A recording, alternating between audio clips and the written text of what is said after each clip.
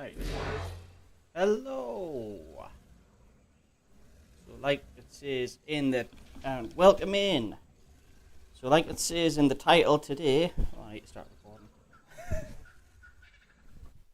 There we go. Today we're going for Explorer notes. In the last stream I eventually got the Overseer done. Technically did it 3 times. But now I have the Alpha implant. So I've got my survivor levels. I'm already up to level 120 because I've been doing a little bit of breeding. But now we need to get Explorer notes for 10 max levels. I might go over to Scotch and get some of them ones. But I do realise I've missed 2 in the Overseer fight. And I've got this handy dandy little mod on here that's already on it. So, go to my map, there's all of the Explorer nodes. I don't know if it counts the ones I've already got.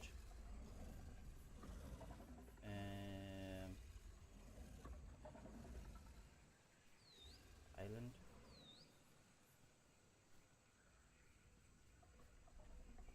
What? Island.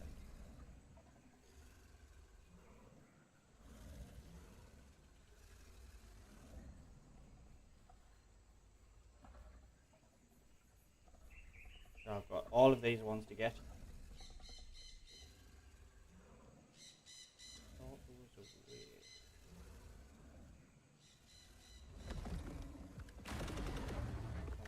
Oh, it probably is, but I don't know how. So I've got loads to get still. So instead of messing about, we'll go hold the R button so your wheel comes up. You go to Explorer Note Tracker. Explorer Note Tracker. I've enabled the J notes as well. And I've created map markers. But if we put the arrow on, oops, do it right. Show arrow. Whoops, there.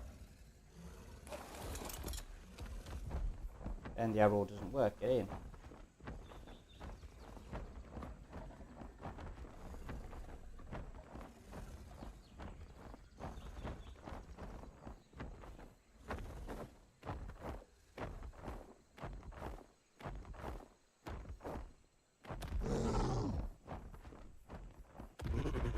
Why is this arrow not working?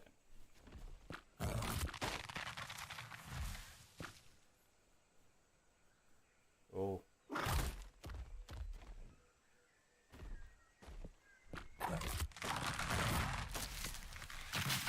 Right arrow. Show arrow. No? Well, that's a pain. Right.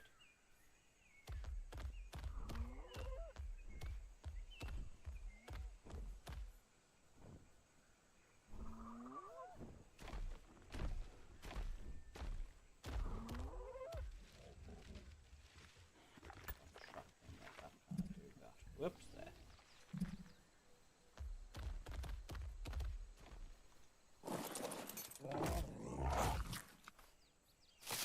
Whoops. Come on.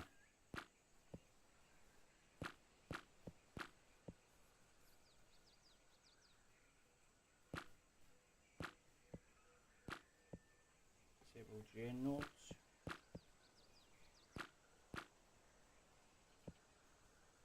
Oh, come on.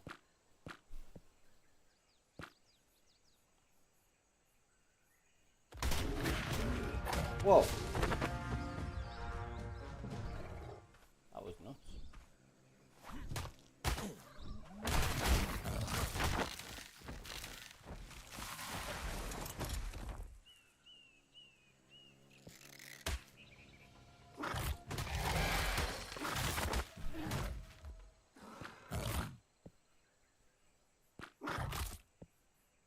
Right, we'll do a reconnect. 2 seconds. That might sort it out.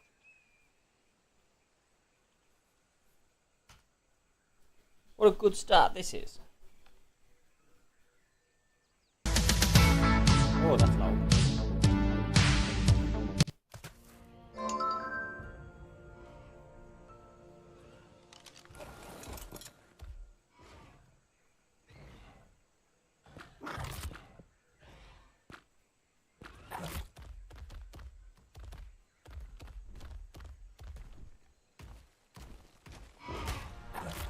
Kill this Carno. Help.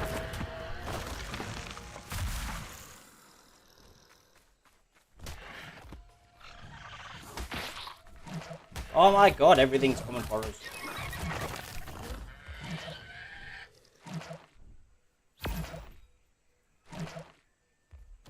Aha!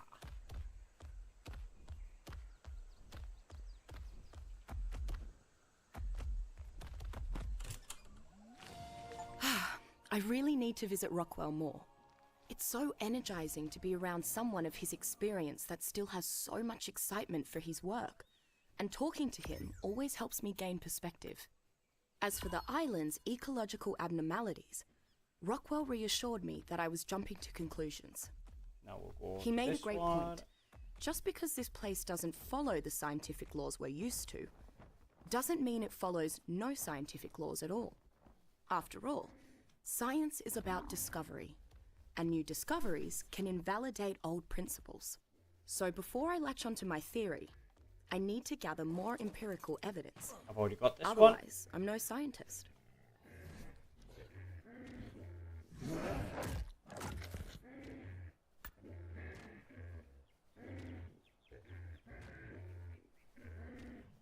So, if we get the ones all on here, we know we're getting all them.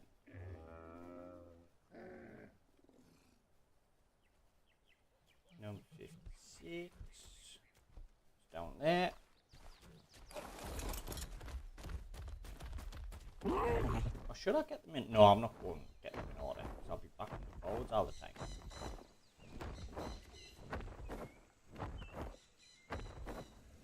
Come on, dragon.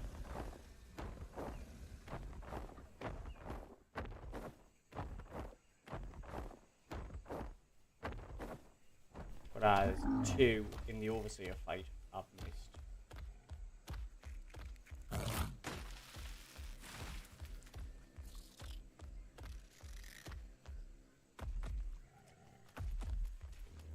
This one. Pteranodon wyvernus is a Pteranodon. large pterosaur, capable of flying more quickly than any creature I have witnessed on this island thus far.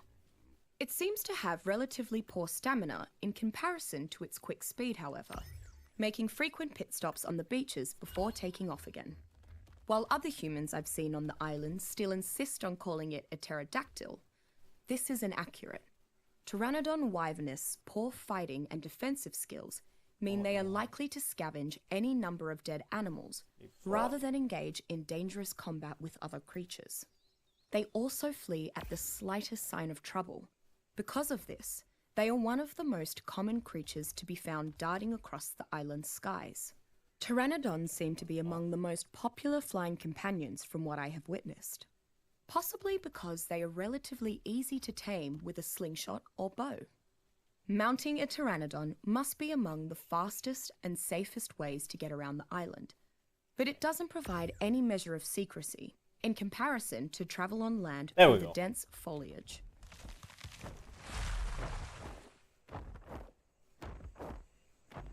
Oh, look at that. Oops. What level's that? Of course it's level 5.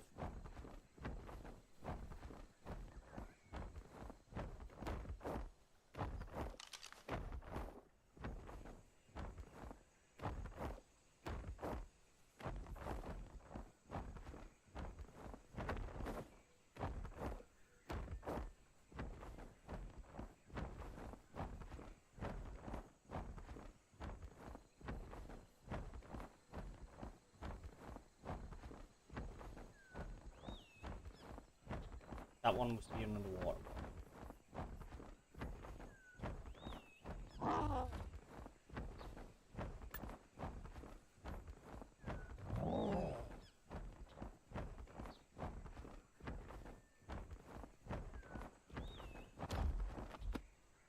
Now, show the arrow.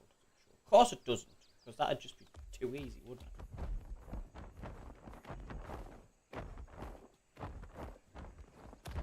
Have I never already got this one? Oh. Right, close that. So I'm going to make a note of the ones I haven't got. Do I have something I can write on? Yes. So 41 I haven't got.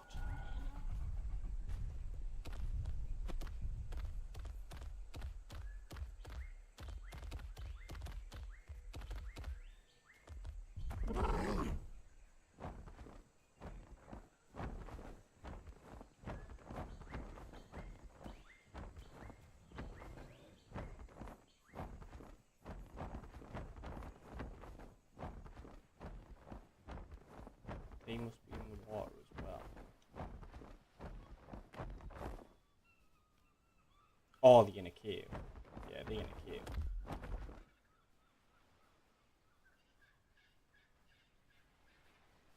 Probably that lava cave. Do I have a pyro main on us? Of course I don't. I've got a Thyler on us though. Right, going to the lava cave.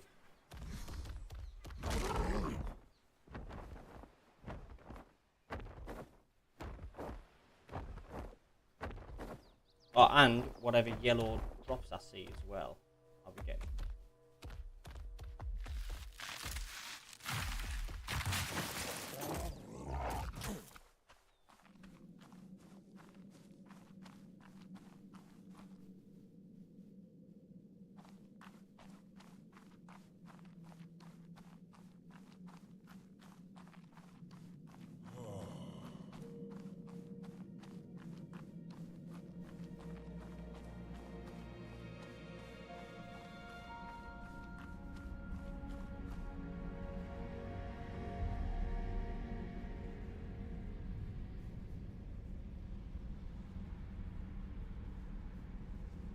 Which one did I just get?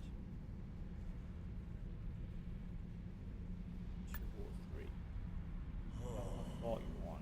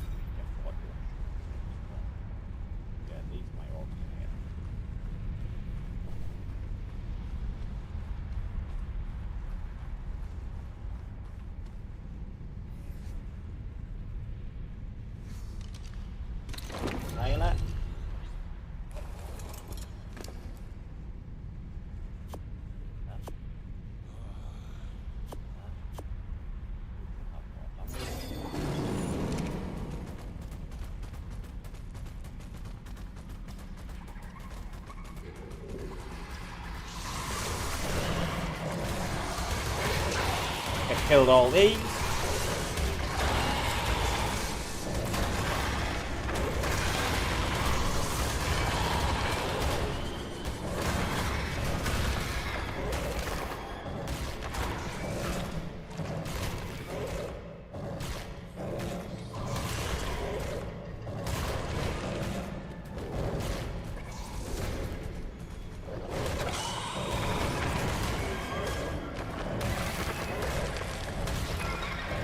Right.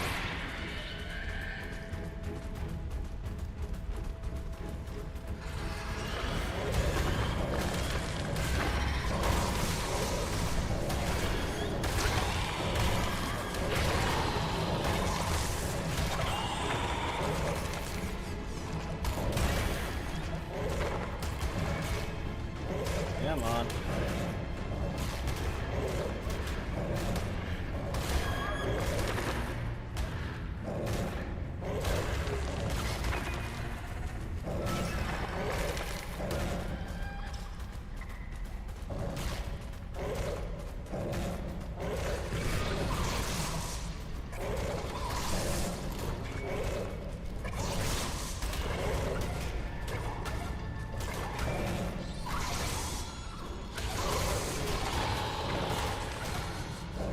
fight finished. Thank you very much. Shoot spiders. Right. 85 meters. 80 odd. 80 odd meters. Two.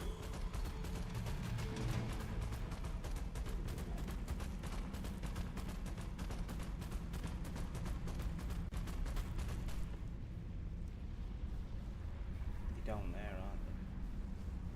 Down there again.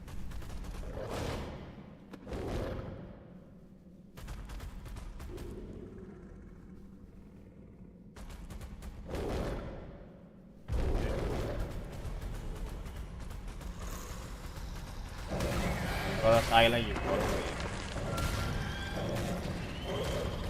Yeah, go in the lava. Oh, clever.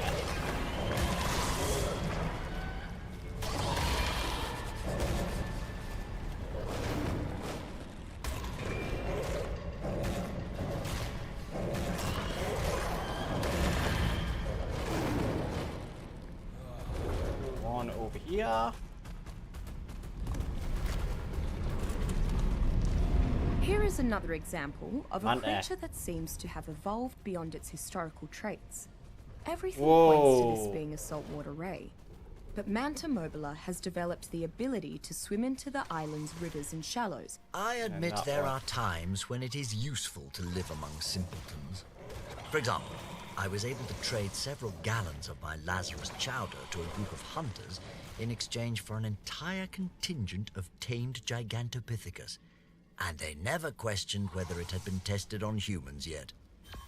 Well, I suppose if they return with another batch of apes, then I'll know that Lazarus chowder doesn't cause asphyxiation, won't I? It's not exactly a conclusive scientific trial, but I suppose it will serve.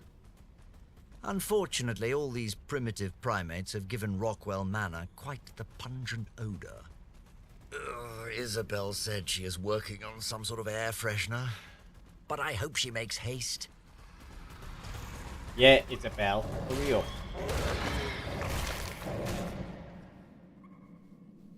Why is it being trapped?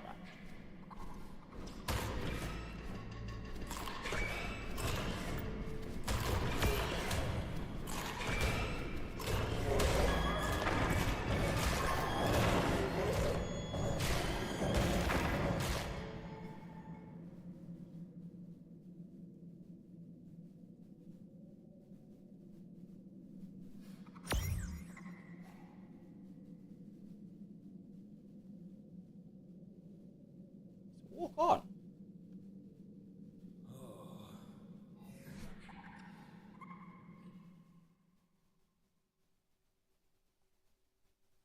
No.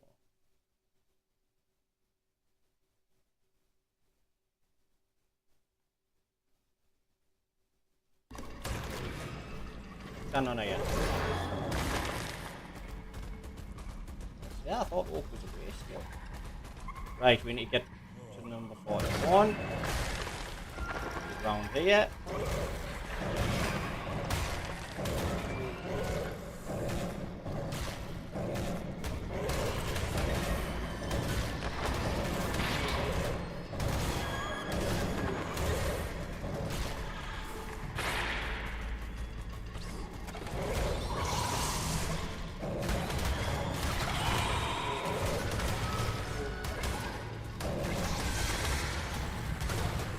Yeah, man.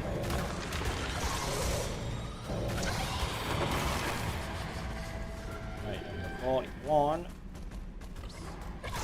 Oh, wait, spiders. Just missed that one as well. Right.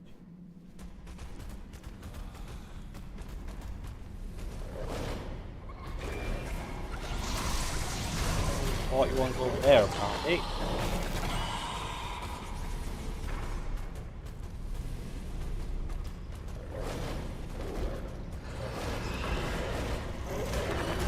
Oh, it is! See?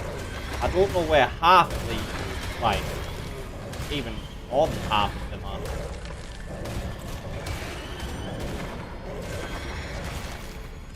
Like this. Megaloceros latticeronis is Megaloceros. a very skittish herbivore, found mostly in the forests and mountains of the island. Because of its large size, its fraught demeanor would be strange in any other place. But Megaloceros knows how fierce the predators of the island are, and that it is safer to flee from them than to risk its life in a fight.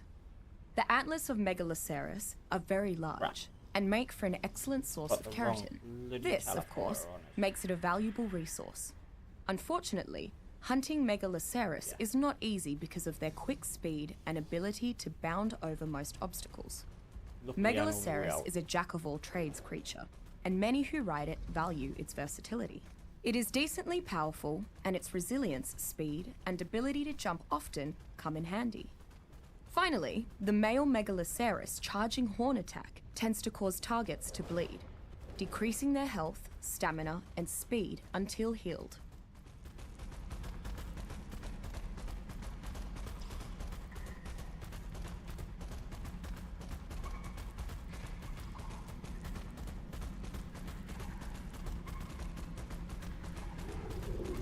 Yeah.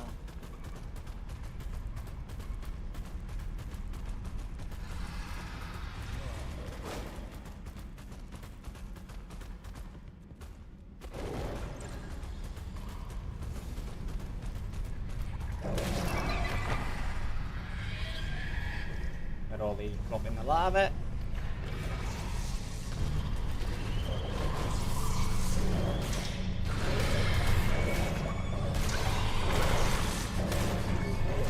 Come on.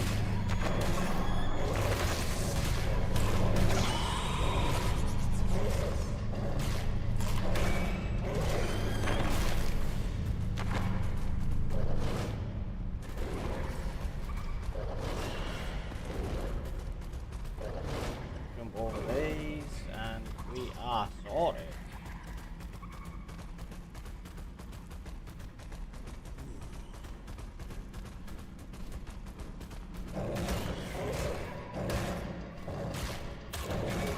Come on, thank you very much. We won't run yet.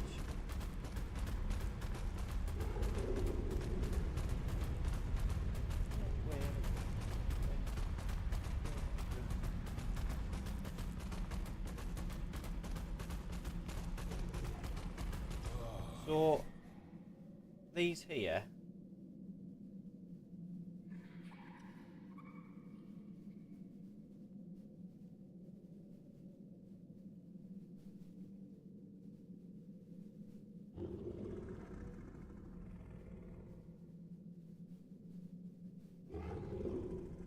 Don't all have numbers.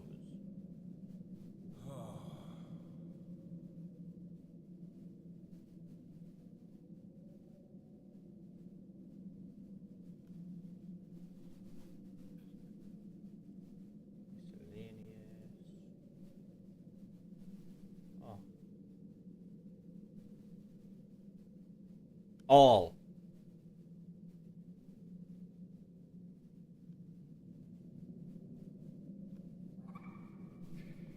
Right.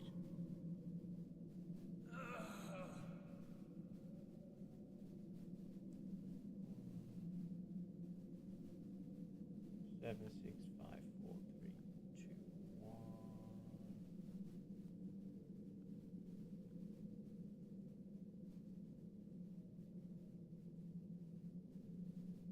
6, 7, 8, 9, 10, 11, 12, 13. Right, so they are going in order. 6, 5, 4, 3, 2, 1. Overseer.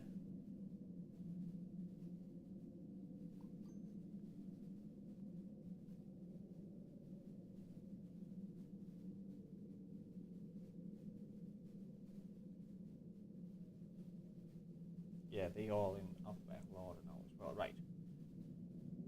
We're getting somewhere with it then. So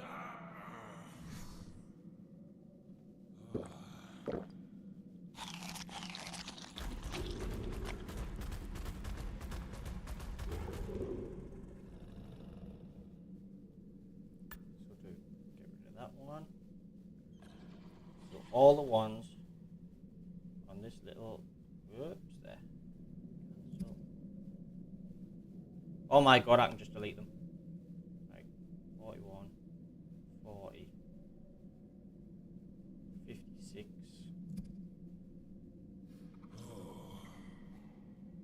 145 and 137.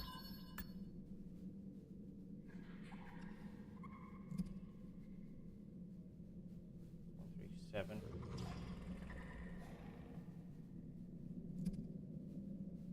Two or three, 184, 145.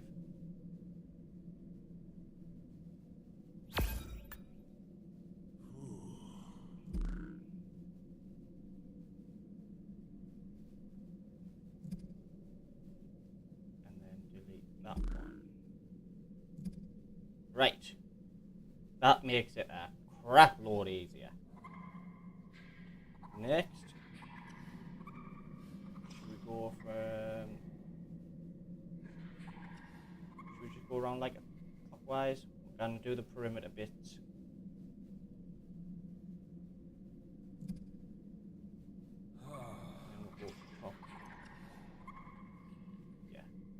Get the ones on this little island down here. Then we'll do this budge, then these ones. Perfect. We've got a system.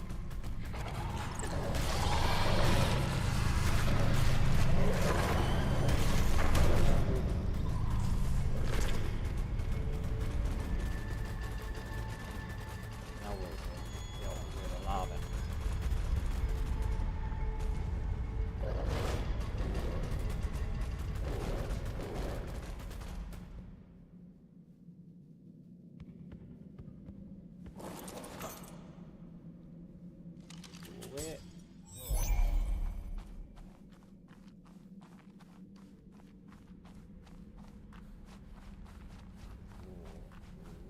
Yeah. Get on, War Dragon.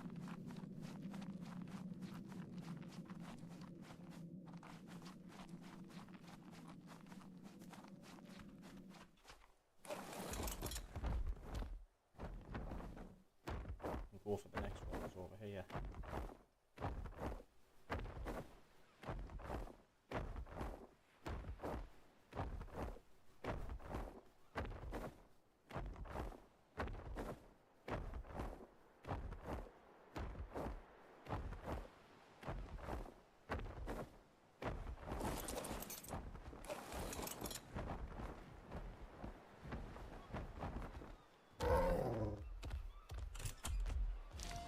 Among the island's most Hyenodon? tenacious pack is Hyenodon dirus, Someone a else I've never carnivore tamed. most often found across the mountains and tundras in packs of 3 to 6. It's a nice. Hyenodon is a very intelligent predator. Before engaging, it determines if the payoff for a fight is worth the risk of injury. Possessing the appearance of a half-duck, half-dinosaur, Hesperornis is a medium-sized fish-eating bird, common in the rivers and lakes of the island.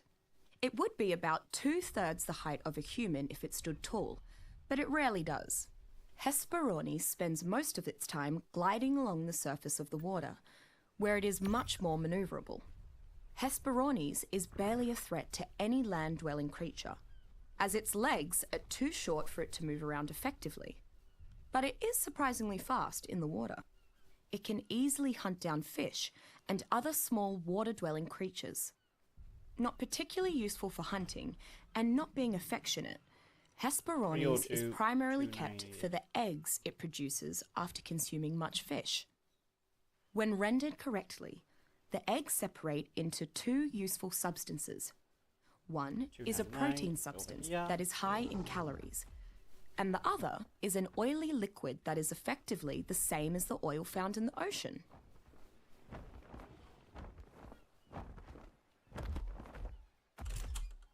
And there's the third. Megalania muraspeed Megalania. is among the largest creatures found throughout the island's complicated cave networks. Reaching up to 3 meters long, it can traverse vertically up cave walls with little difficulty, thanks to its powerful claws. Fortunately, Megalania's size means it is unlikely to sneak up on anyone.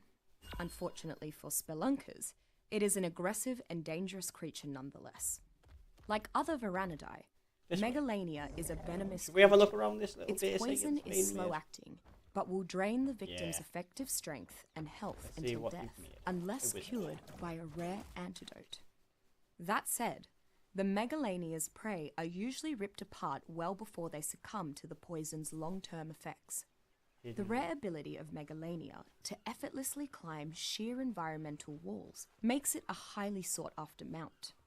While it is by no means the fastest, strongest, or toughest mount, the manner in which it can effortlessly scale mountains, clamber up barricades, hide in trees or upside down, ensures it will always have a place in any tribe's stables.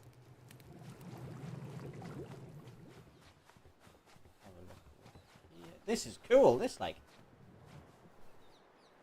I do like this.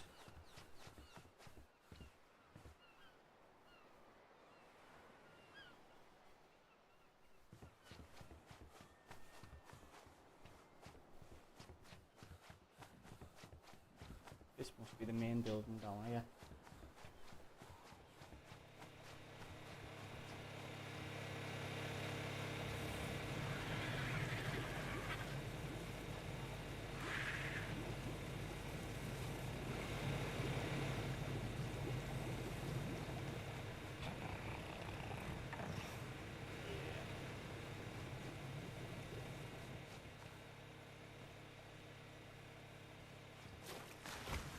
In and out of the water.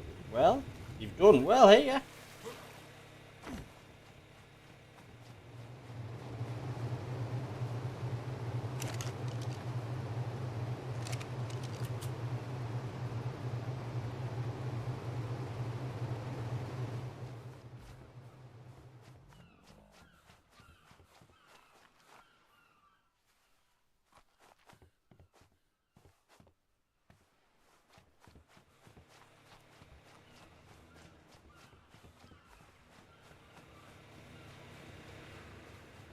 Yeah, very impressive.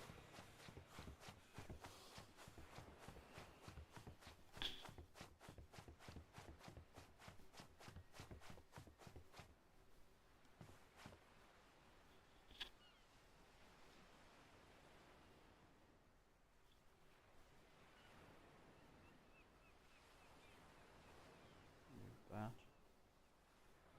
Get over to the chat.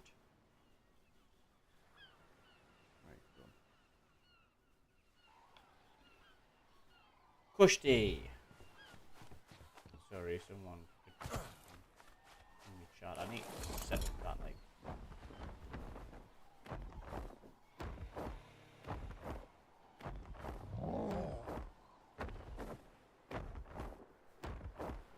Nope. Is there a one just here? Certainly is. And Stegosaurus Stegosaurus has approximately 16 paired rows of plates along its back, flanked by another, smaller pair of 6 plates. This is contrary to the alternating rows on Stegosaurus fossils I've seen in museums. Not surprisingly, Stegosaurus uses the spines on its tail to defend itself. While not aggressive, Stegosaurus will come to the aid of another nearby Stegosaurus. This implies it to be a herd animal. Stegosaurus is commonly used as a safe way to transport large quantities of goods. And once you saddle one up, not even an Argentavis could knock you off that perch. A Stegosaurus can be trained to flex its back plates for different purposes, hardened to shield it from attack, in a heavier alignment that deals crippling blows, or oriented more sharply to pierce armor. These various plate configurations also come in handy for stripping wood from trees, gathering thatch, or foraging for wild berries, respectively. Stegosaurus can knock back or impale with a whip of its spiky teeth. There's nothing special about the diet of these tamed creatures when compared to their wild counterparts. Part of that is the Beast Queen's doing, as she takes them on regular hunting excursions for training purposes. Curiously, they never have to range too far. There is an abundance of prey nearby, despite the size of her pack. That this is held true, regardless of her domesticated creature's remarkable birth and growth rates, makes it even more unusual. Oh, and I did finally get her name. Li Mei Yin. Found mostly in marshes and jungles, Achatina limusegnis is a very slow, very non-threatening land mollusk. It might be the simplest creature on the island to hunt, and while it only provides a small amount of meat and chitin, an easy meal is always of value on the island. Unlike nearly every other creature on the island, Achatina does not defecate normally. Instead, it secretes a thick, sticky substance. Achatina leaves trails of this slime, but the trails are so thin that they crumble to dust quickly. Legend has it that Achatina can be tamed with a special cake made from harvested crops and resources. There is a very disgusting but useful fact about Achatina that... Helena, you're a dipstick. Going through my notes, I've realized that there are more predators than prey across this entire island by almost double. Helena, That's the opposite of how any ecosystem is supposed to work. Right, 1, 2, I 7. can't believe it took a Tyrannosaurus frolicking through the snow for me to see this. It's plain as day. What to make of it? Add in the human factor, and it's impossible for this island to continue as it is by natural means. So, what? Is this island's wildlife being monitored and curated somehow? Is I it? should speak with Rockwell. Maybe he's come to a similar conclusion.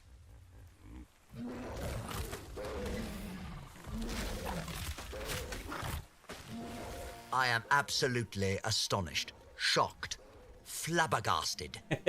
Why in the world was Miss Walker investigating the obelisks at the side of such a savage woman and without notifying me first? Was she intending to discover their secrets behind my back and keep them all to herself? The nerve! The audacity! The audacity. After I treated her with such respect and civility. Well, unfortunately for her, Sir Edmund Rockwell is always one step ahead of his rivals. Thanks to my partnership, after much deliberation, I have decided to accept Mr. Nerva's offer. True, the new legion is not beloved by many other tribes, but was Charlemagne beloved by his enemies? If my studies are to continue, I must be on the right side of history. As part of our agreement, I will need to travel with Mr. Nerva for a time and wait to study the obelisks until the new legion has taken care of some smaller matters of foreign policy. As such, I have left Rockwell Manor in Isabel's charge. Since arriving on the island, Sheep. I have encountered dozens of fascinating creatures whose behavior has never been studied 173. or documented. And also sheep. Granted, Ovis arcum is quite different from the modern domesticated sheep, and even from wild sheep species such as Ovis orientalis. The unique markings on its face give it a striking appearance, and the male's horns possess a unique shape that is unlike any other species in the Ovis genus. As one might expect, Ovis stands little chance against the island's many predators. Like the dodo, its continued survival in the face of these challenges is a mystery. The first marsupial I've encountered on the island is the Prosoptodon vivenkurus. Standing nearly 3 meters tall, it is among the largest jumping creatures I've heard of. It is a fairly peaceful herbivore that will immediately flee when aggressed upon. One of the Prosoptodon's most unique features is its pouch. Unlike many pouched marsupials, Prosoptodon's pouch is relatively dry and has little in the way of sticky or oily fluids. I assume this is good for the joey, but I have not figured out exactly why yet. Its other unique feature, powerful hind legs, can knock back aggression much larger in stature.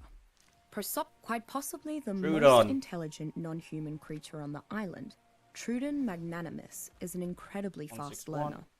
It understands meaningful experiences much faster than other creatures, including humans, and its social nature means it also teaches its packmates, making them smarter too.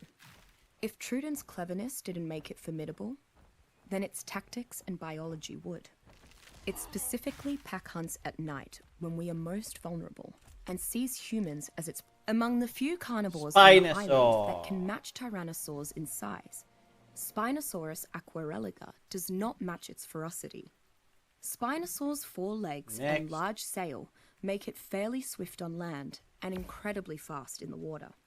Its marvel is arguably the ability to change stances by going from quadruped to biped. The creature is visually distinguished by its spectacular sail.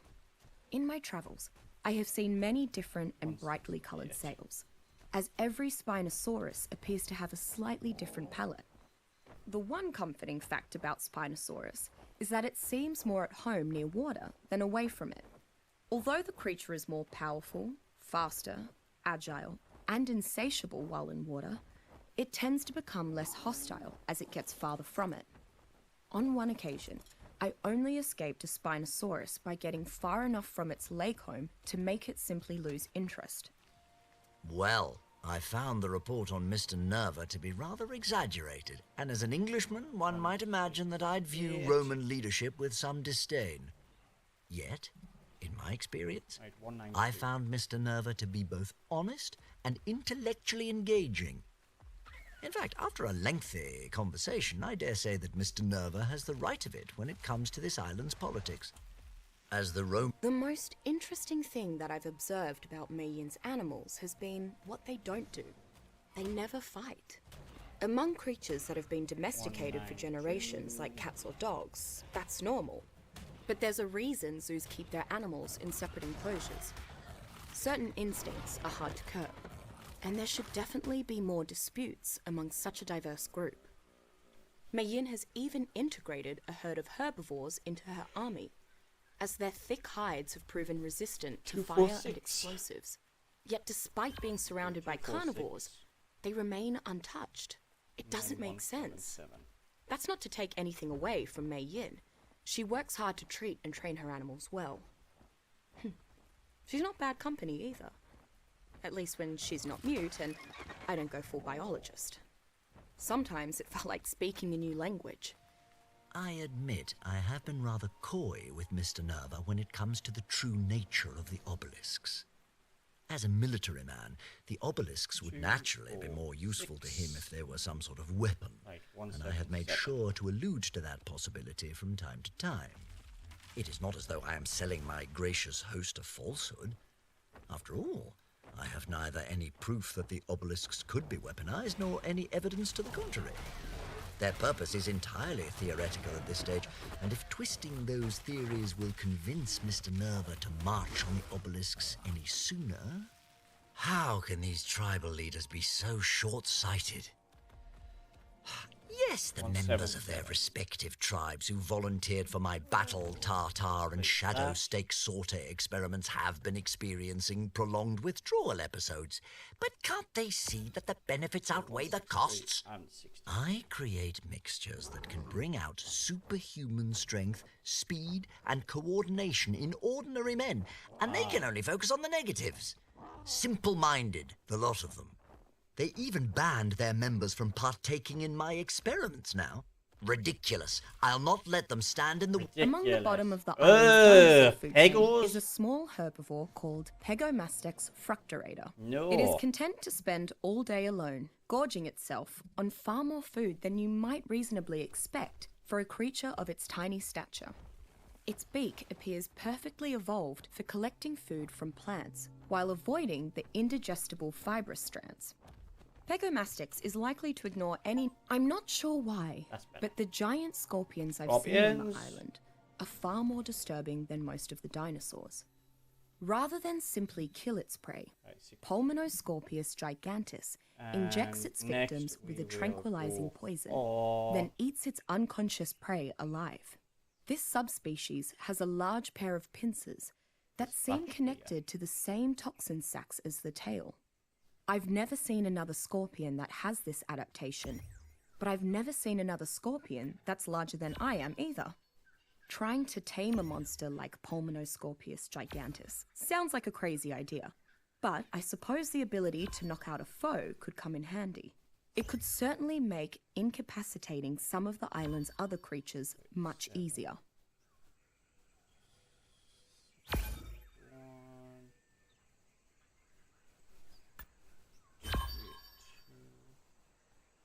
Right, so 37.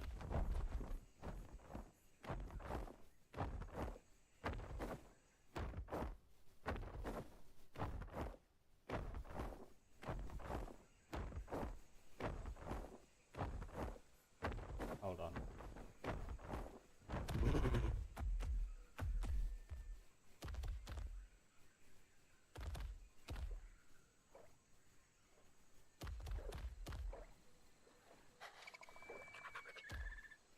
Are these in a cave as well?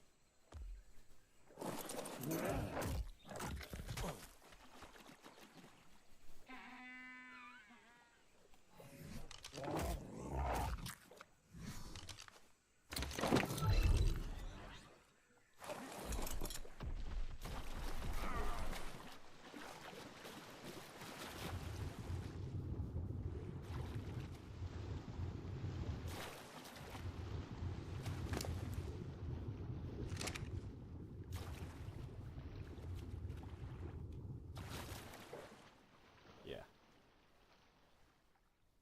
What cave are they in then?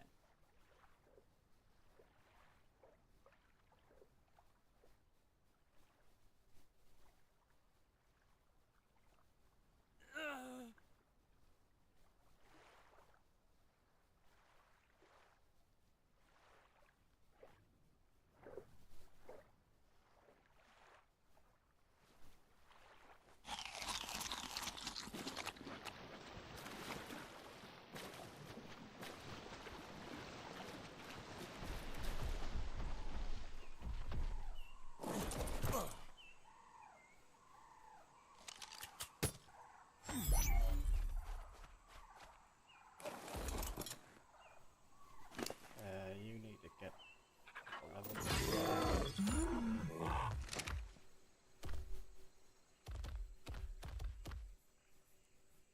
36 is down there.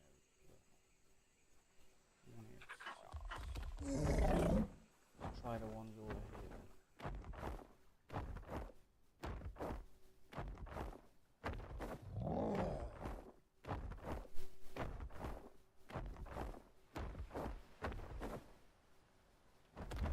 Right, this one.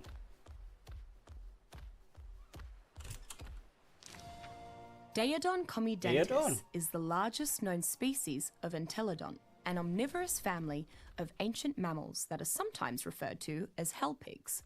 Even though Daeodon has as many similarities to modern hippopotamidae as it does to swiner, I found that to be a suitable nickname.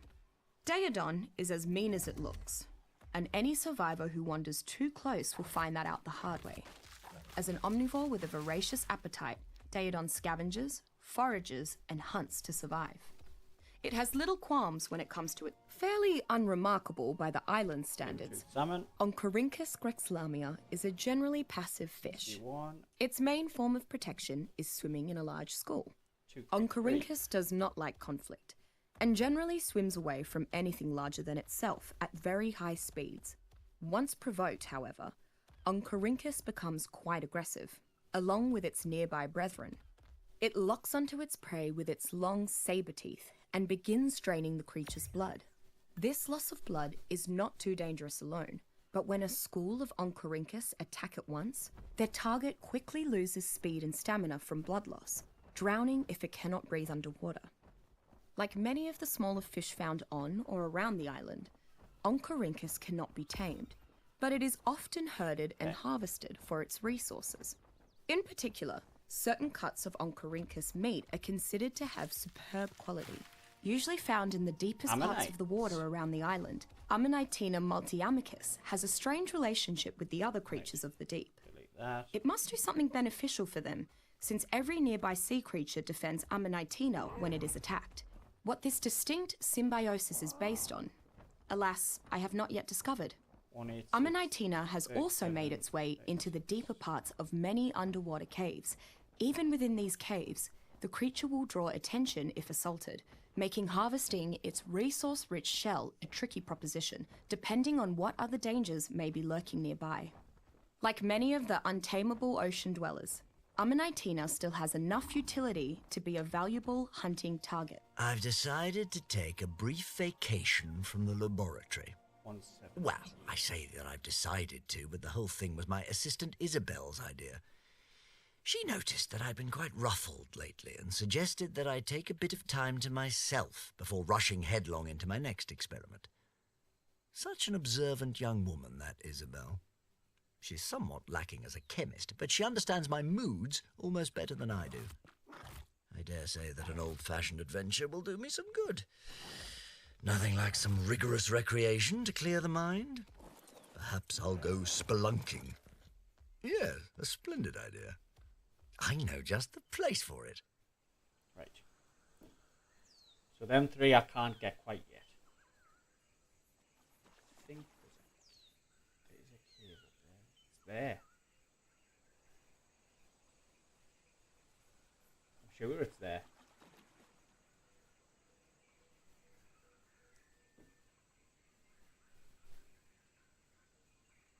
You know what? We'll go back to base.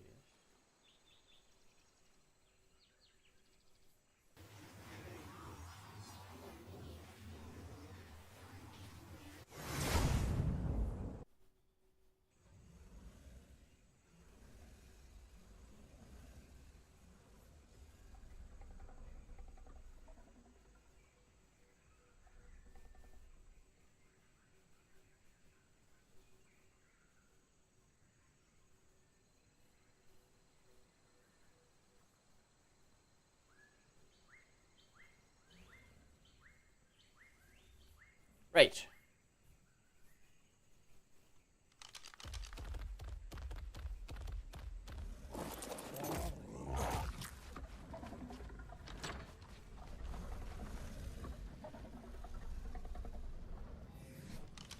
Oh my god. Now I know how to. Oh no, it's not you. But bring you shorter.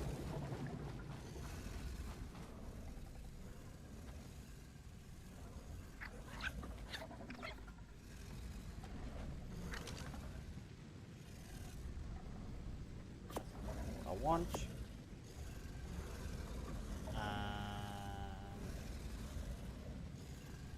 Where are my scuba tanks?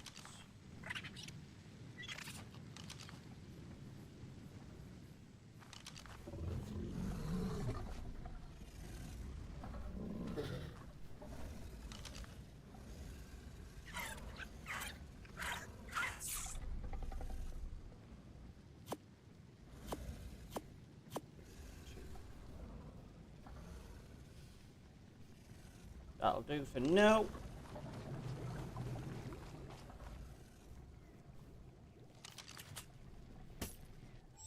And you just in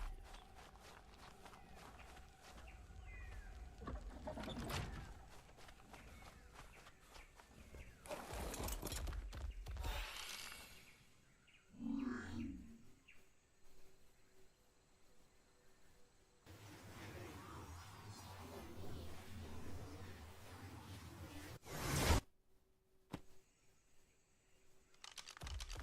Yeah, I'm pretty sure just round here. Here.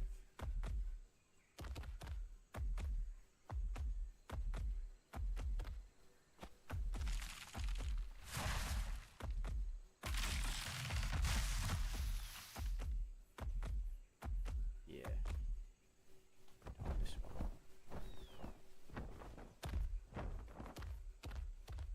There it is.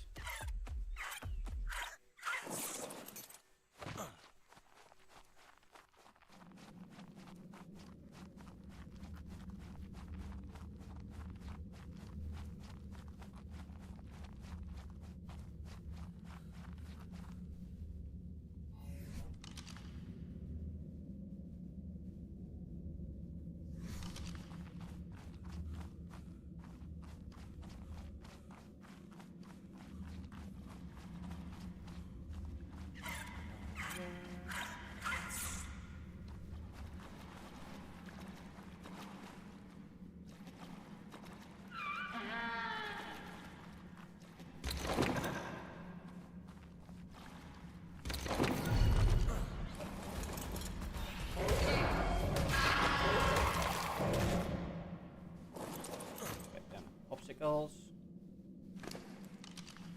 Thank you very lad.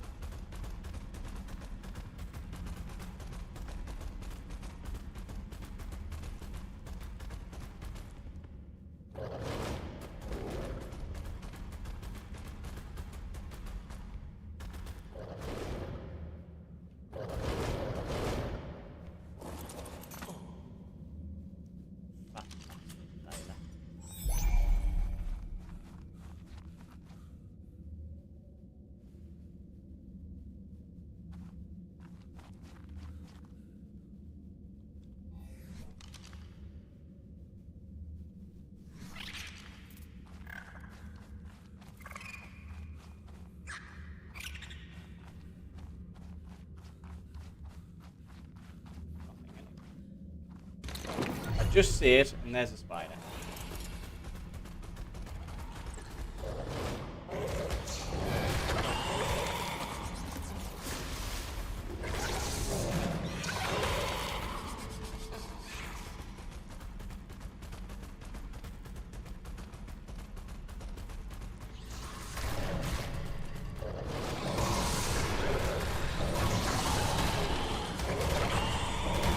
Come on. Right, that one I've already got.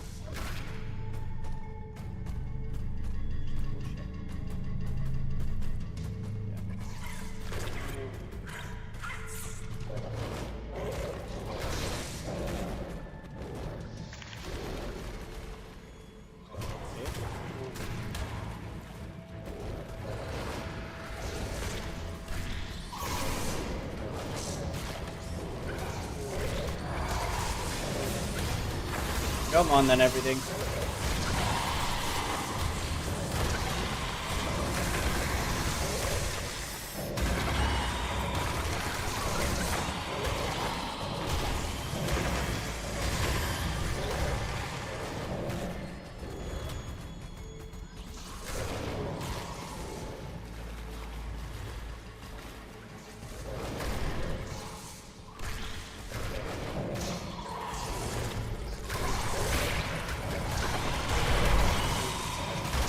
Come on, just get everything killed. Thank you very much.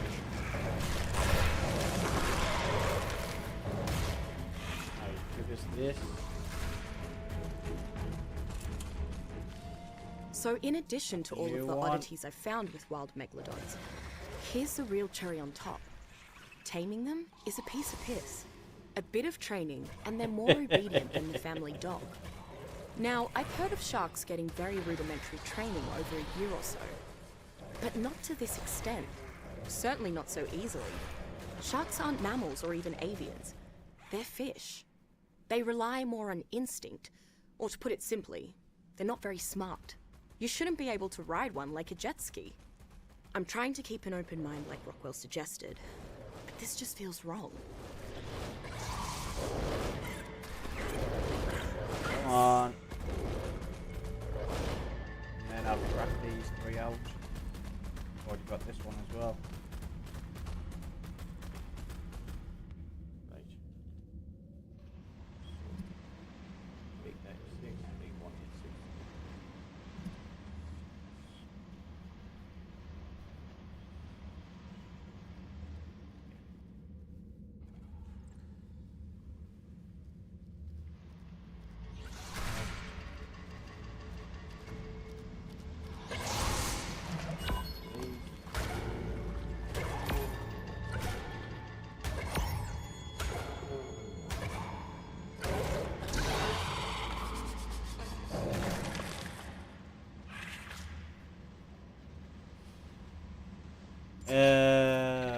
How do we get out of here?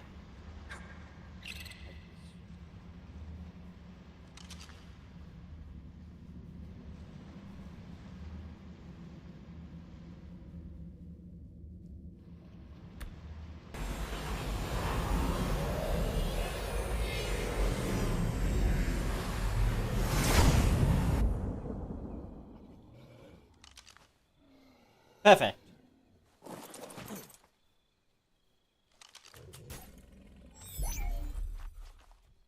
Right. So.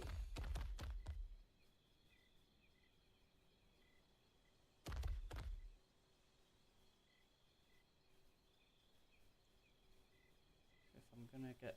Oh, you know what?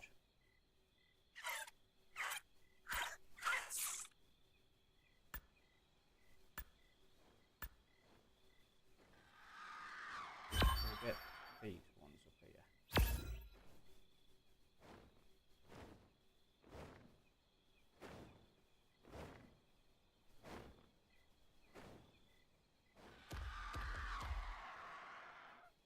Yeah.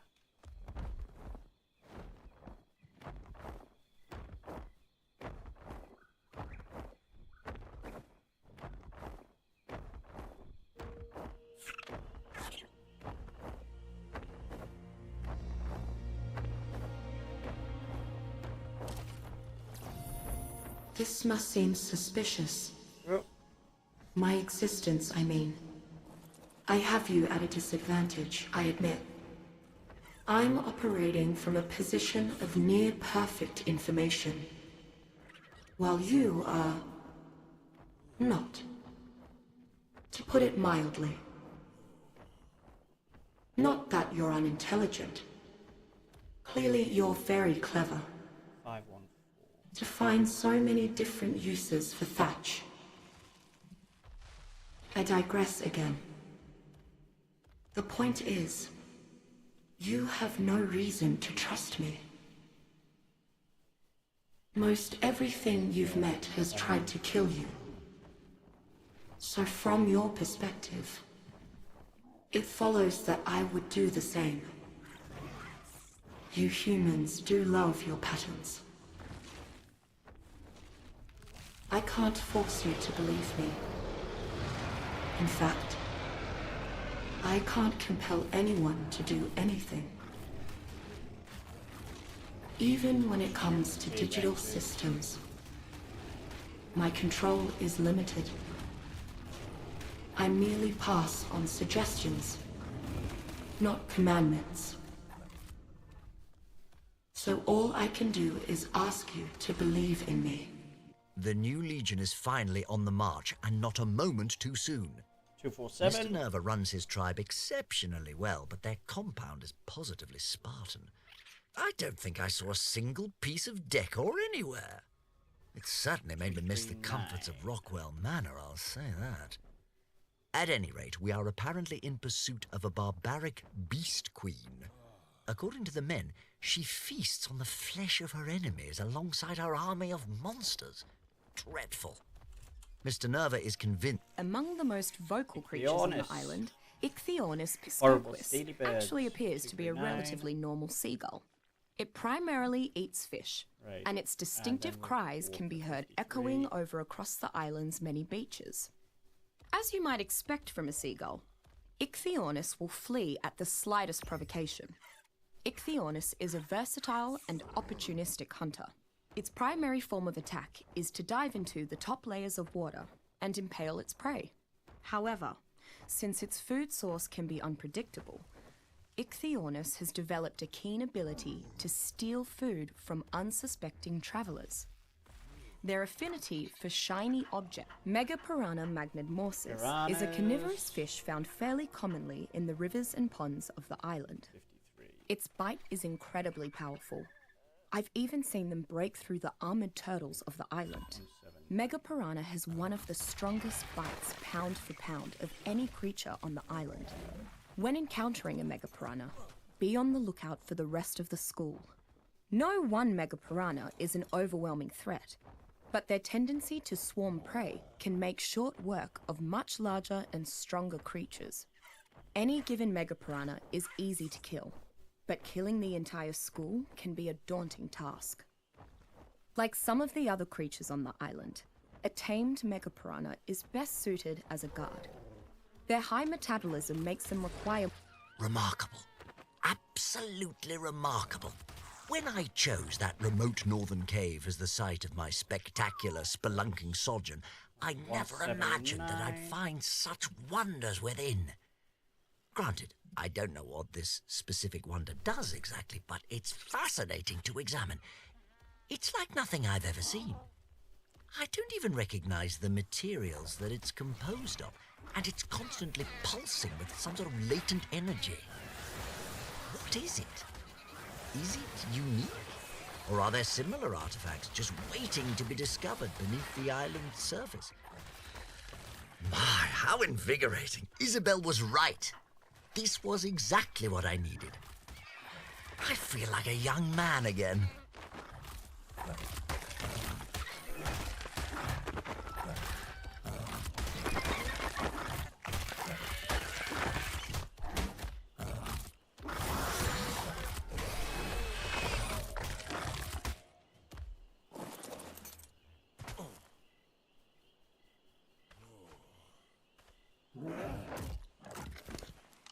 Give me these lollipops.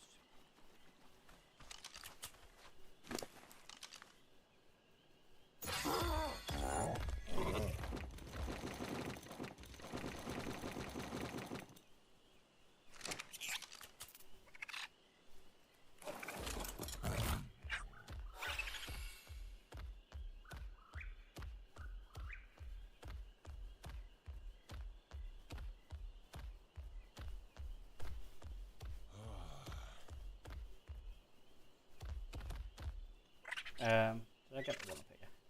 Yes. Right. 54.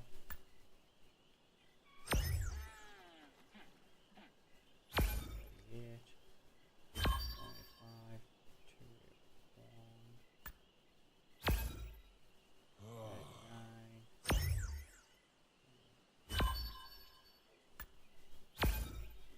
39. Right, so there's a few more there I can go and get. I need water.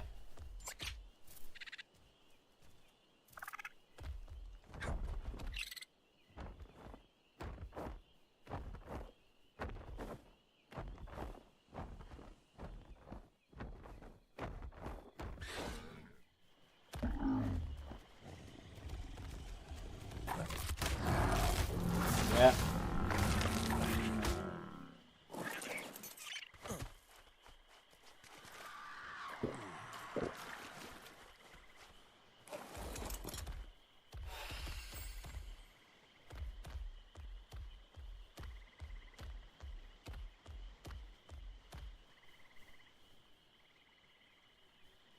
That's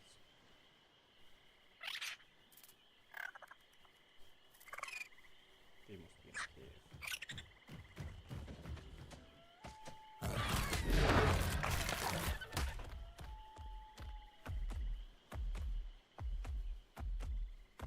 Four might not be.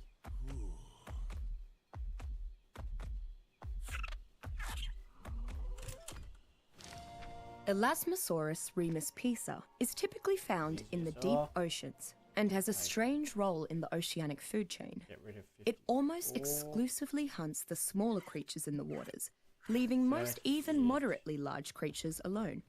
The sheer size of the Elasmosaurus means that the quantity of food it must eat to sustain itself is nothing short of enormous. Elasmosaurus is a formidable fighter. Aside from the megalodon, I have only ever seen two creatures bring down an Elasmosaurus, a Mosasaurus and human beings. Though I will admit, I have yet to thoroughly explore the staggeringly deep underwater caverns surrounding the island. Much like the Brontosaurus on land, Elasmosaurus is an excellent way to transport large quantities of goods over water. These powerful creatures are in fact so large that they can be used as mobile water bases. Ambitious tribes sometimes in the wild, Apis lithohermia drones never stray far from their nests, which they build high in the island's redwood trees or on rocky cliffsides. Apis drones can be seen swarming around the nest in groups, but to get a look at the queen apis, one would need to crack open the nest itself. Speaking from experience, this is not a pleasant task, as the untamable apis drones are quite territorial. I probably should have seen that one coming in hindsight. Take caution. Apis stings will significantly weaken any creature which suffers them. And because its stinger is not barbed, Apis can sting multiple times without its stinger being ripped away. A tamed Apis queen will lay new drone eggs and construct a nest that survivors can farm for honey, so long as they remember to wear specialized beekeeping gear. Said honey is not only sweet and delicious, but laced with scents that land mammals find irresistible. Many hunters use it to bait their traps. Apis drones will also follow their queen into battle, so they can be used for self-defense in a pinch. Now, 9.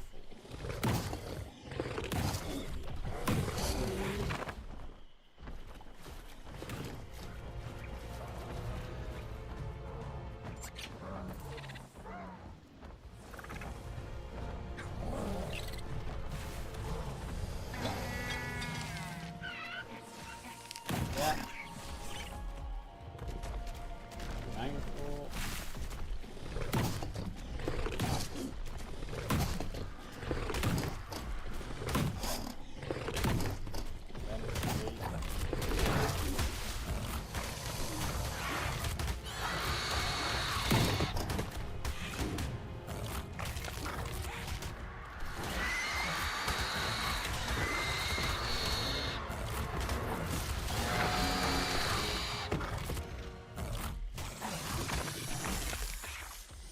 These 3 are in a cave.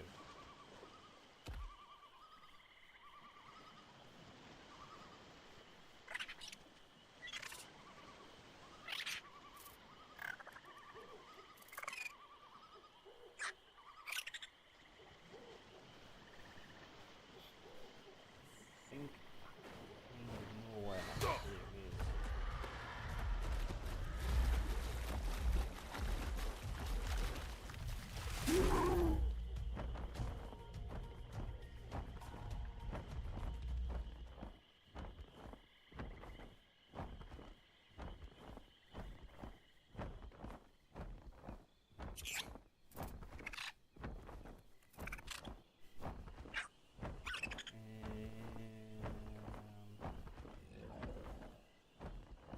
Screw it. 7. The upper south.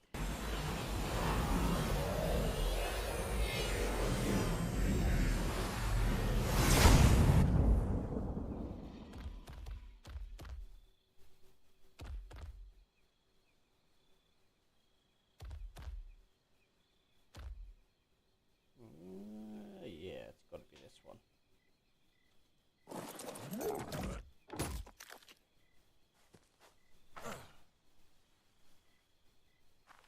Stay there.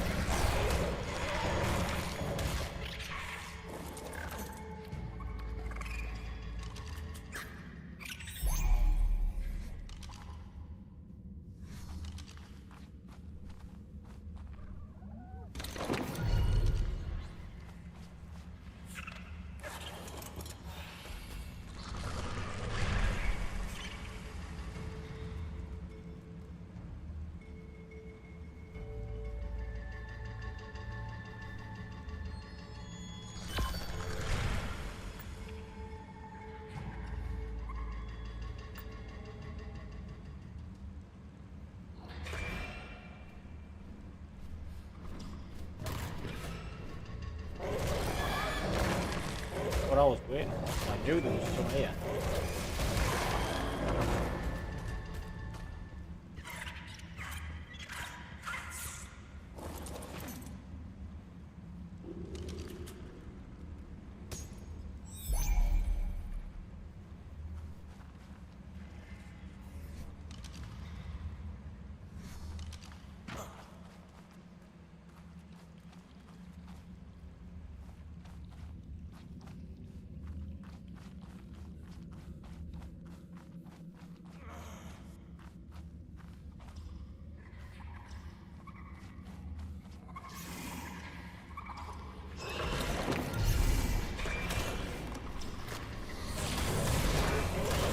Come on then.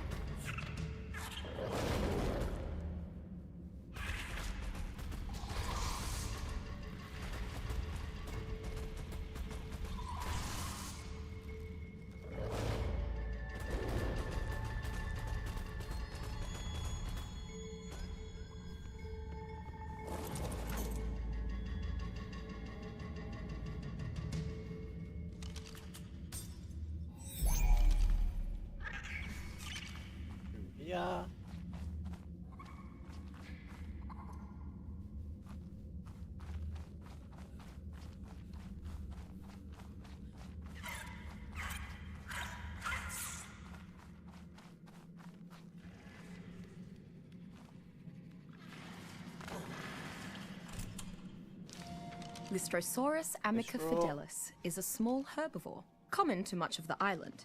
Only about 2 feet long, it is not high on the food chain and eats small plant life. The island's poisonous insects seem to have little effect on Lystrosaurus. Despite being among the island's tinier herbivores, Lystrosaurus is an incredibly resilient survivor. It recovers its torpor and health much faster than most creatures, which makes rendering a Lystrosaurus unconscious a rather difficult affair. Not surprisingly, Lystrosaurus is an extremely loyal pet once tamed. It's a very fast learner, so it gains experience much more quickly than most other creatures. Additionally, its presence nearby appears to inspire allies, making them learn more rapidly as well. Thusly, Lystrosaurus is an excellent addition to any tribe's hunting party.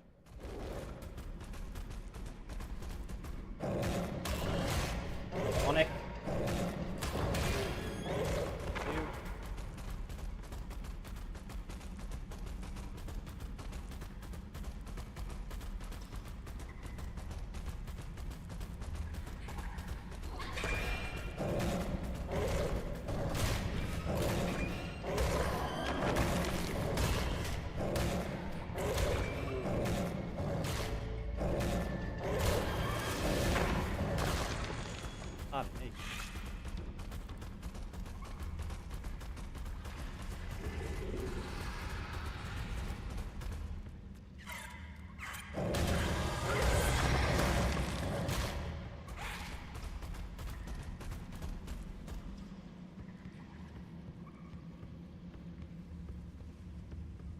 Got that one by the looks of it.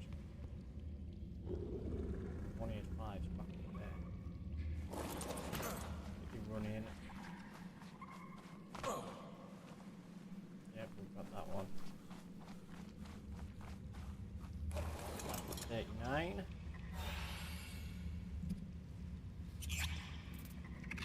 Now we need 185.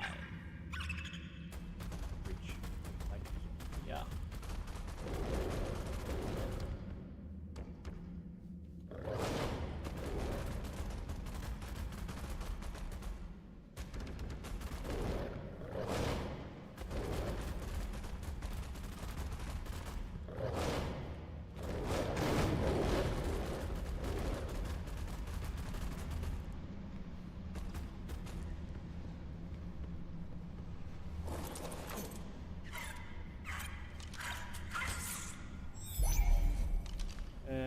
Get it back out. Ready?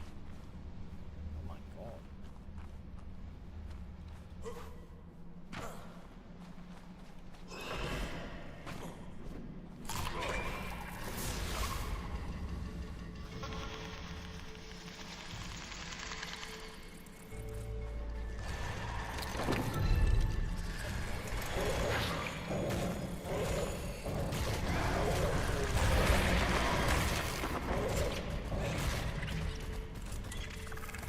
And Still we've no got it. answers as to why the megalodons are so territorial.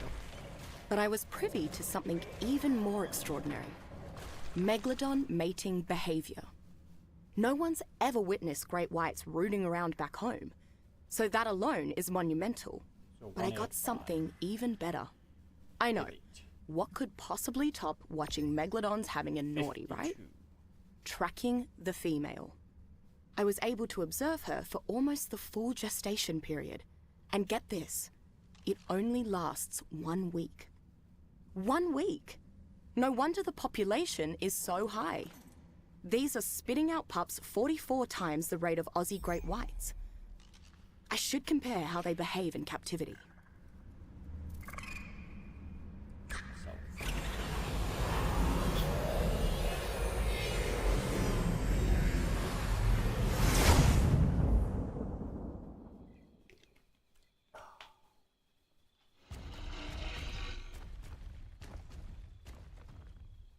Right, back on the dragon.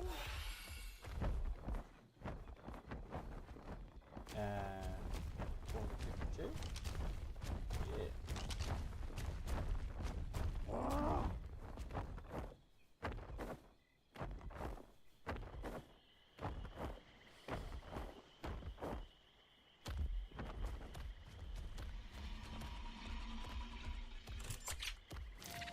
Phiomia ignavis is another of the island's Phiomia. generally docile herd animals.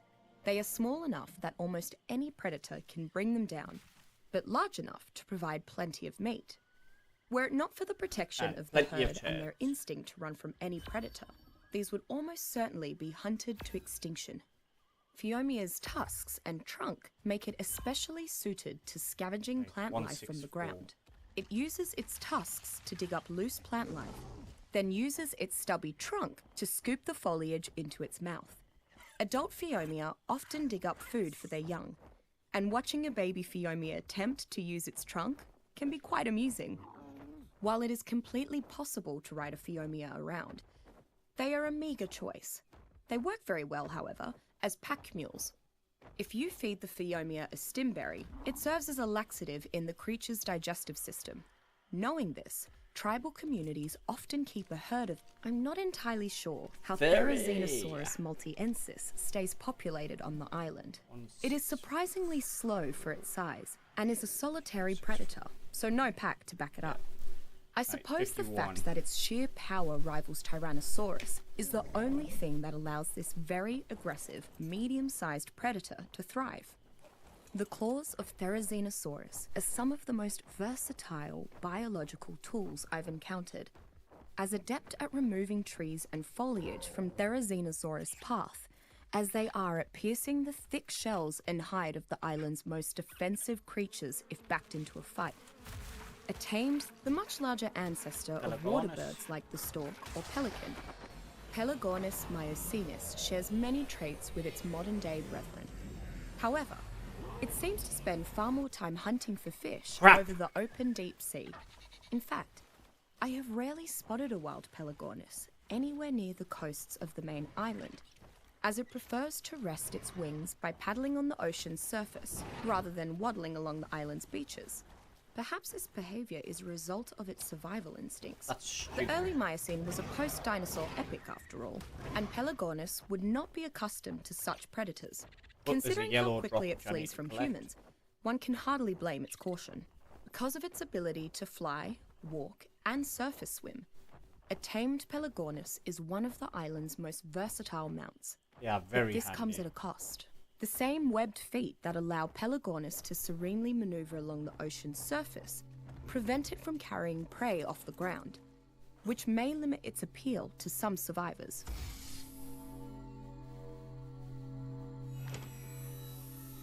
Archelon saddle. And some flat legs.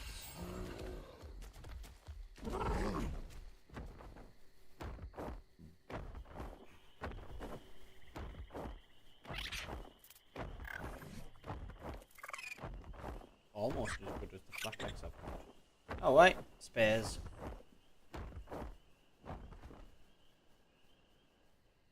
Ivan. Traveling that a bit quicker.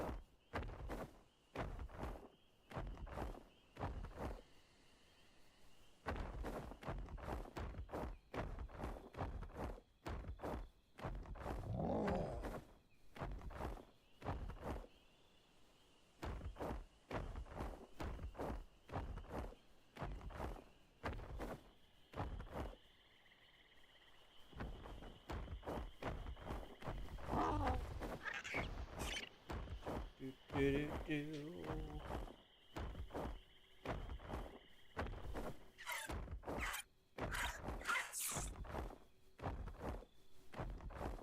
And we are there.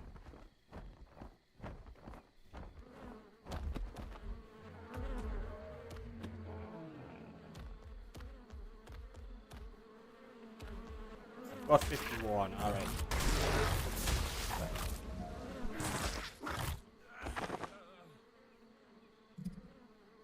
Delete that. Next. 244.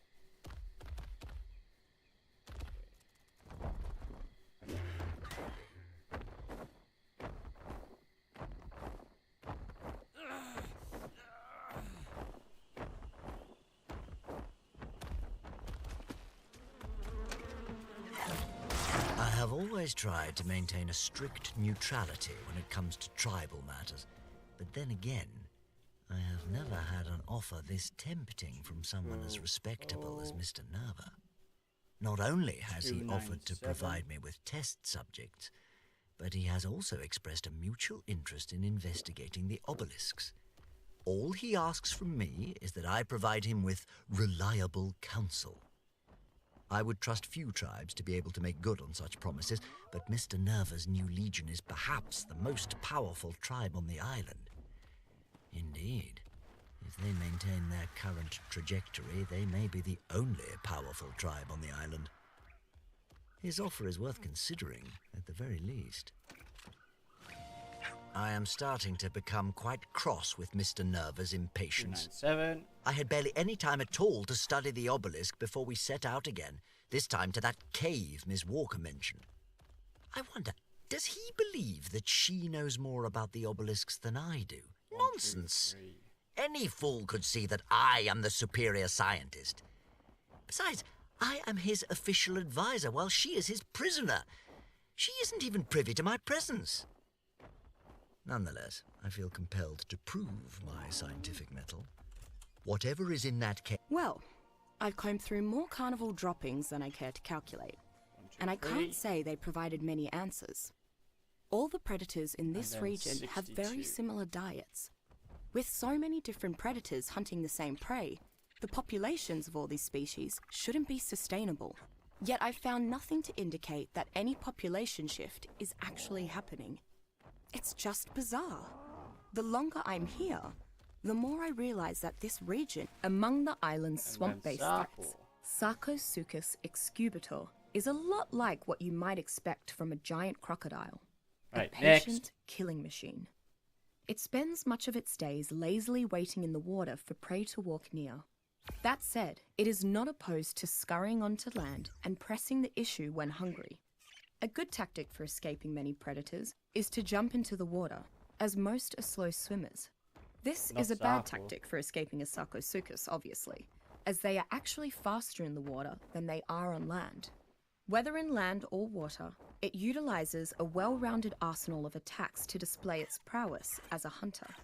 If it desires to grab a predator and spin into a death roll, quickly lunge forward for a surprise attack, or target a foe directly behind it, it is able to do so with extreme ease. Sarcosuchus is a ferocious creature that even causes the fearless piranha to flee at the sight of it. Despite being river-dwelling creatures, Sarcosuchus seem quite at ease. Coelodonta utilicera woolly is a rhino. friendly herbivore, common to the tundra and grassland regions of the island. It is a large and dangerous creature, though it seems fairly trusting of the fauna around it. 9 gone. Once attacked, Coelodonta begins charging towards its foe. It builds up momentum as it charges, and depending on its ultimate impact speed, the results can be terrifying.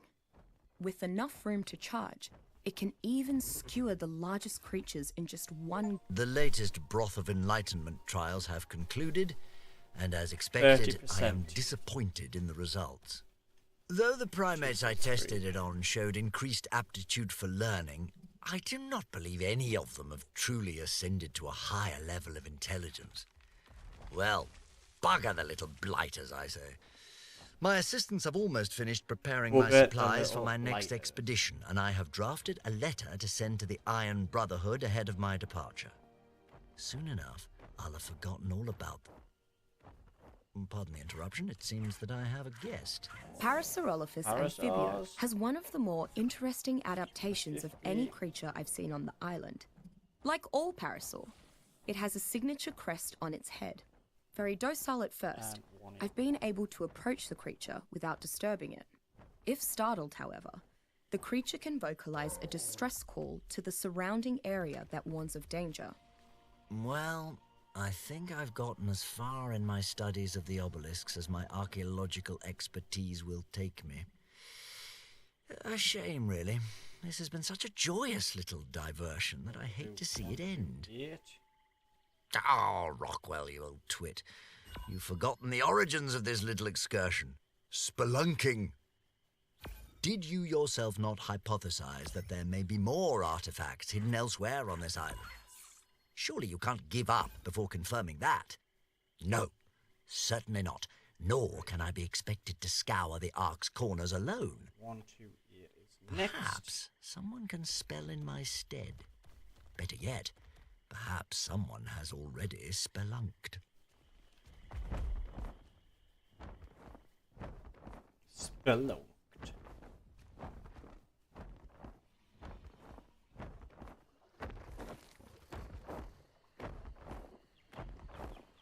One, two, eight.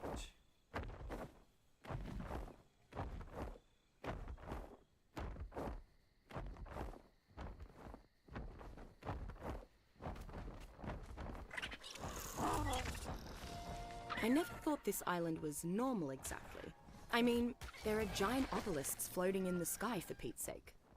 Not to mention that cave I found, which hid a platform similar to those found at the base of said obelisks. Well, similar, except for those oddly shaped holes that were carved into its podium. I guess I just didn't care about all that. So long as I had my beautiful, unique, and untainted ecosystem to study, I was happy. But now... no, I shouldn't write it off just yet. Not before I arrive at Rockwell's. There's still a chance that my data is off, or that I missed something obvious. I won't give up on my paradise just yet.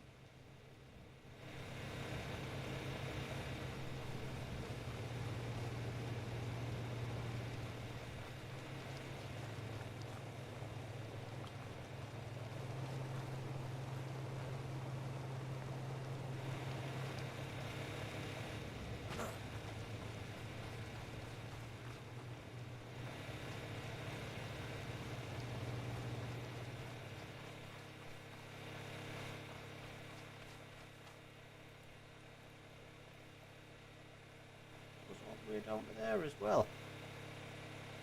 Yeah.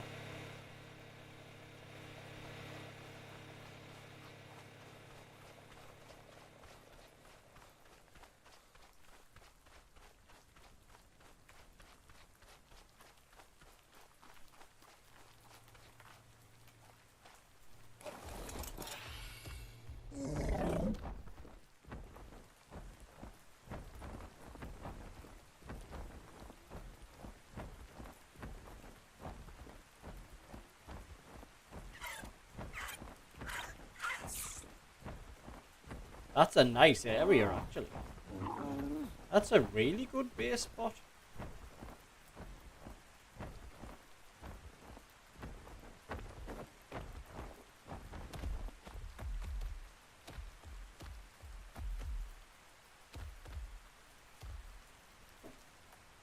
Right, 1, 2, 8.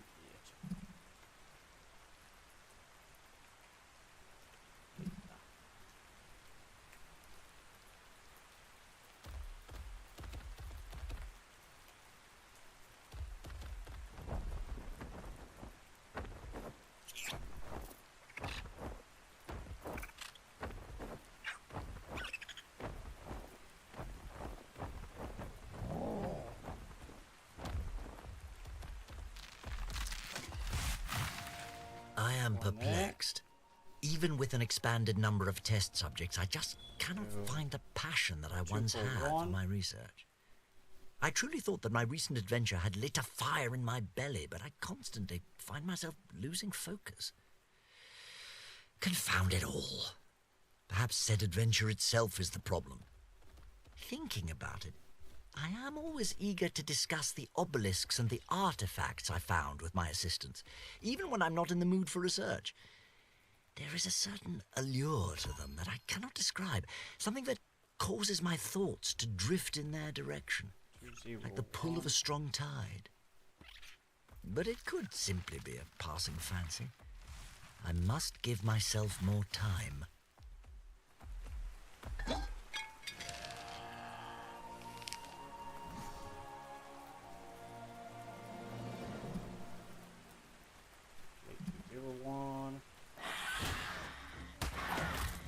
Stupid ickies. Next.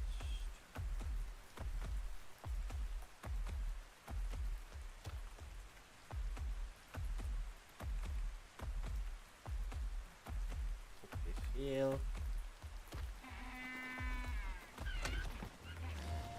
The wondrous properties of the flora on this island will never cease to amaze me. 79. If I'd told my colleagues in London that I could create a concoction capable of erasing someone's memories, I'd be laughed out of the room and never invited to tea again. 2, 3, Yet 8. here it sits, my mind wipe tonic. As usual, I've had tribal leaders grovelling at the gates of Rockwell Manor just for... Leadsichthys conviviumbrosia is probably the largest fish in the waters around the island. Its meat is also extremely succulent, a surprise given its size. It is often traded with the same value as prime meat, and colloquially called prime fish. Of course, not all Leadsichthys meat is this high quality, but most of it is. While the demand for Leadsichthys meat is high, the fish is notoriously difficult to track and hunt. Between its large size, powerful attacks, from afar, it's hard to believe that Quetzalcoatlus is one of the largest avians on the island. It shares a similar silhouette with the pteranodon and nests near the absolute highest peaks. Upon closer inspection, though, Quetzalcoatlus is an enormous creature of tremendous power. I find it strange that such a large, imposing beast would be so skittish. Unlike other creatures of its size, it is more likely to flee than fight. I suppose the decision to flee... Utah raptor prime is an incredibly aggressive subspecies of Utah raptor found on the island. It tends to travel in small hunting packs, attacking smaller prey with its sharp teeth and enlarged foreclaws. When hunting in packs, the pack leader can vocalize a signal that acts as a battle cry. Be prepared to run or fight if you hear the call of the Utah. I was ever so glad to see Miss Walker again. My assistants are clever in their own right, but dear Helena is still the only person that I feel And then comfortable diving into my 520. deeper theories with. I fear that I may have kept her from getting a word in edgewise, though. Once I got going on the obelisks, why, I just couldn't contain my enthusiasm. My word, I really have become quite enamored with the subject, haven't I? Well, that settles it. After this next set of trials, I shall go check on the Iron Brotherhood's progress. Perhaps I can convince Miss Walker to join me. We could make a real scientific... Once your fall is complete, stay close to the sanctuaries. Within them, small pockets of life still flourish in an otherwise barren garden. Can I get to that? Beyond their spheres of influence, you will find an endless sea of decay, ruled by shadows and death. The first of these centuries is the Great City. Though it is no longer a metropolis, a jungle blooms in its place, and you may find a modicum of shelter within its crumbling walls. The others will be more familiar to you, if only for the towers you'll find at their center.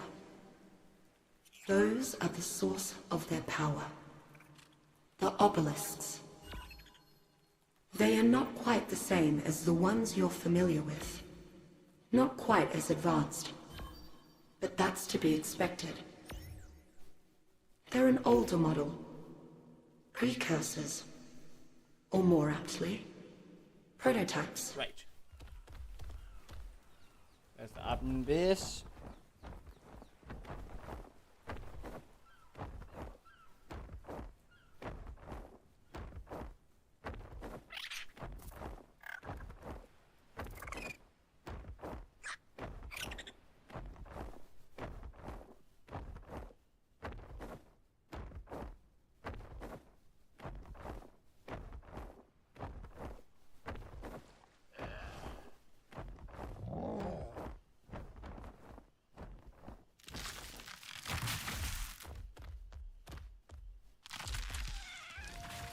Smilodon brutalis is a solitary hunter, generally found in cold, lightly 60. wooded areas. The island's mountains are the perfect habitat, as the mammal's fur keeps it safe from the bitter temperature. While its huge fangs are excellent for delivering death blows, the creature's claws can be just as deadly. Despite normally being a solitary creature, Smilodon brutalis are not opposed to hunting in small packs. In fact, They have to. Leopleurodon magicus is a mid-sized ocean creature, typically between 20 and 25 feet long. I've yet to directly encounter one myself, but from the tales other tribes have shared, it compares to no other on the island. The rumours indicate that this beautiful creature has magical properties. While Kentrosaurus ethiopicus is considerably smaller than its close relative, Stegosaurus regium, it is much more formidable in matters of self-defense. In fact, it is arguably the pound-for-pound champion of not only the Stegosaurus, but when encountered in close-knit fighting packs, ranks atop the island's herbivorous dinosaurs in general. Thanks to its wickedly sharp defensive spikes, any creature that attacks Kentrosaurus is likely to be reversely wounded in turn, and it is capable of piercing even the thickest of Pachyrhinosaurus midisora is a medium-sized herbivore, found almost everywhere but the island's mountains. It is generally calm and ignores all other nearby creatures unless it is attacked. Pachyrhinosaurus possesses a particularly unique survival skill. When threatened, its massive nasal boss releases a chemical into the air that calms other nearby creatures, making them less likely to attack it. Affected creatures are sometimes hungry enough to ignore the effect, and humans seem immune to it. Conversely, it can seemingly invert this phenomenon at will and coerce creatures into attacking it. Pachyrhinosaurus is an excellent starting mount for anyone new to taming. It is fairly easy to train, can carry enough to be a simple pack animal, and is not as deadly as some of the larger herbivores.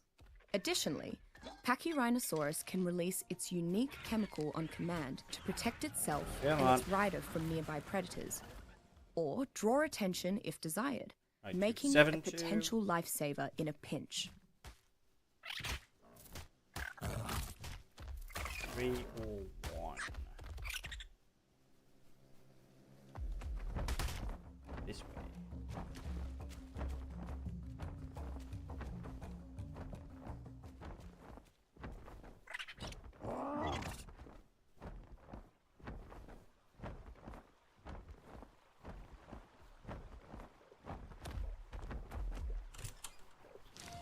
Megatherium formipava is one of the larger mammals on the island. This is most shocking because it is essentially a giant sloth, if you crossbred it with an elephant and a bear. Because of its size and girth, the Megatherium is uncommonly resistant to being knocked unconscious. Despite primarily being a herbivore, a typical Megatherium is very intent on consuming the island's many insects. It is particularly adept at removing their insides without damaging much of the shell, maximizing extraction of chitin. The otherwise slow and peaceful Megatherium, the Eutyrannus is believed to be related to the Tyrannosaurus rex, but it is noticeably different upon first glance. Feathered creatures are not necessarily viewed as dangerous predators in the same light as other theropods. However, the Eutyrannus strikes fear into even the island's most skilled hunters. There are few wild predators that are able to pack hunt alongside the generally hostile Carnotaurus, like the Eutyrannus. After many days of scouring the island upon Archimedes and many more fruitless conversations with the witless, savage sods that seem to make up most of this island's population, I have finally found the spelunkers I need. A tribe called the Iron Brotherhood has apparently found 3 artifacts themselves, and it's clear that said relics share an origin with my own. In exchange for my artifact, the Brotherhood agreed to report any findings to me straight away as they continue their search. What stupendously good fortune!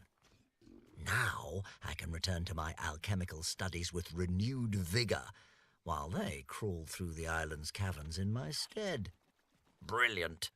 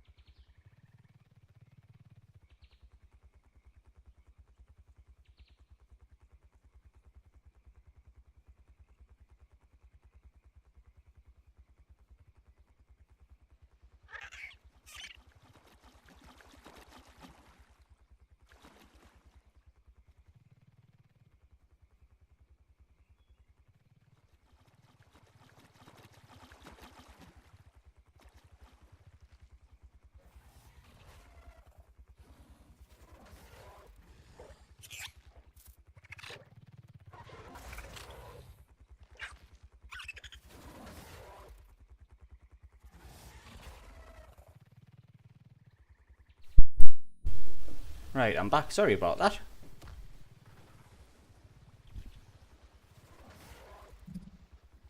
Right, 182.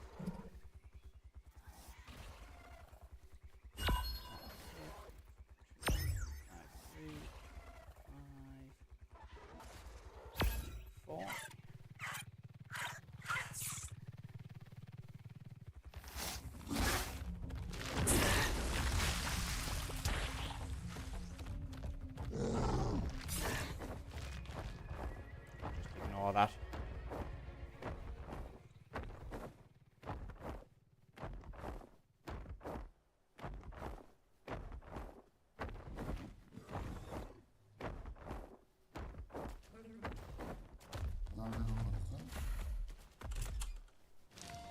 Onychonicterus An onyx. specuncola is one of the few omnivores I've seen on the island. They seem to live primarily off the mushrooms and moss within the caves, but they attack almost any non-insect on sight. Raptors. They avoid Titanoboa whenever possible, which leads me to believe the snake to be a natural predator of Onychonicterus. While flying in the dark caves would be difficult for any creature, Onychonicterus' ability to use echolocation has allowed it to adapt perfectly. It can be found idly flying around the caves, as often as it can be found hanging from bits of the cave ceilings. Not large enough to be used as mounts, and not strong enough to carry much, Onychonicterus still functions well as Moschop's Cebu mutante in the wild is a lazy, cowardly creature that That's not typically very lives nice. in the Moschops island's are cool. forests, primarily making its home among the great redwoods of the western regions. It survives by being extremely flexible in its eating habits and completely averse to fighting. It never starves, since it can eat just about anything. It runs at the slightest provocation, but is still often preyed upon. What makes Moschops particularly interesting is what it can be trained to do with its eating habits. With a versatile palate and That's tough teeth, kinda cute. Moschops can be tamed for a unique ability. Over time, it can be accurately taught exactly which things to gnaw, increasing the likelihood of harvesting the specific resource its master desires. For example, teach it to prioritize chewing prime meat, and prime meat will be easier to harvest from the flesh it consumes. Likewise for rare plants materials, and so forth. Just don't expect Moschops to protect you though. Even after taming, it will quickly flee when enemies are nearby. Regardless of being fed well, increasing its strength, or how much affection you shower on it, Moschops retains its inherent cowardly nature. Its lack of combat might deter the use of this companion, but the ability to ride Moschops while making use of its diverse harvesting is a rare treat. 155. That might be in an underwater cave. 205. Done. 240.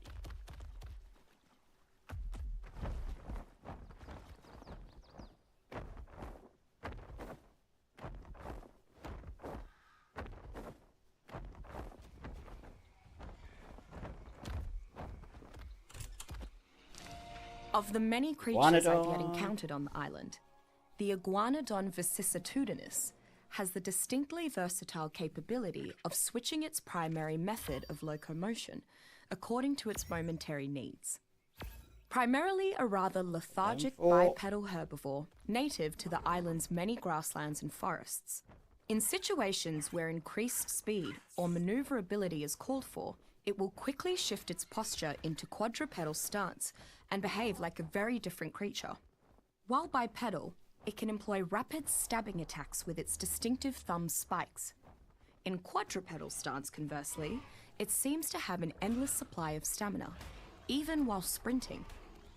Interestingly, the Iguanodon's thumb spikes, also Oviraptor philodictyl, is a small to 40% medium-sized carnivore, common in the jungles and beaches of the island. Despite being a carnivore, Oviraptor's main source of food is eggs, which it steals from nests. Unlike any other creature, Oviraptor seems to be able to surreptitiously steal these eggs, usually without attracting the attention of an irate mother. In an incredible feat of natural selection, Oviraptor seems to emit a chemical pheromone that affects many creatures as an aphrodisiac. Mated creatures are much more likely to create new eggs while Oviraptor is around, which allows the Oviraptor to go about its business unperturbed. Too small to fight or ride, Oviraptor is still one of the more commonly tamed creatures on the island. Its pheromone ensures an increased stream of eggs from nearby mated wild creatures for breeding, eating, or cooking kibble. Oviraptor will Raphis Where's replicae, the dodo more commonly one? known as the dodo bird, is quite possibly the dumbest creature 27. I've ever seen in my life. It wanders around the beaches of the island, pecking berries off bushes and being eaten by all manner of carnivore.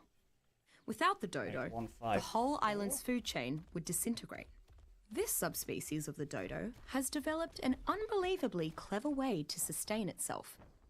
They mate constantly. I'm fairly convinced that they reach full maturity within a week of being born. This is the only trait keeping them populous on the island. While it can be done, there is almost no reason to domesticate a Raphis replicae. It cannot carry enough to be a beast of burden, it does not provide much food, and it's too stupid to show companionship. It could work as a last-ditch food source though, so I suppose keeping some around for lean times has a certain logic. 154162.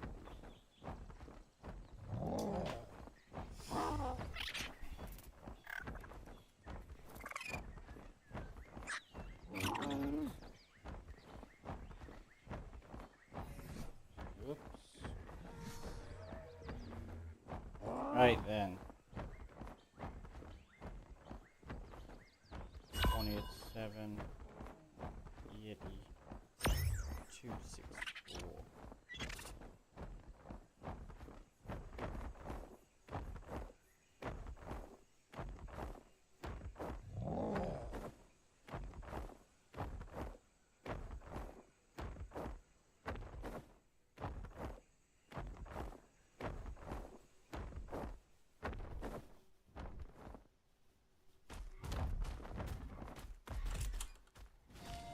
Well, this seals it. Just when I thought I'd made some sense of the notes I took while visiting the painted sharks, I spotted the nail in the proverbial coffin. Roos. A whole herd of giant roos were just hopping about the countryside like they'd always been there. As much as I love roos, they just shouldn't be here. Period. They evolved in Oz and Oz only, 60 million years after the dinosaurs went extinct, among a bevy of other marsupials. If I know any genus, it's this one, and Prosoptodon should not exist here. This island isn't an ecosystem, it's a zoo. 264.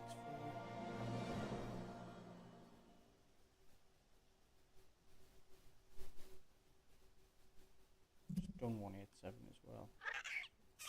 264. 175 is literally here as well somewhere. Here. One of the stranger creatures in Bassies. the waters surrounding the island is Basilosaurus salacium facet. It's a powerful swimmer, which is adapted to the shallows so remarkably well that it rapidly recovers from injuries when near the water's surface. Conversely, it's vulnerable to deep water pressure, which slowly causes it harm. Basilosaurus is usually closely followed by other predatory creatures, as its eating habits leave plenty of scraps for scavengers to consume. It is a gentle creature towards humans and happily laps up food directly from them. However, These tribal Right. negotiations give me a headache every time. The Black Thumbs are mad that the Black Painted Thumb. Sharks sunk 2 of their barges, but the Painted Sharks say that the barges were too close to Southern Haven, and they were perfectly within their rights to sink them, as per the Southern Isle Accords. Typically, neither side is willing to budge. What a bother. I'd just as soon mind-wipe the lot of them and return to my studies. Alas, such is the fate of the island's most respected neutral entity. At least the Painted Sharks brought some fresh fish. Perhaps I'll side with them.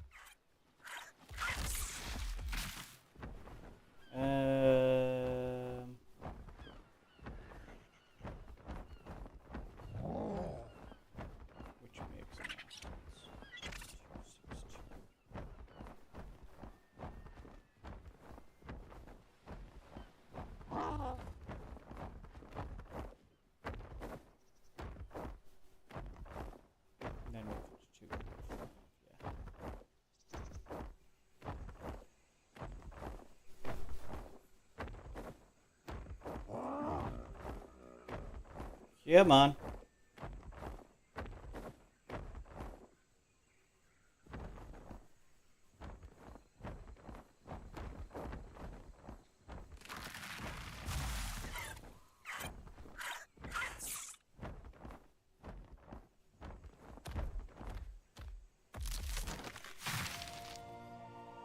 Right. 262, done.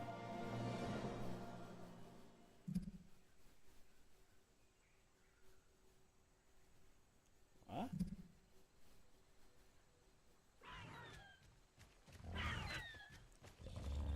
262. There it is. Right. 235.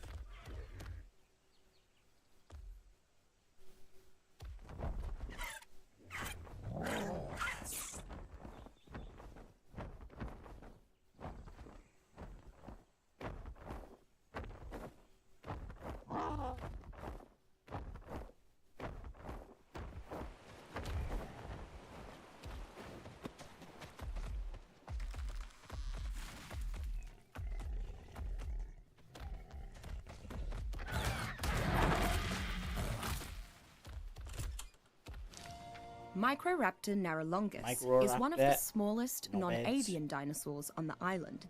Incredibly fast for its size, Microraptor is a voracious carnivore. Aggressive towards anything regardless of size, Microraptor fancies itself an apex predator. It will attack humans on sight, especially if it's not alone.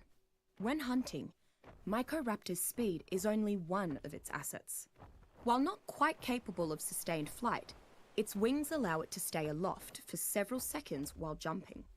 This allows Microraptor to attack its prey's vulnerable areas, as well as search for small river fish. Notable, the creature also tends to use this ability to knock up Didocurus custosaxum is one of the island's non-aggressive herbivores, generally found in the mountains and grasslands. Large and well armoured, it has a supply of fat under its plates to keep it warm and fed in the cold. Didocurus has adapted well to the dangers of the island, perhaps even better than the Ankylosaurus. Didocurus has two very different reactions to predators. Against smaller foes, it generally uses its spiked tail to inflict as much damage as possible. Against larger predators, however, it pulls its tail underneath itself to form a solid armoured ball that is nearly impossible for creatures to pierce, from which it can actually roll away to relative safety. The system has existed for eons. Considering all the variables, it has adapted well. 517. Much like you, it has toiled to reach its goals. 263. And it has overcome many obstacles. However, the scale is larger. The struggle is longer. In organic beings, age can slow reflexes and dull thought. Not so with the system. The speed and efficiency of its calculations are not in doubt. One could argue they're the problem. 26. If a function has a 0.001% chance to cause an error, but it's only run a dozen times, an aberration is unlikely. But 1 trillion times? Then it's inevitable. The best adjective to describe Canis maxdyrus is scary. This pack animal is a cunning and brutal predator, capable of taking down prey of nearly any size. 190. In addition to being a vicious hunter, it is the size of a small horse, meaning even the largest predators aren't necessarily safe from the packs. Unlike most creatures on the island, Canis is a dedicated pack hunter and rarely hunts alone. When in a pack, Canis are naturally spurred to fight for their lives with increased effectiveness, while the most experienced Canis will be designated Alpha and gain an even stronger enhancement. The species has an incredible affinity for teamwork. Obviously, I suppose it was a bit naive of me to think that someone with the moniker of Beast Queen would roll out the red carpet. 190. I guess I got used to all of the friendly treatment that being an associate of Rockwell's earned me. Well, she did let me stay at least.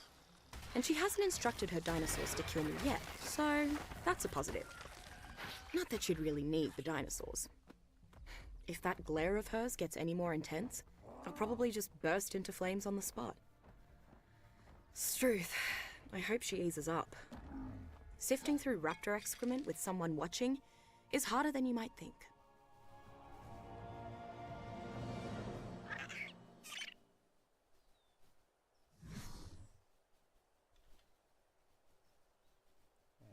And 5, done.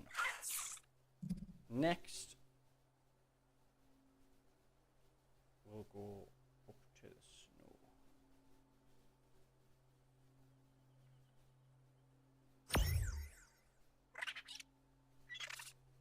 We'll do all the ones in the snow.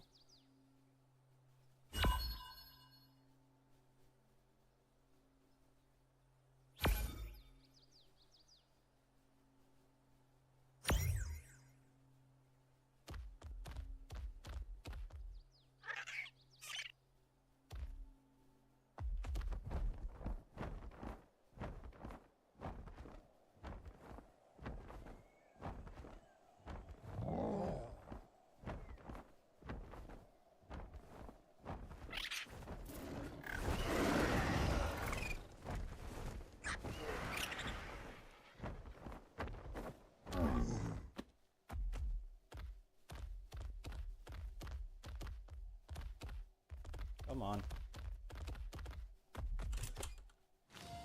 Well, the Howling Wolves are quickly tracking down the artifacts.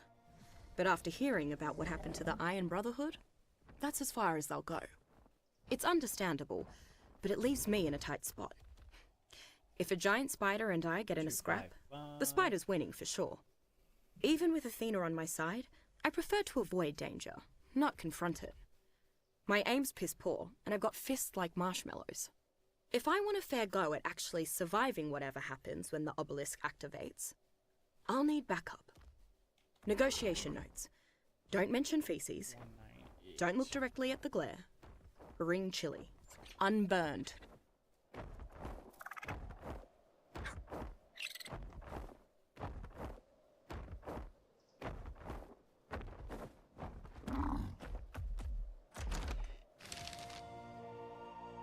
Yeah.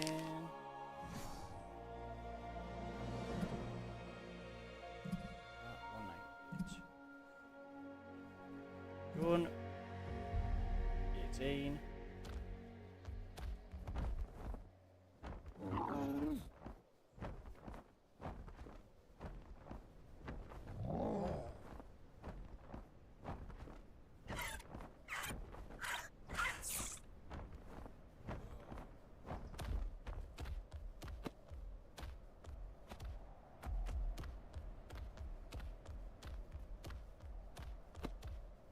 Yeah.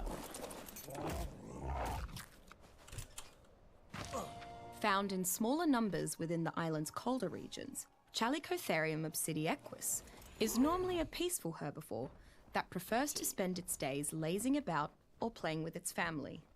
It is very territorial, however, and the entire family, young and old, will turn against an encroaching creature at just the slightest provocation.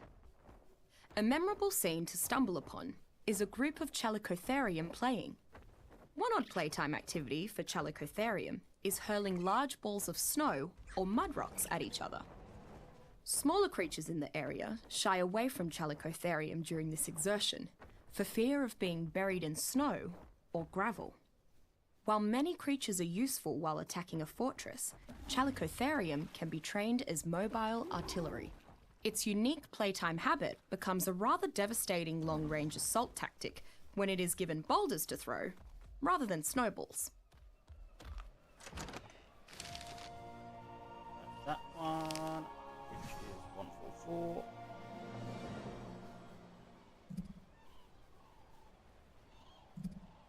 And then number 16.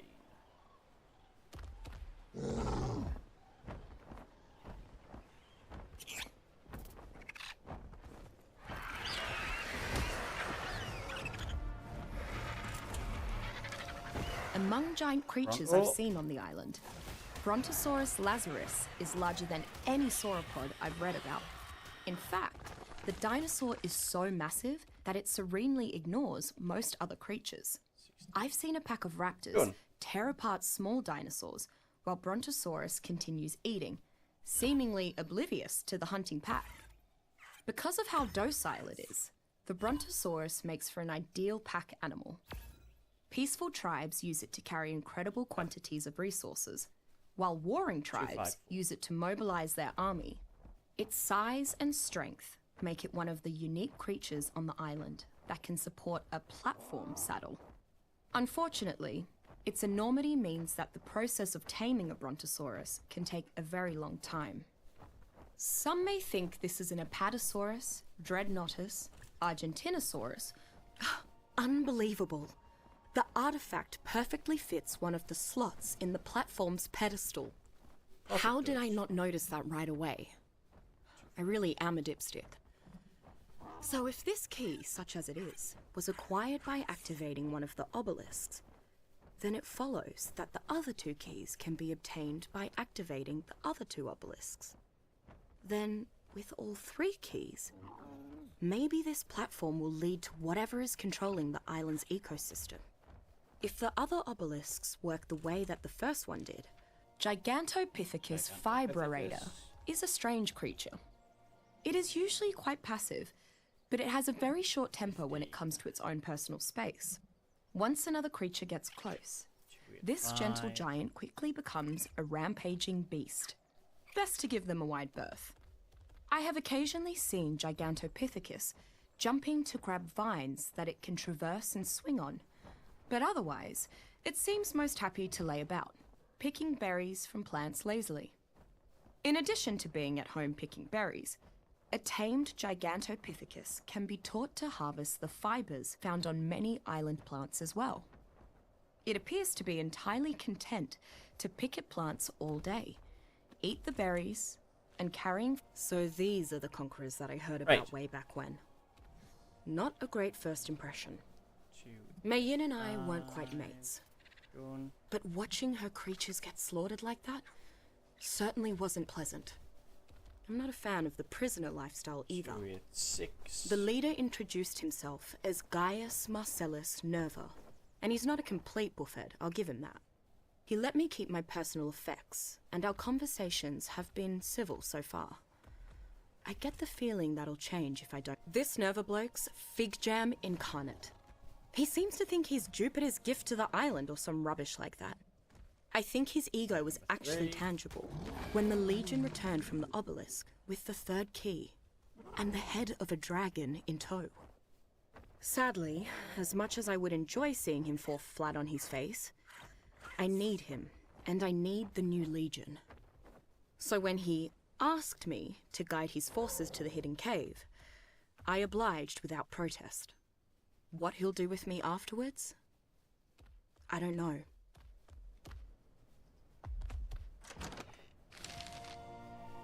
Number 3. Done.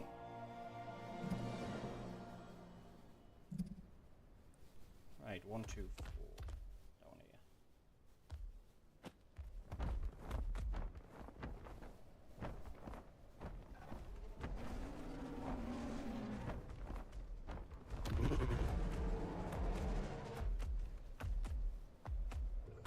A bit further down.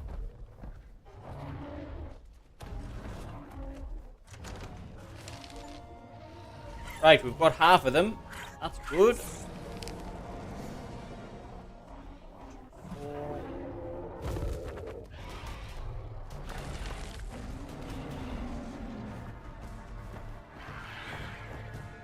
Now, number 23.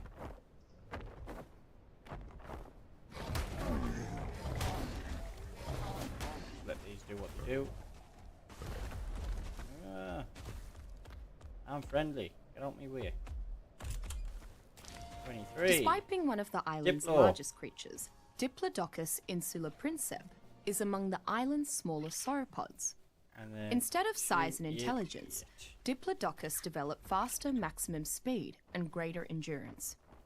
When fully matured, It generally only reaches about half the size of the rather enormous Brontosaurus. Diplodocus is another creature whose continued survival on the island confuses me. It's a very thick-headed and trusting animal, often to its fatal detriment. It never flees from predators until after they've attacked it repeatedly, preferring instead to make numerous fruitless attempts at friendship. For some strange reason, Diplodocus trusts humans so much that it doesn't seem to fight back against them. Ever. Due to Diplodocus' smaller frame, it cannot support the type of platform saddle that other large creatures can. To make up for this, many tribes instead use an 11-seater passenger saddle, which enables Diplodocus to safely transport 10 additional riders. These passengers often use ranged weapons to protect the creature, or to attack nearby enemies while on the move. That's under the water.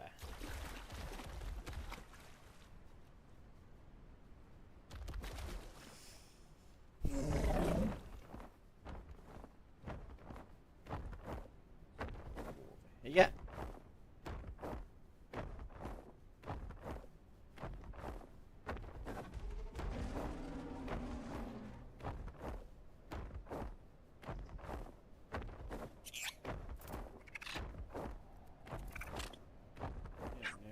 Oh.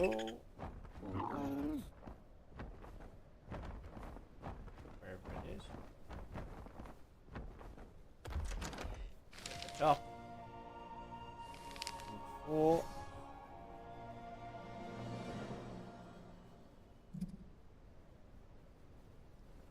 Done. Number 8. A bit further along.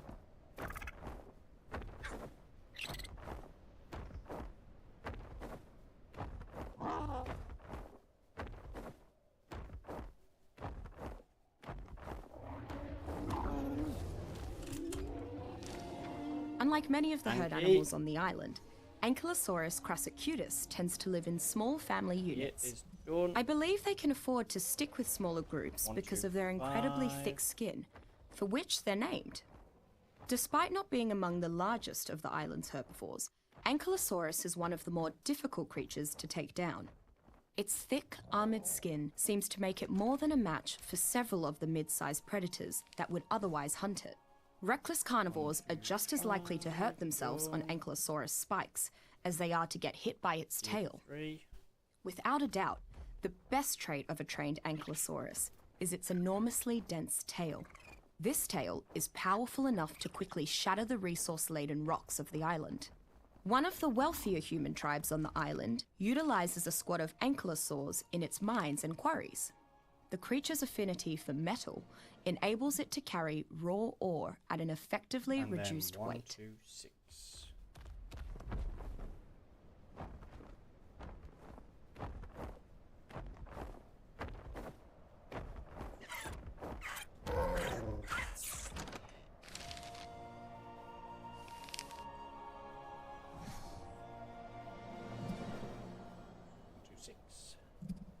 Right, we're getting through the ones in the snow now.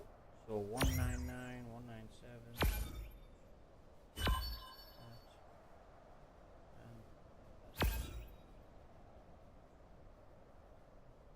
So 199.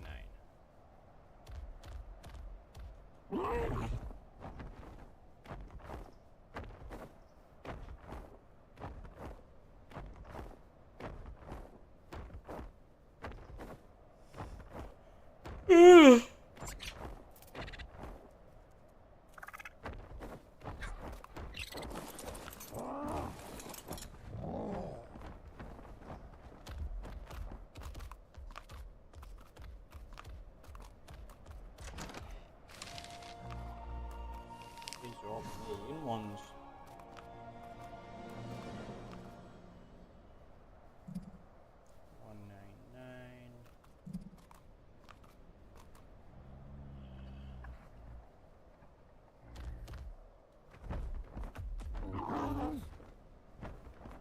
Over 197.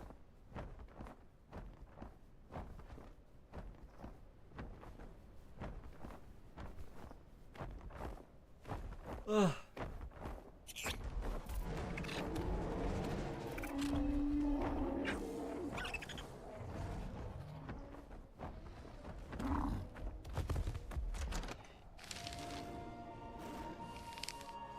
Oh, this is where she like kills or tames the Giga.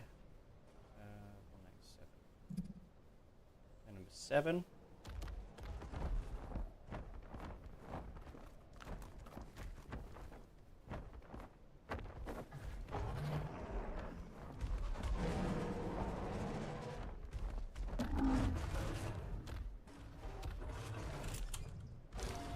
Whether its size is caused by adaptation to Anglerfish. the island's other inhabitants or by crossbreeding with another larger species, Melanocetus angelopescum is the largest form of anglerfish I've ever heard of.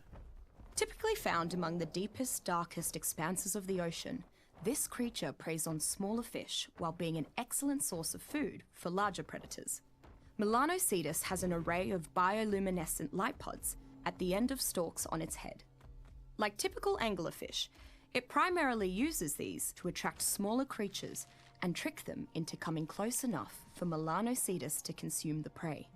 289. This often Done. makes wild Melanocetus itself relatively easy to spot among the briny depths. 290. Exploring the depths of the ocean can be difficult. The cold, the lack of air, and the shocking absence of light combine to make travel very dangerous.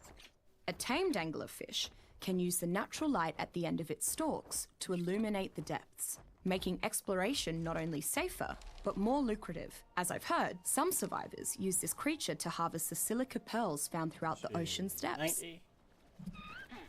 Right, 193, 193. Oh yeah.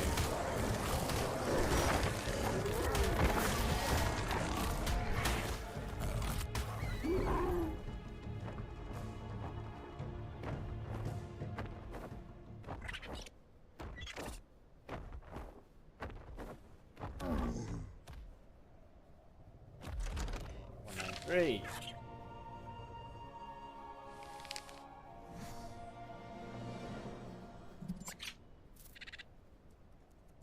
And 195.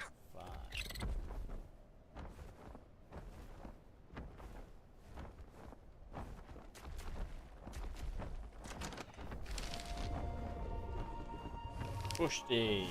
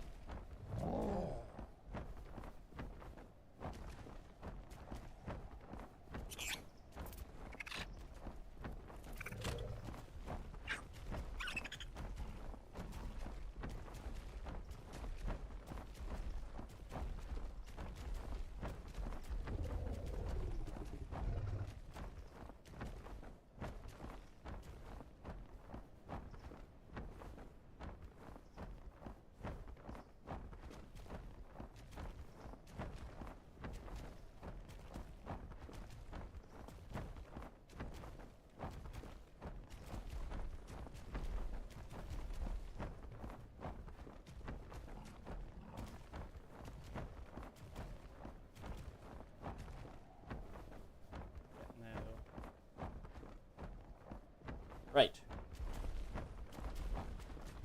Number 9. And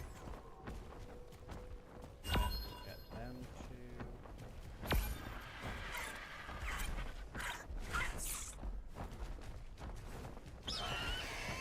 So, number 9.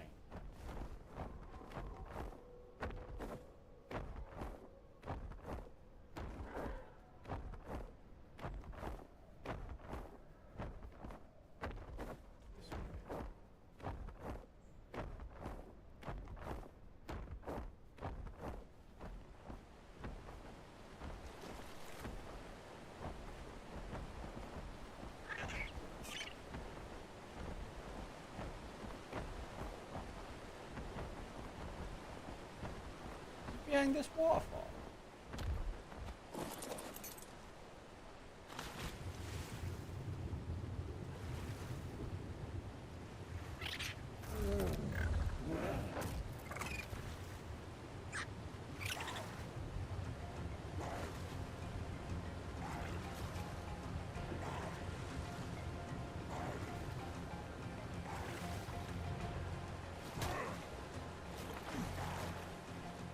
Well, I didn't know that.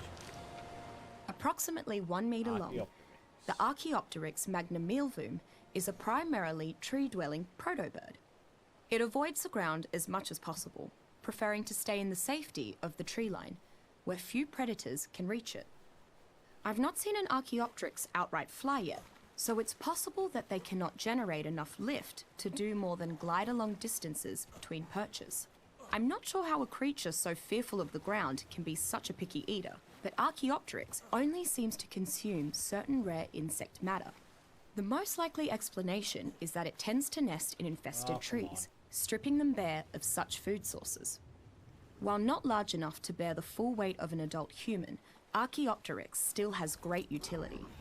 Despite the creature's inability to fly, its wings have sufficient strength to dramatically slow the rate of a person's descent, if that person holds onto Archaeopteryx while airborne. Taming Archaeopteryx can be somewhat troublesome though, as it refuses to eat most common food sources, and glides to prospective safety at the first sign of any interloper.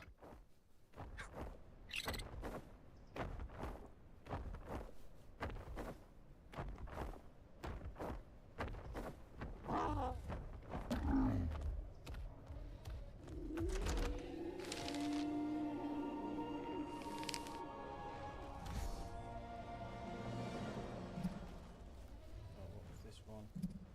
165. 249. Sheep! A ginger sheep!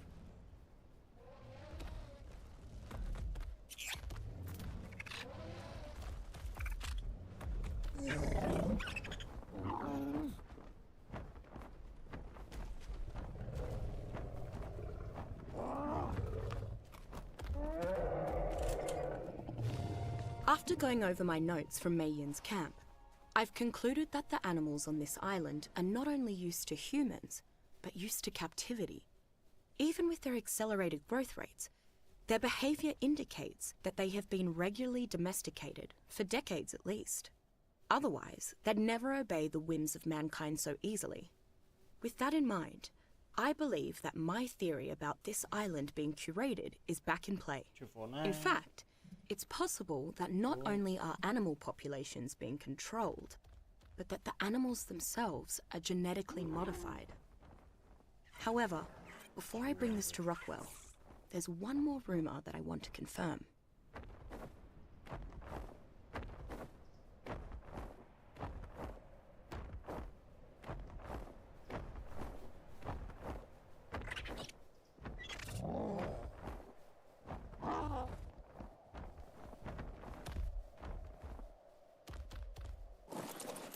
Big thing there.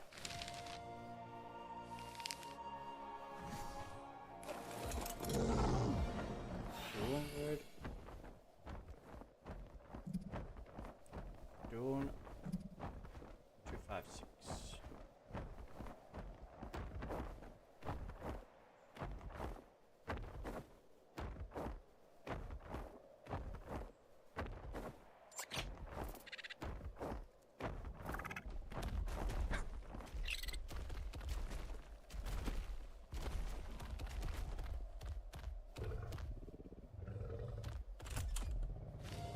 Now, There.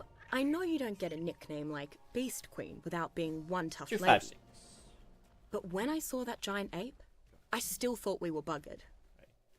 Fortunately, Mei Yin's got more intestinal fortitude than yours truly, and somehow, some way, she was able to pull out a win.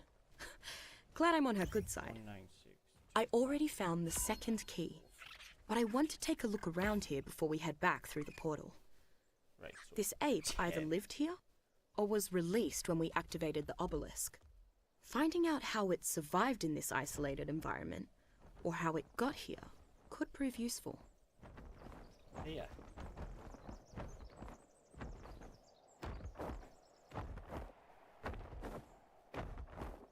That's a cool looking RG.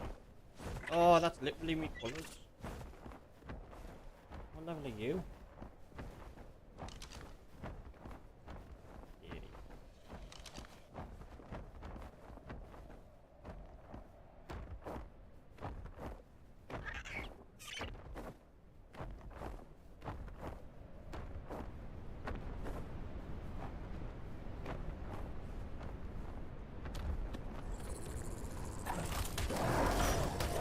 Lording over the skies across Archie. the island, Argentavis Artricolum has few aerial rivals.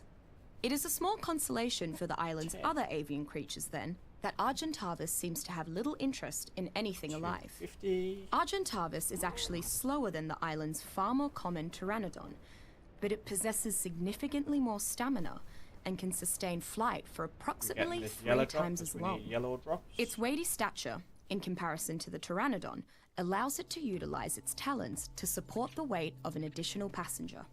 Considering its saddle doubles as a mobile crafting station, it makes Argentavis an excellent creature for traveling and hauling cargo over long distances. Quite apart from what I would have guessed, Argentavis does not have the stooped neck typical of modern buzzards and 250. vultures. I don't know if it adapted this stronger neck to deal with the predators on the island, or if its lineage derives from before the stooped neck became common in carrion-eating birds.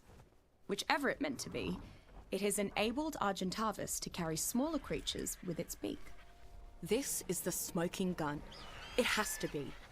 I simply can't be convinced that this place is natural, after finding an island populated entirely by carnivores, even if they fed off each other, which is awfully dubious given that carnivore meat is much more likely to carry harmful parasites than herbivore meat. 250. The landmass is so small and their population is so dense that they could never maintain it. Yet there it is, 5-1. hidden away off the northeast coast of the island. Someone would have to put them there on purpose. There's no way that Rockwell can deny my theory now.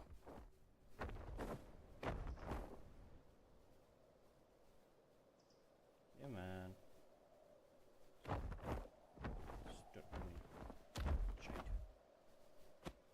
Right, 251. As I expected, Rockwell couldn't deny my theory. Artifact But I of can't dialogue. say that I have his endorsement either. He didn't seem terribly engrossed in the subject, frankly.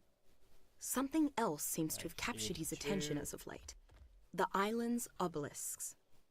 Apparently, Rockwell stumbled upon a way to interact with the towering monuments while spelunking. Of all things. I guess he felt the need to scratch that old intrepid explorer itch of his. It's pretty impressive considering his age. Now that I think about it, the obelisk could be linked to my own findings. Their nature has always been a mystery, and Rockwell made some intriguing observations. I should follow up. 2, go on.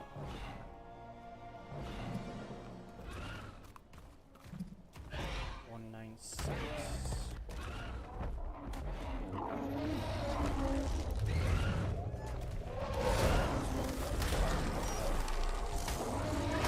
%.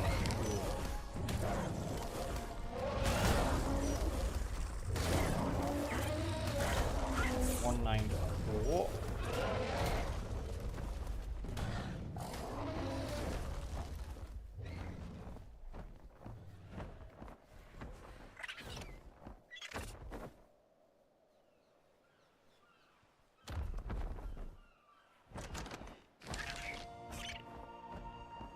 Four done.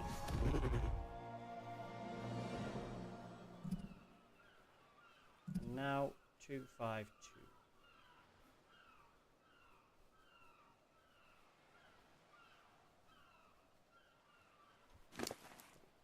These for the few levels. Still. Empty her out.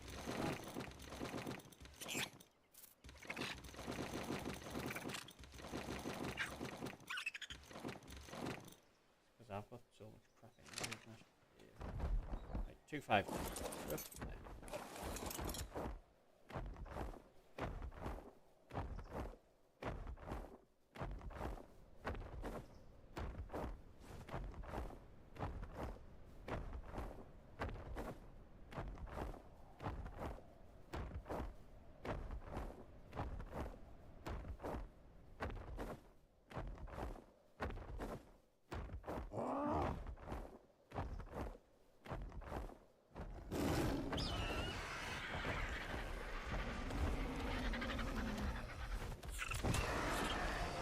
Though I've been received by the Iron Brotherhood, they didn't seem very pleased to see me. Yeah. Especially when I mentioned Rockwell. That's a first. Add to that the rather deserted, gloomy state of their compound, 252. and I'm starting to feel a bit apprehensive. Their leader can't return from his hunting expedition soon enough. All I've confirmed so far is that, yes, they gathered all of the artifacts Rockwell sought, and yes, the artifacts were able to activate one of the obelisks. You'd think they'd be celebrating such a monumental discovery, but it's just killjoys as far as the eye can see. Go figure.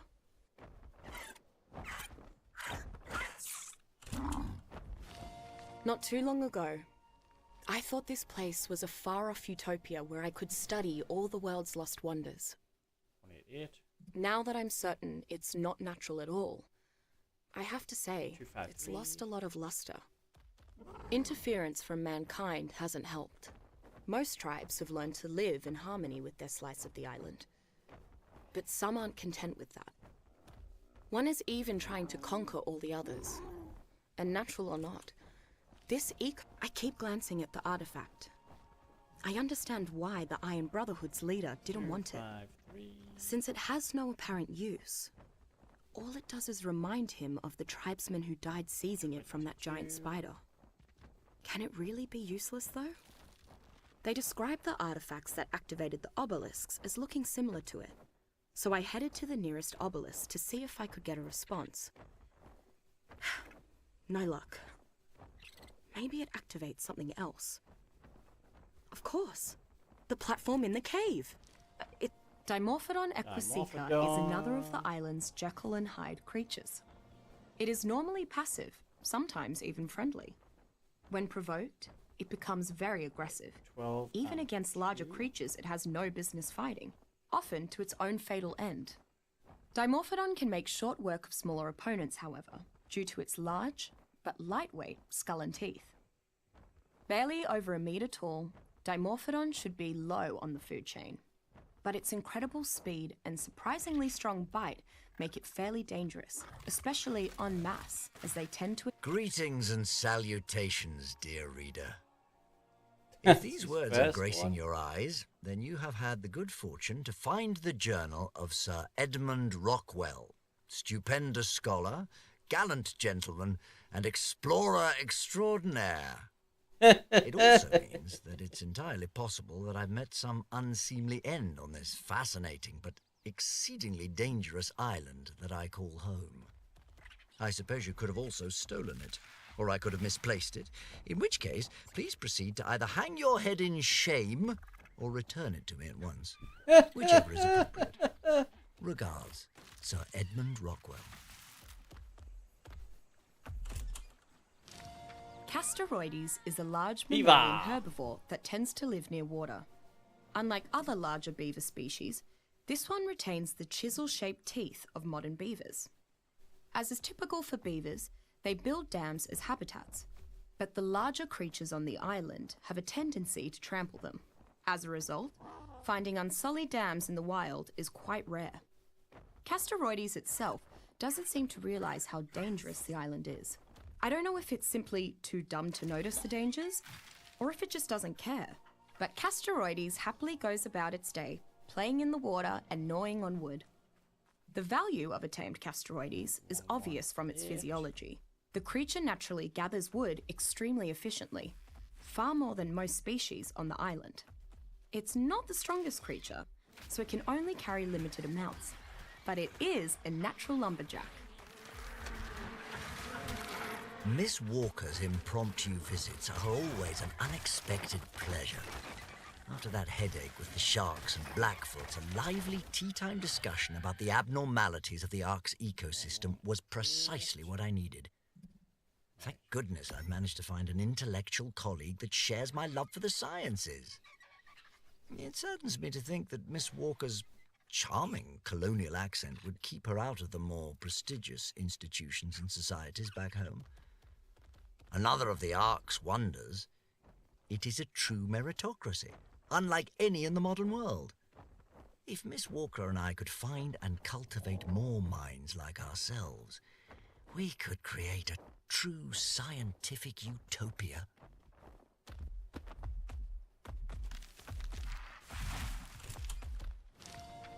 The fact that this creature exists Plura. is enough to give me nightmares. Like the island's other arthropods, Arthroplura felsanguis has become much larger than I might have believed possible. It's a very aggressive hunter, but prefers to eat meat after it has rotted for some time, and will voraciously seek out such delicacies. Arthroplura's blood has a very low pH, Definitely to the not. point that it can dissolve many materials. This acidic blood splashes back on anything that directly attacks it, weakening the durability of weapons and hurting attackers. Many creatures thusly refuse to prey on Arthroplura, fearing this unique defense. If that wasn't enough, Arthroplura also keeps a small reservoir of blood ready to spit at its prey. Like most of the arthropods on the island, Arthroplura is simple-minded and relatively easy to tame. It is an almost entirely military mount, useful mostly for attacking at a distance. Thanks to its unique defenses, whether hunting or warring, Arthroplura One is in the generally cave safe I've from already all but the got. largest of creatures.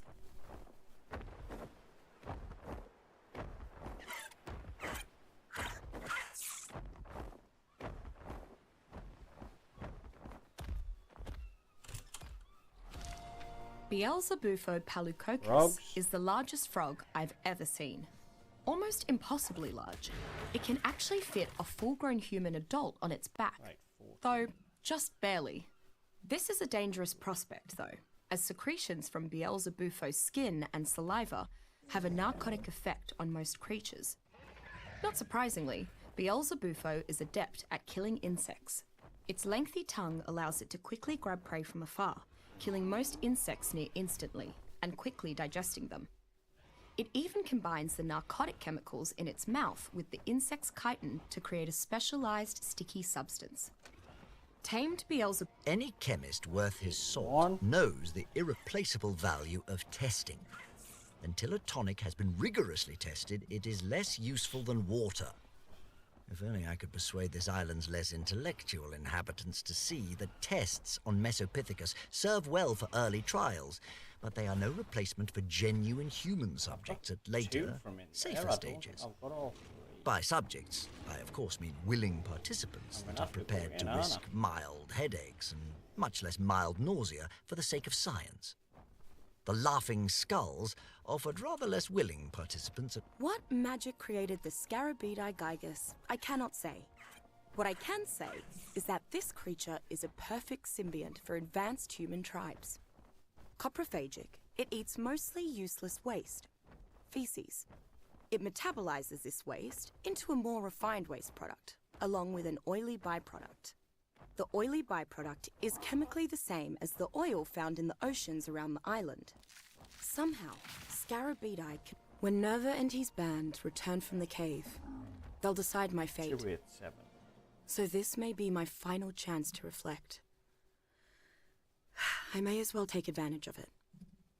I realize that had I just ignored the signs and accepted this paradise at face value, So I've I'd still be happy definitely and don't free. think I've gotten 3 from inside of here. Like, Would that have been better? I don't think so. After a lot of thought, I've decided that I'd rather die seeking the truth than living in an illusion.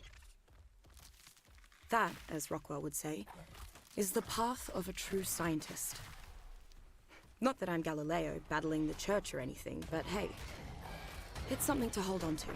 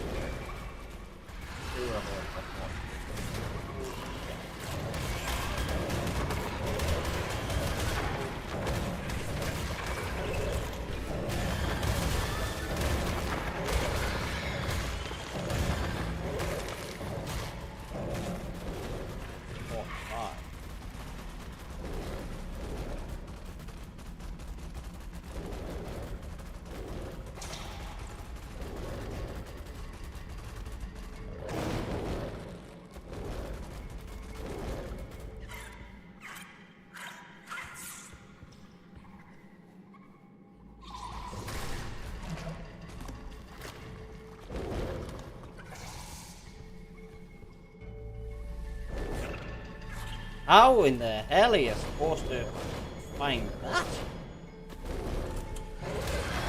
Until recently, Morse. I believed the megalodon to be the greatest of the ocean predators. Then I discovered Mosasaurus suspirita in the deeps. Not quite as fast, but much larger and stronger, the Mosasaurus rules the darkest waters off the island. Growing up to 15 meters long, Mosasaurus is larger than almost every other aquatic creature I've encountered thus far. Mosasaurus is a deep-sea marine lizard, which spends all of its time far beneath the water's surface. It is without a doubt one of the most fearsome creatures of the island, and can certainly be considered among the ocean's apex predators. Mosasaurus has proven to be an excellent tame for the most advanced tribes.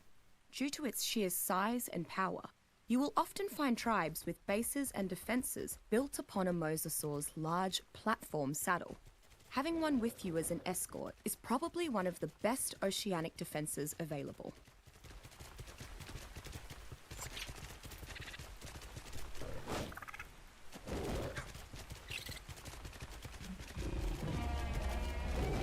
Oh, thanks, Jack. And let's go over here.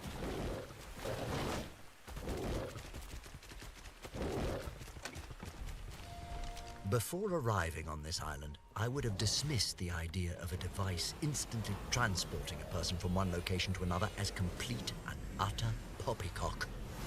Yet, that appears exactly what the strange platforms beneath the obelisks are capable of doing.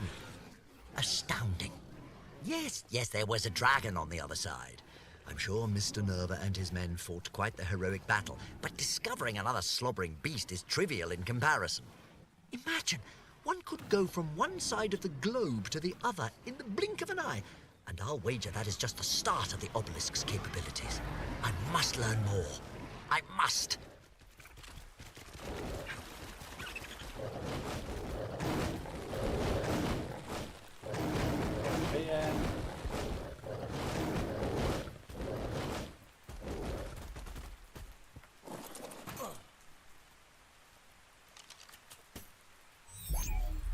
And then we do.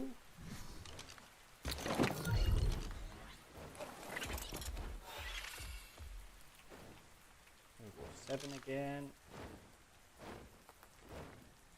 Northeast.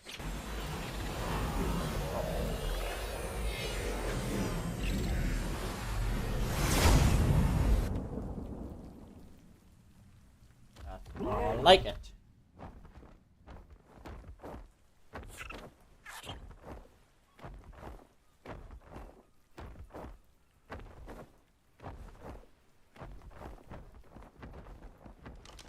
Right.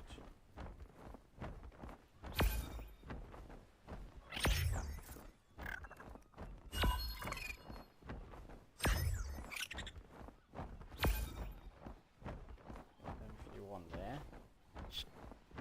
Head down, get all these here, and then we'll do these up here. Redwoods. Yeah. So we've got a lot to get still. But we're definitely getting there with them.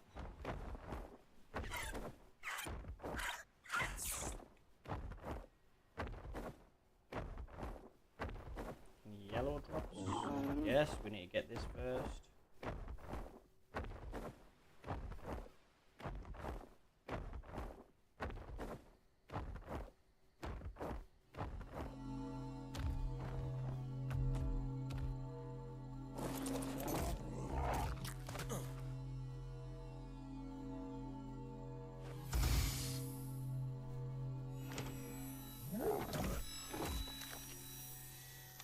Wait, or accidentally click it again.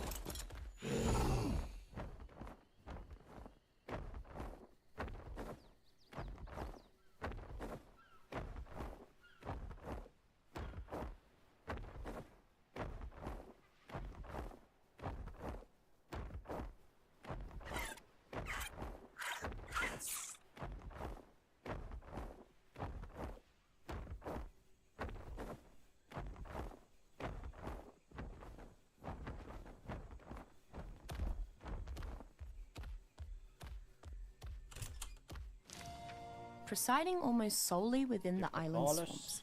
Diplocaulus natatori nutrix is a small amphibian is that number primarily eats 24. minor fish. It rounds out what I consider to be the middle bottom of the ecosystem, feeding on the tinier, non-insect creatures of the island, while itself being a common snack for the larger carnivores. Because so many creatures prey on it, Diplocaulus has become very skittish and often flees at the first sign of trouble. It uses its amphibious nature to escape into whichever environment its predator isn't native to. Diplocaulus' unique capability to retain vast quantities of oxygen allows it to effectively remain submerged for hours at a time, usually outlasting even other amphibious creatures that might otherwise prey upon it. There are only a few uses for tamed Diplocaulus. It is primarily kept for the rather disgusting practice of employing a Diplocaulus as an oxygen bag. Diplocaulus stores air in the bladders of it. Like the Carnotaurus, Baryonyx aquafulguar is a large carnivore, but not large enough to rival the island's apex predators. While not as powerful as some deep-sea predators or Spinosaurus, Baryonyx is an extremely fast swimmer who is still sufficiently nimble enough to threaten most creatures on the island. And yet, despite being a fast, dangerous dinosaur, Baryonyx almost exclusively consumes fish and other water dwellers. The highly specific metabolism of Baryonyx seems to allow it to heal wounds almost preternaturally fast after feeding on nutritious fish meat. Dimetrodon calorecta is a much calmer predator than most on the island. Because it lives off smaller prey than humans, it generally ignores anything much larger than a coelacanth. Dimetrodon is one of the few carnivores on the island that could be classified as reasonably friendly in the wild. The sail on Dimetrodon's back is an especially fascinating thing. It can be angled to provide shade from the sun and allows Dimetrodon to disperse heat more quickly. The inner workings of the sail can also restrict blood flow in the creature to hold in excessive heat. Together, these two traits allow Dimetrodon to comfortably survive in any climate, though they are most commonly found in the swamplands, which are rich in prey. If Dimetrodon was a bit larger or didn't have that massive sail, it would make a decent mount. However, its main use to survivors is to utilize the sail's insulating capabilities. Just being near Dimetrodon gives excellent protection from both heat and cold, which has saved my life through more than one ice blizzard in the frozen Northlands.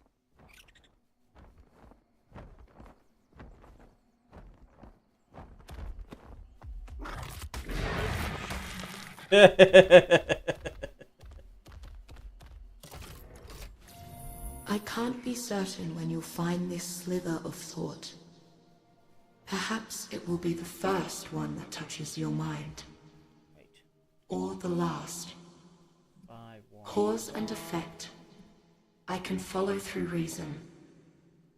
But time itself, that takes concentration. We'll get the one at the top and then Seconds. Centuries. Decades. Hours.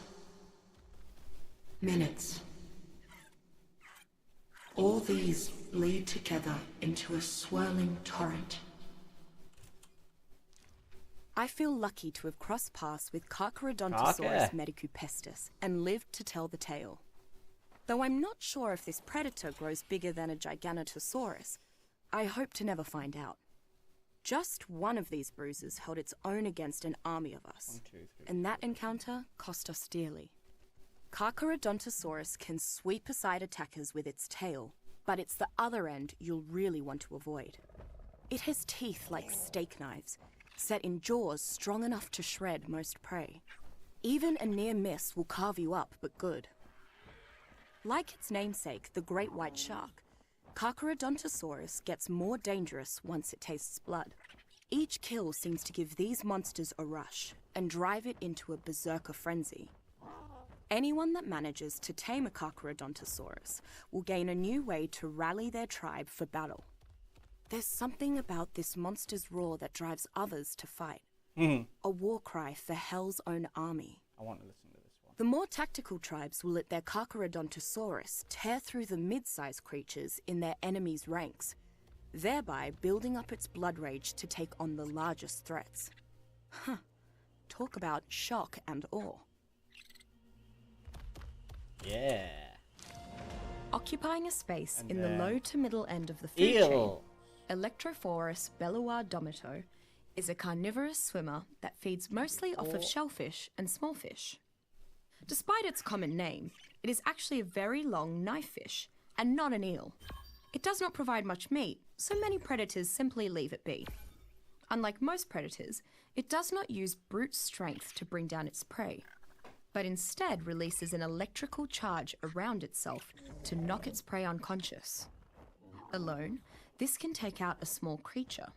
When attacking together, Electrophorus can even bring down the larger ocean life forms and then feed as a group. By far the most common use of Electrophorus is to subdue large ocean creatures. Knocking out a plesiosaur or other giant deep-sea leviathan can be found primarily among the island's redwood regions. 70%. Arctodus dirus is an imposing creature. Many on the island have started calling it a dire bear, a name which is appropriate both due to its enormity and its territorial nature. The dire bear ignores most non-hostile creatures, while going about its daily routine of scavenging for meat and edible plant life. That is, until intruders enter the territory it considers its own, at which point the creature ferociously attacks. Most often, it is smartest to just run from an angry dire bear. Once tamed, the dire bear is a strong and reliable mount. It can carry vast quantities of goods and can sprint for extremely long, nearly infinite periods. It is not the fastest creature from a hard stop, but after building up momentum, its sustained overland speed builds to among the best of the island. Of course, being able to feed a dire bear both meat and plant life makes keeping one fairly convenient regardless of the environment. Arctodus has a fondness for honey and can harvest it without getting stung or destroying the hive. Perhaps more rewarding while you are riding it, those pesky bees will completely ignore you.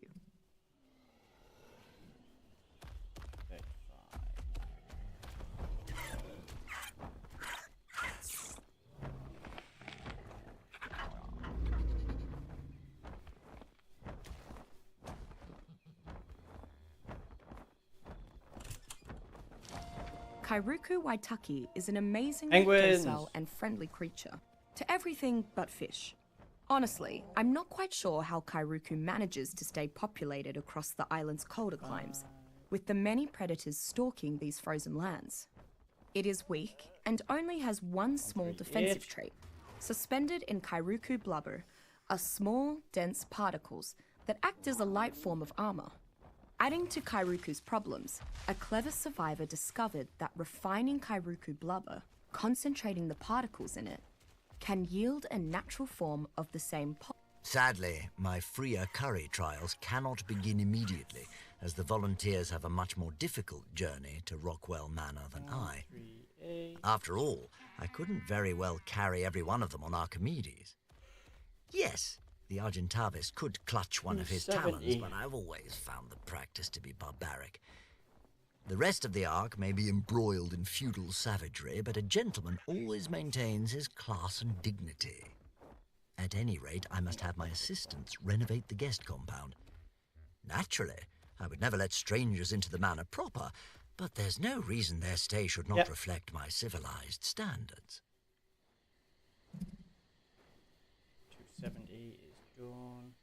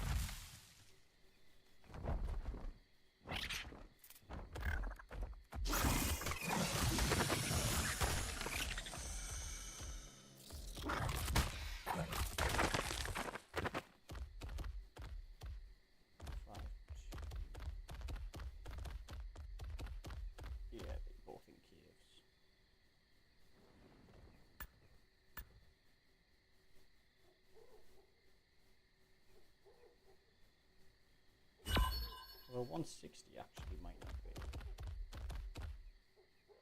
Oh yeah, I'm right about it.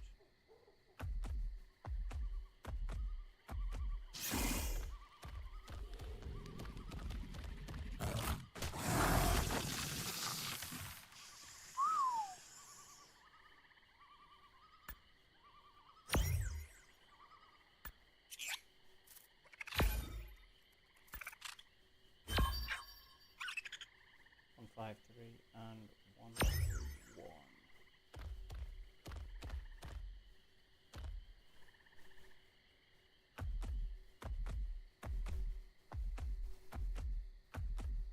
One, 5, 3 is in the cave as well.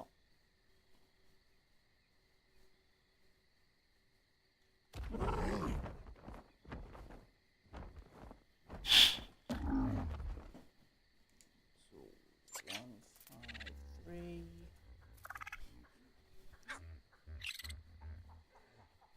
1, 5, 2.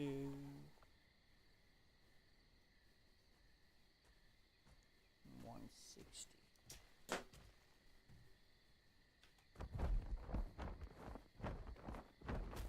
This one I've already got because that's auto breathing pen there.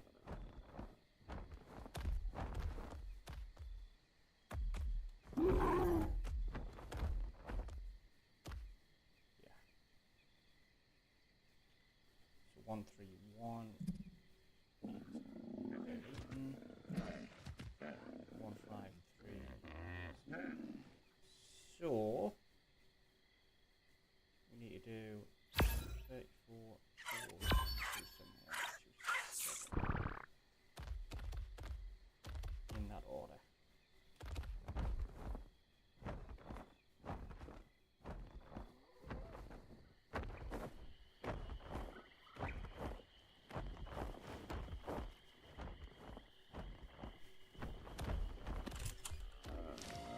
Ichthyosaurus curiosa Ichthyosaurus. is a comparatively small carnivore found in the waters around the island. It is slightly larger than a human, but that's still small compared to the leviathans roaming these waters. It seems to be very interested in any creature around its size, often approaching and following humans swimming through its waters. Despite its appearance, the Ichthyosaurus is neither a fish nor an ocean mammal. Like many creatures in the waters around the island, it is actually an aquatic reptile. I can't think of a better mount for someone starting to explore the island's seas and waterways. Ichthyosaurus is a comparatively fast swimmer, and even in the wild will cozy right up to you and try to figure out what you're doing. Taming these is actually pretty easy, as they seem to love humans and will be fed and tamed without the use of violence.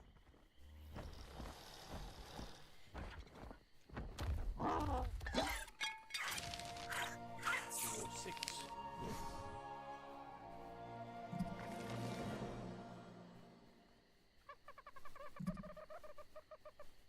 Now 2, 7, 1.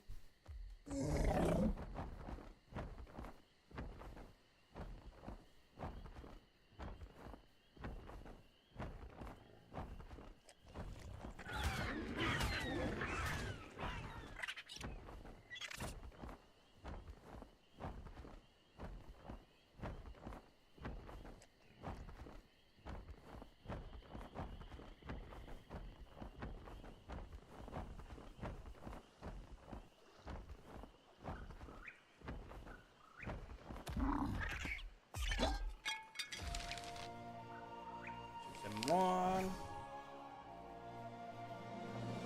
One. And then 2, 6, 7.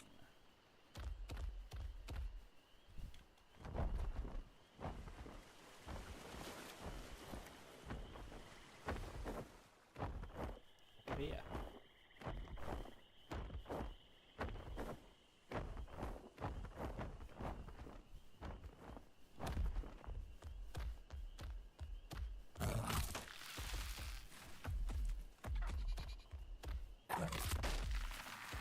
That is in to get it. There we go. 6, 7.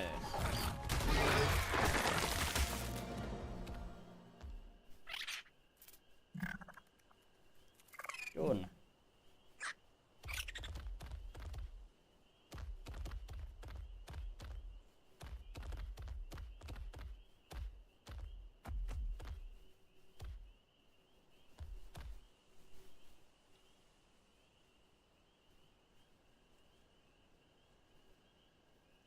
we've done all of the outside bits apart from them ones in the cave and them ones in the cave.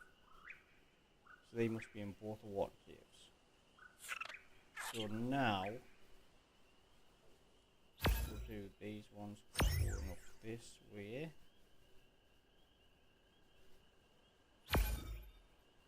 Then head inwards, do the ones all around the volcano, and then we'll go to the redwoods.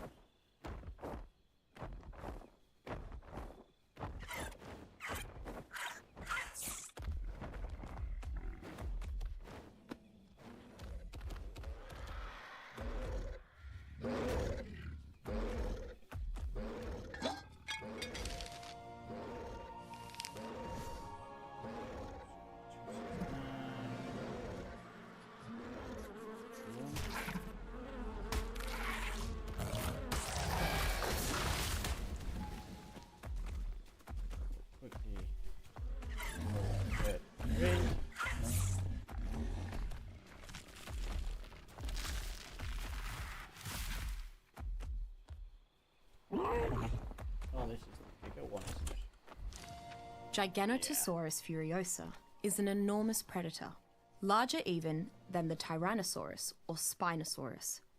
Getting cornered or run down by a Giganotosaurus can mean certain death for nearly any creature. Fighting a Giganotosaurus directly is never a good idea, as its rage rapidly grows with every hit it takes. With this rage, it builds increasing reserves of energy to use, making its iron-jawed bites progressively more deadly and enhancing its stamina. Add to this the fact that its huge body also enables it to take a tremendous amount of punishment, and you have a creature that is generally better avoided or outsmarted than attacked head-on. Taming Giganotosaurus is a dangerous prospect. Its rage reaction, even when tamed, can sometimes cause it to briefly turn on members of its own tribe. Indeed, it may even throw off its rider if it has been sufficiently angered. I've never had that happen to me yet. The sheer size and immense power that the Giganotosaurus possesses means that some factions endeavor to tame it as a fear-inducing capital beast of war, even at great risk.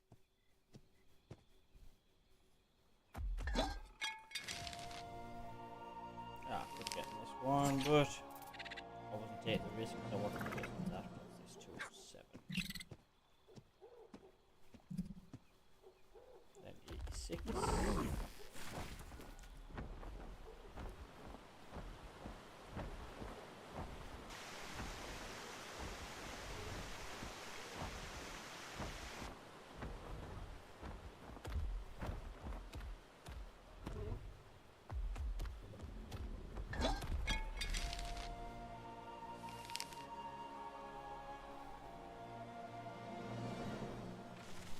Six, 1,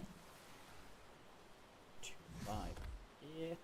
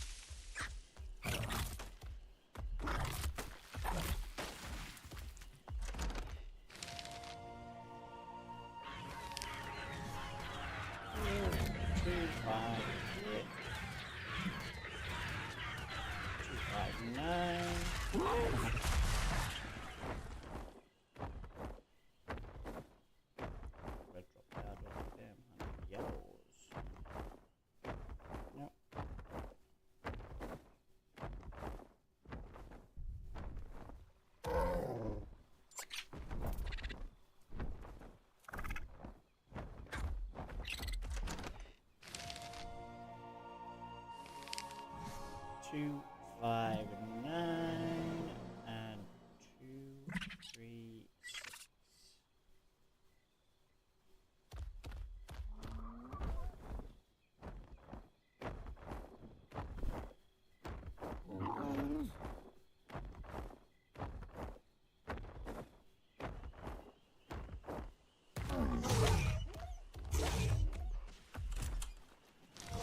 Thylacoleo fertilisis is a large, powerful marsupial that can often be found hunting around the trees among the island's redwoods.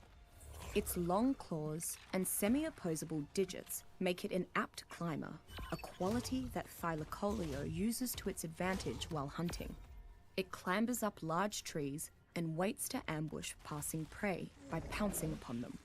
When something that large jumps onto a target, the victim becomes stunned and doesn't stand much of a chance. No. Thylacoleo's most notable fighting quality is its powerful jaws. Once it bites its prey, it locks its jaw in an iron grip that can hold most smaller creatures in place. Thylacoleo then goes on to savage its prey with its sharp claws. If it needs to escape from a fight, Thylacoleo, found along the island's many inland waterways, Lutra peloso have become exceptionally adept at hunting and foraging. This species of otter has to be particularly cunning because of its diminutive size and fierce competition for its preferred food source, 189. fish. It is not a creature that excels at combat and would not naturally pose as an intimidating threat to any predators. Finding packs of river otters is simple enough. They are distinguished by their elongated bodies, bushy tails, and webbed feet. They're trusting and Of all the abnormalities that I've observed, the tamed megalodons stick out to me. It was almost like they were stray dogs who were re-socialized, as though they had a genetic history of human obedience. Most of my observations have been in the wild, but I think I may learn a thing or two if I observe domesticated creatures more closely. I need to study their diets, their mating patterns, how they socialize with other species, all that. Rumor has it that there's some woman that's tamed a whole mess of them, all by herself. So many that they call her the Beast Queen of the Jungle. Maybe she'll have some useful insights.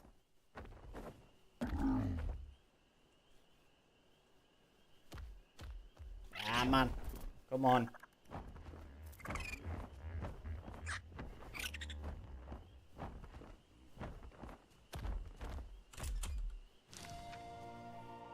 Rhino, nothing.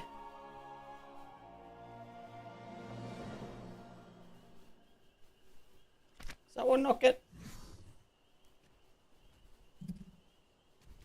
a story?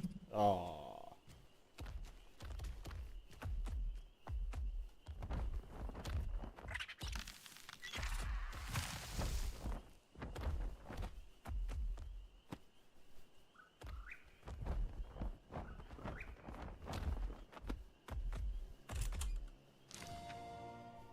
Coelacanth nutritia is one of the few creatures on the island with a relative which can be found back home.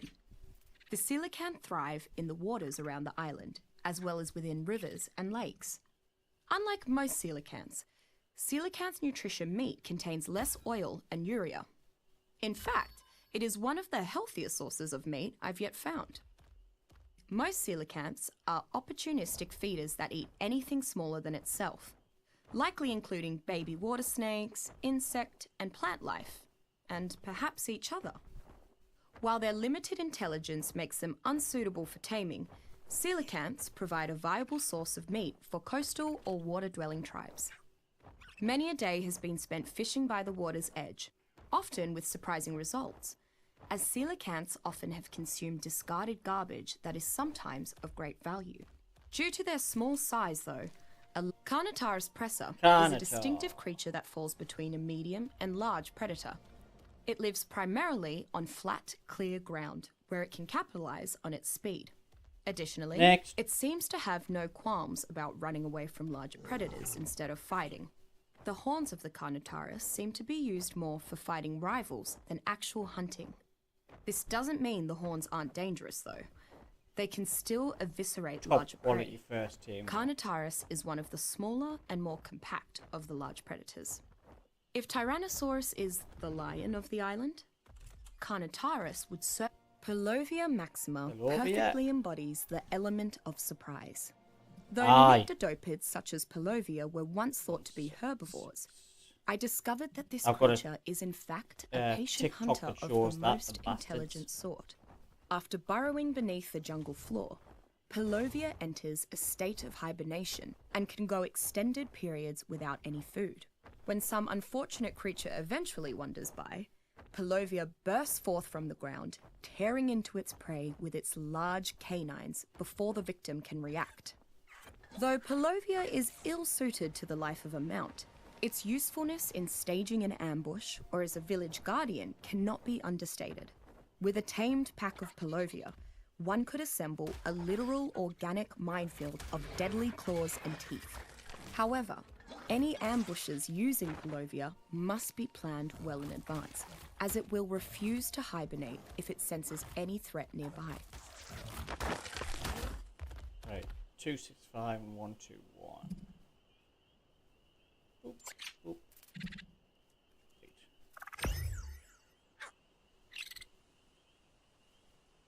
Get them to go up the mountain. And then 1290.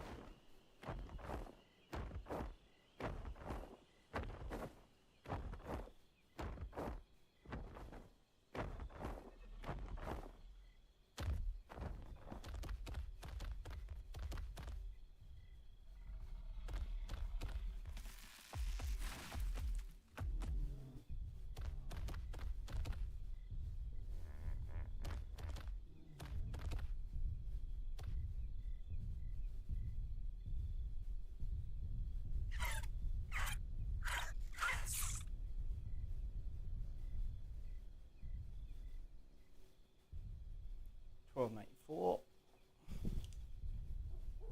1294.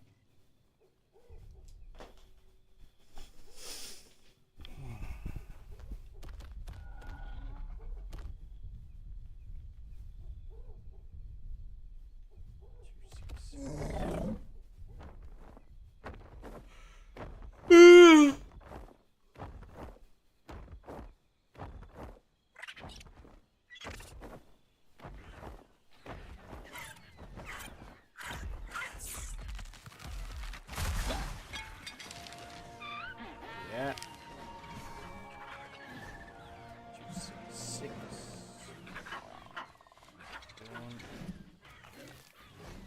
295.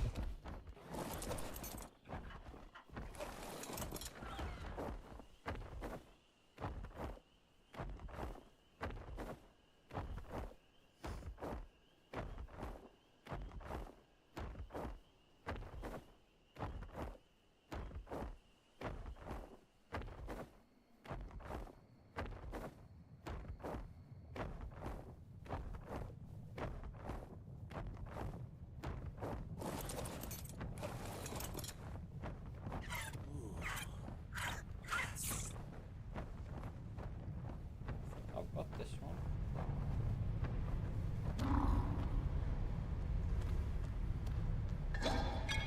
I didn't. That's 80%. I'm shocked by that. I thought I would have had that one like 295. 291.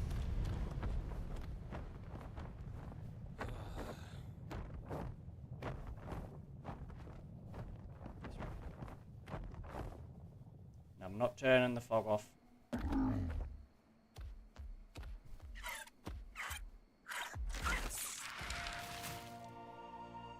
In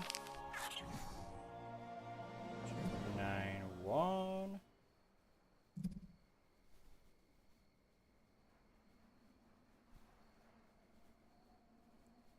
7.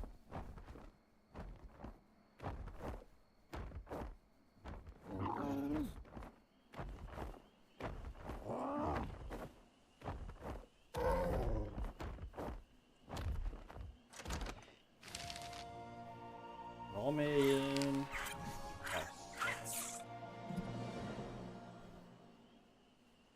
I must be close to doing all these on the island now, like.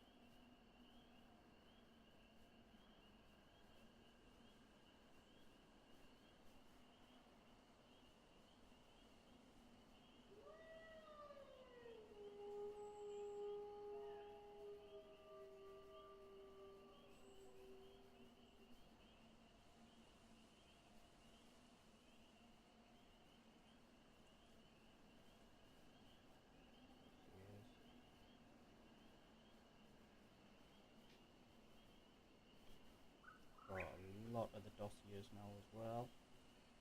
Still got a lot more of them to get though. What's this? Guardians.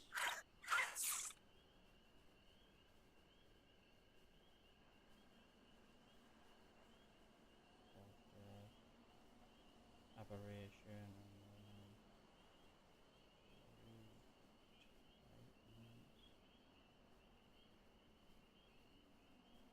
Titan. Alpha King Titan maybe?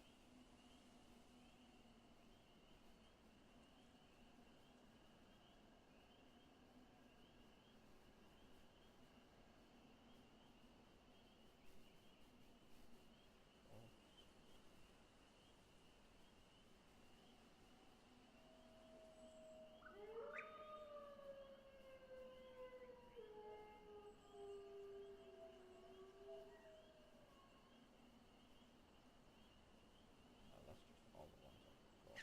203.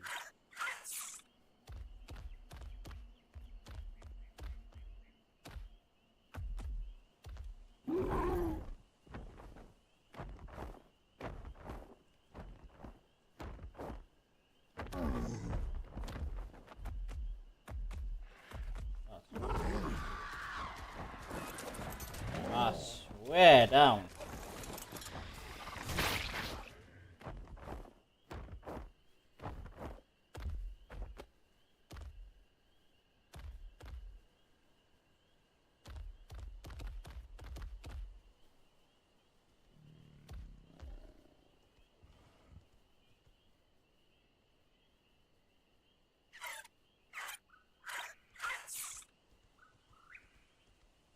Be in the cave.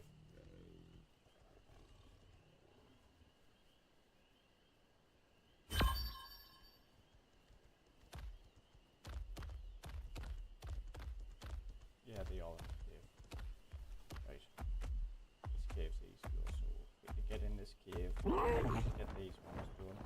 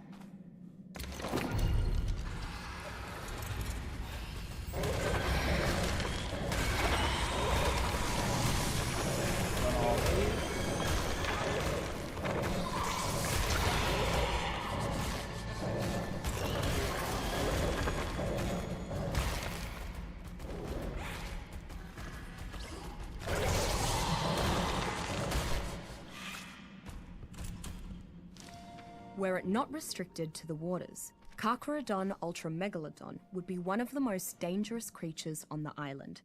As powerful and dangerous as the Tyrannosaurus is on land, Megalodon is near its equal in the water. In addition, it has a speed advantage over any non-aquatic creature when submerged. Megalodons need large quantities of food to sustain themselves, so they attack most creatures immediately on sight. Smaller fish are the sole exception I've seen. I believe this is because they cost more energy for megalodons to catch than the predator would gain. Having access to the resources and treasures hidden deep within the ocean is near impossible without a domesticated sea creature. The megalodon, though difficult to domesticate, proves to be very useful when exploring the deep sea. It's not the most efficient swimmer, but it should be able to protect your cargo should you find yourself in a hostile encounter.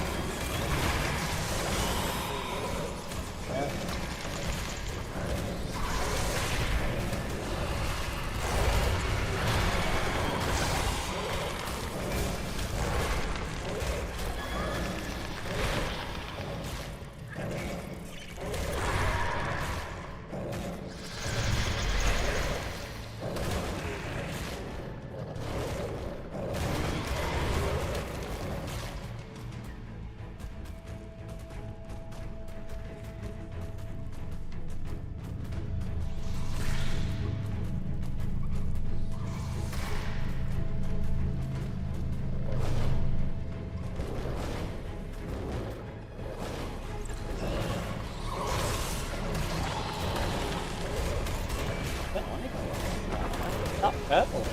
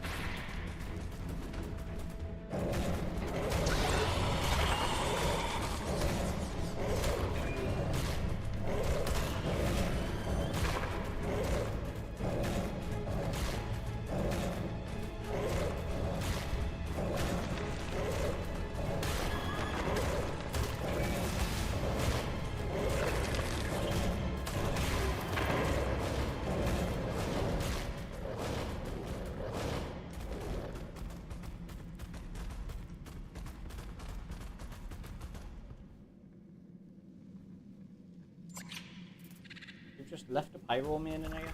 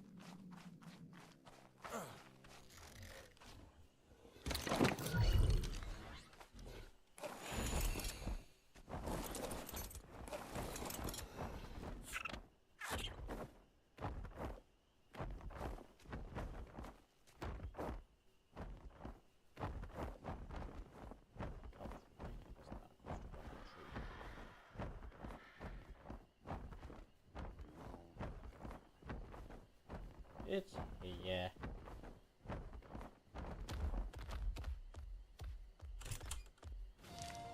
One of the smallest predators on the island, Compsognathus curiosicaris, can be seen as a pet, a pest, or a threat. While alone, Compsognathus is not dangerous or aggressive. In larger packs, however, it remembers its underlying carnivorous nature. After a group of Compsognathus grows to a certain size, their pack mentality always seems to embolden them to attack. For some reason, Compsognathus is not naturally afraid of humans. Rather, it seems to be quite curious about humans and their instruments of survival. They tend to be drawn towards humans out of this curiosity, and then call their packmates to help explore their discovery. This usually leads to, found only in the deepest depths of the waters around the island, Eurypterids are dangerous and adaptable arthropods. As likely to hunt as they are to scavenge, a Eurypterid rarely has difficulty finding food to keep itself nourished, even at the bottom of the ocean. A Eurypterid's threat comes not directly from its raw strength. No, it's 'cause it knocks Instead, you out. it combines a hard defensive No, babe. exoskeleton with debilitating poison to powerful effect. The sting of a Eurypterid increases torpor while reducing stamina, quickly rendering its opponent unable to defend you're itself. screwed. While Eurypterids are not intelligent enough to be tamed, this doesn't mean they are without utility to tribes. They are a wonderful source of chitin, and their digestive tract often contains silicate pearls. They sometimes even have ingested incredibly rare black pearls, used by survivors for advanced manufacturing, making them among the most valuable creatures on the island. Dunkleosteus loricorruptor is a very strange creature. It is a fairly large fish, covered head to tail in armored plates, with incredibly powerful jaws. It tends to eat the island's water-dwelling crustaceans, trawling the seabed, as it is not fast enough to catch most of the smaller fish. Dunkleosteus is surprisingly combat-oriented for a fish. Its well-armored body protects it from many creatures, while its bite is strong enough to easily crush through chitinous shells. Dunkleosteus is an incredibly useful fish for coastal communities. Its powerful jaws make short work of the stone and oil formations found throughout the oceanic depths. Getting that one. While harvesting, Dunkleosteus can defend its rider from all but the largest threats in the waters, and once it is past its prime, the Dunkleosteus itself can be harvested for a fair amount of chitin.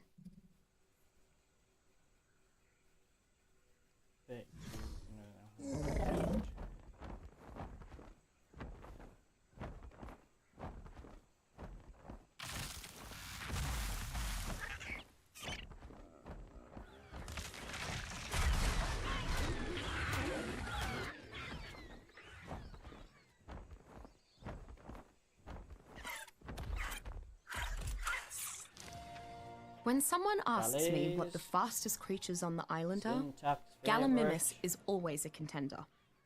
Unlike the island's many armored animals, Gallimimus eschews strong defenses for the ability to outrun pretty much anything.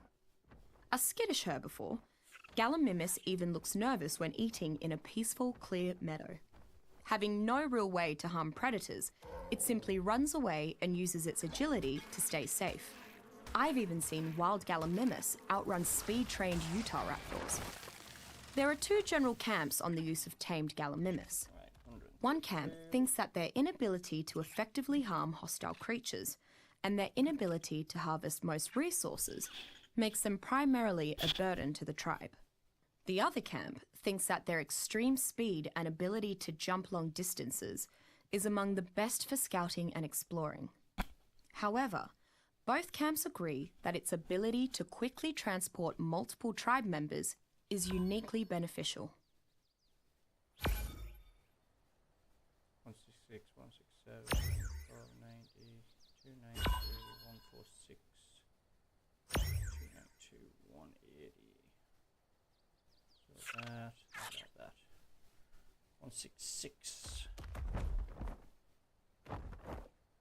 Well, we've nearly collected all of them, to be honest. All the ones on the land, anyway.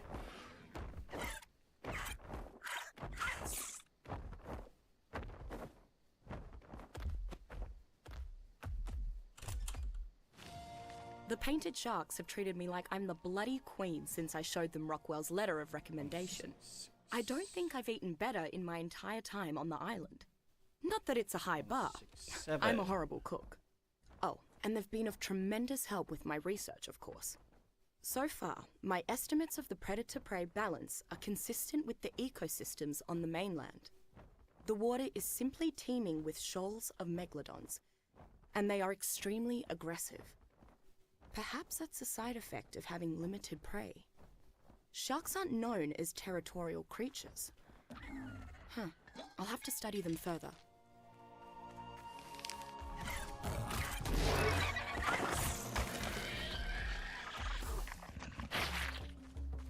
Six, 7.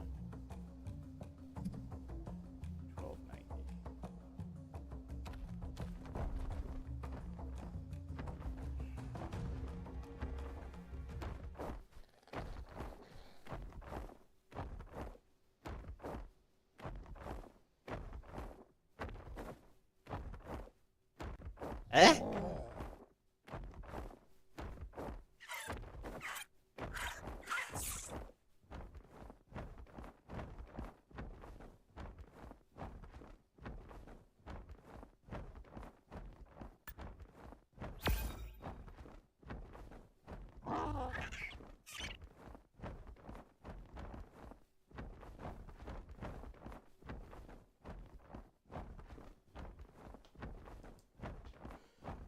Well, 90. That one must be the overseer's one.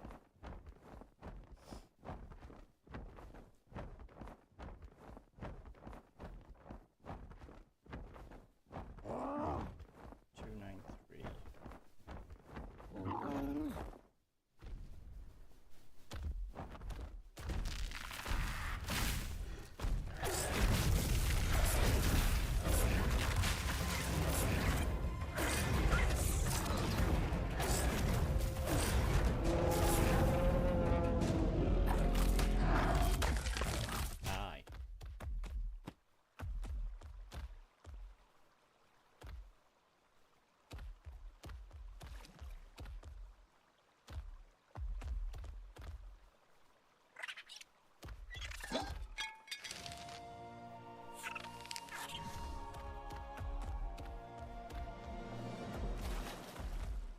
Two, 9, 3.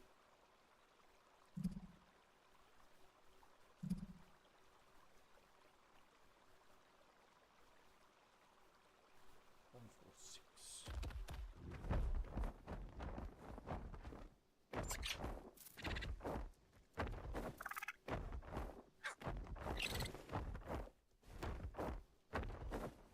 Oh.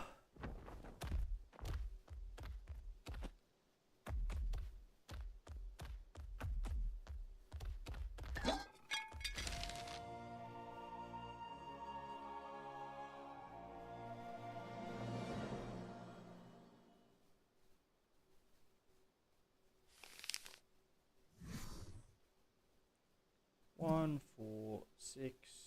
Done.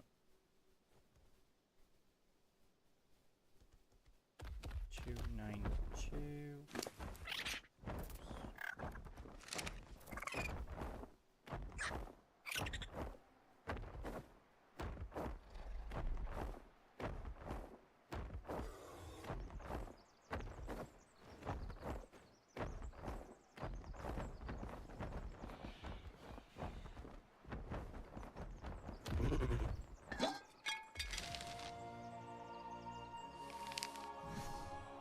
Two, 9, 2.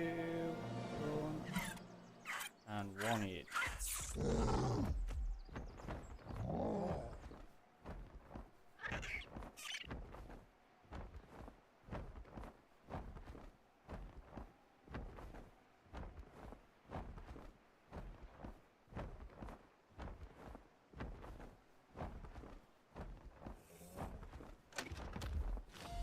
Eureka! Up there. My theory was correct. The small podium at the base of the obelisk is definitely responding to the artifact's proximity and vice versa. Honestly, I feel foolish for not attempting this sooner. The stylistic similarities between the artifacts and the obelisks floating above the island seem so obvious to me now. Clearly, they were created within the same culture and era. Bizarrely, while both the artifact and obelisks are in exquisite condition, there are no other signs of this mysterious civilization. How could that be? What kind of mad society would gallivant about some remote island, building towering structures and stuffing knickknacks into caves before vanishing without a trace? I don't understand it, but it certainly piqued my curiosity. Gas mask and double check for that, and then we're going in the water.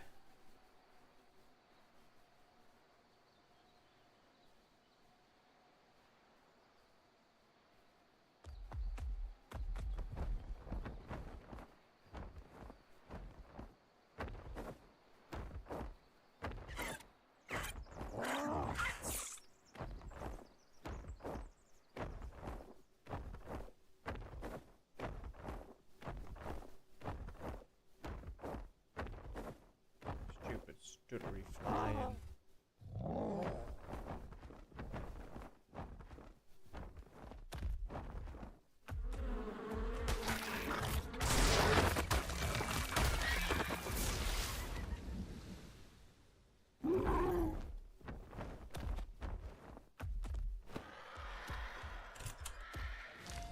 Meganeura quadpenna is an especially Meganeura. large species of dragonfly. Actually, it is a type of griffinfly, an extinct species of invertebrate that looked similar to dragonflies. Griffinfly. Like most griffinflies, Meganeura is carnivorous, but it is typically not aggressive towards humans unless provoked or challenged for food. It lives primarily in the wetter, heavier, wooded areas, such as the jungles. Meganeura is a natural predator of most of the smaller insects on the island. Though not often aggressive, Meganeura will not turn down a free meal. They quickly appear in large numbers to scavenge off the victims of Pulmonoscorpius, rendered unconscious and unable to defend themselves. Of course, the insects do have to avoid the Pulmonoscorpius itself. I have noticed it is unwise to disturb a flock of feeding Meganeura. The size of the insects on the island confounds me. The way these creatures diffuse oxygen should limit their size, but Meganeura and other bugs seem to be able to advance beyond this restraint. If there is more oxygen in the air, this could explain Meganeura's growth.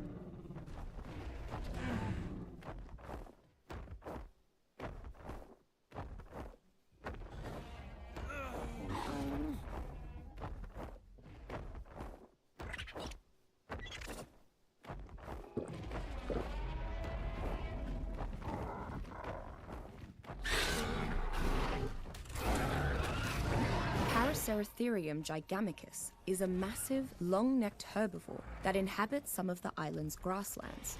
It resembles a gigantic horse/rhinoceros hybrid, but is over twice the size of either. Paraceratherium is a very peaceful and friendly creature. Barring some surprises yet in store for me, I can safely say that Paraceratherium is among the largest mammals on the island. While its size means that Paraceratherium can provide an incredible amount of food, it also makes it dangerous when hunted.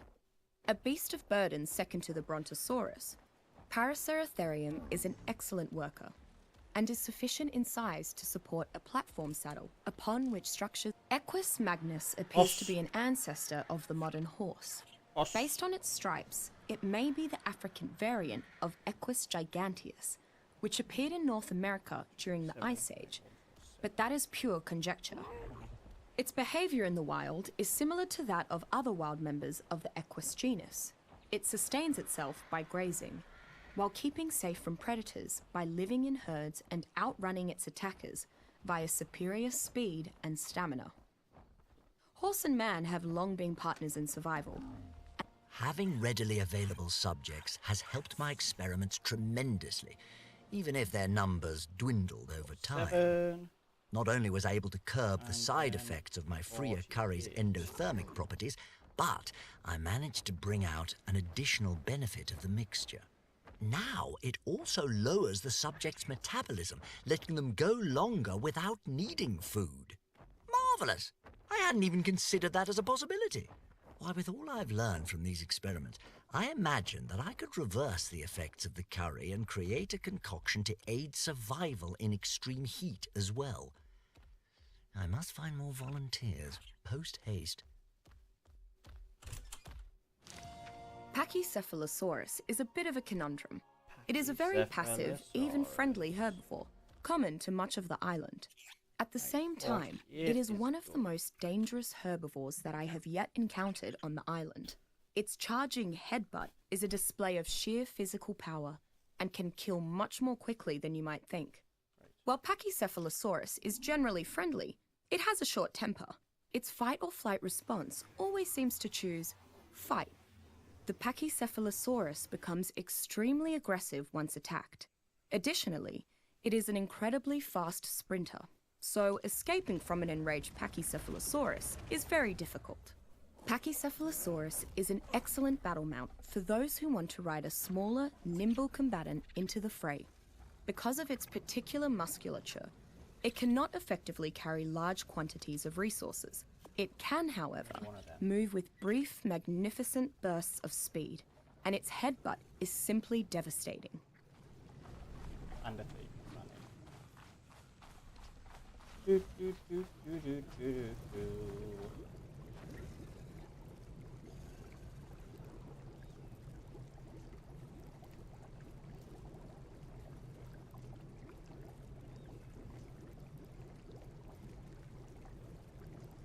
You'll do.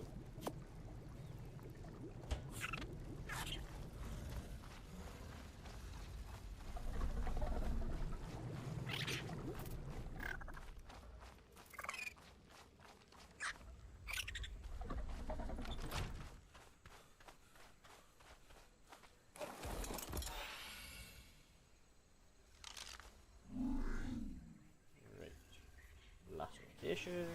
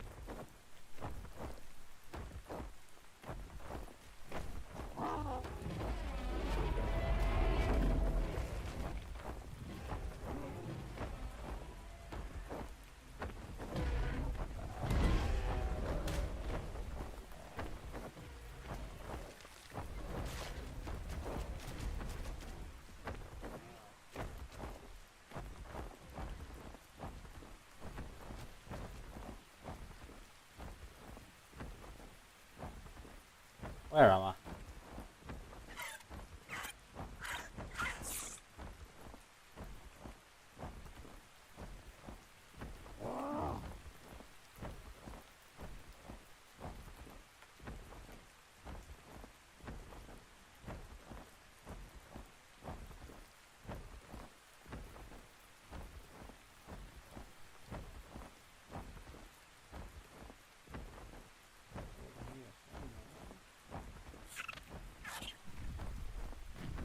Come on.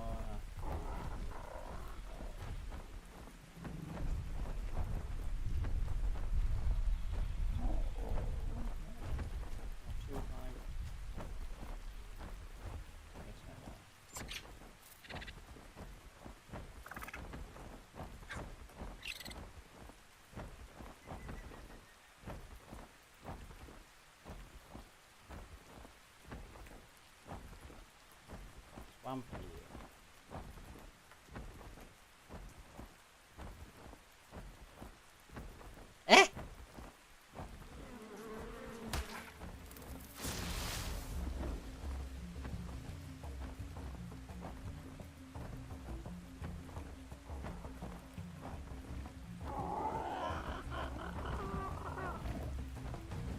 Oh my god.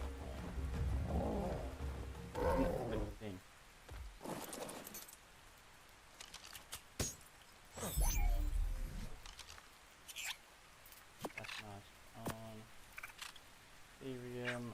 out in a minute. I'm pretty sure I've got all these 3 in here, but I need to check.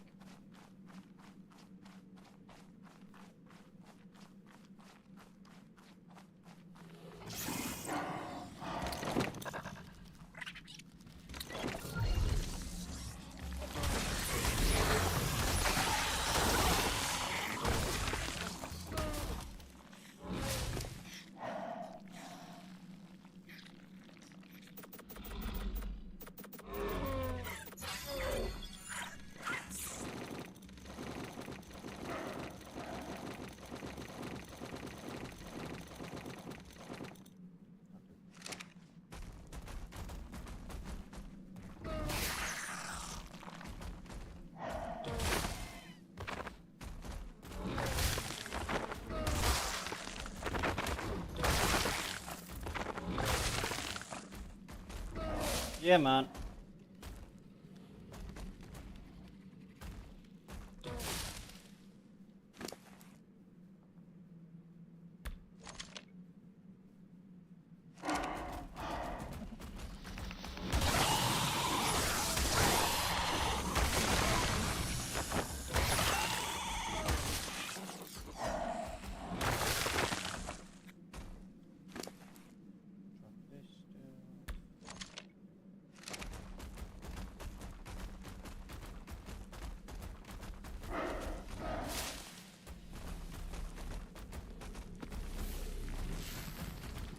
What the hell?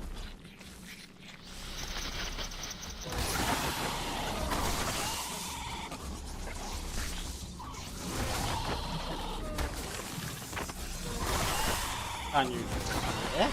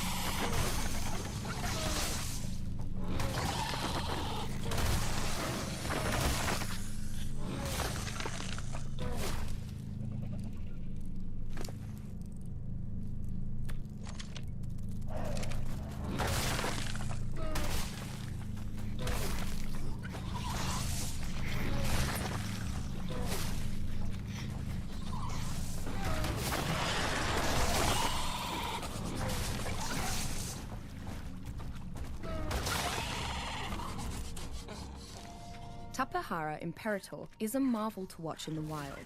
It has astonishing agility compared to the island's other flyers, thanks in large part to the rudder-like fin that extends from its snout to the back of its skull.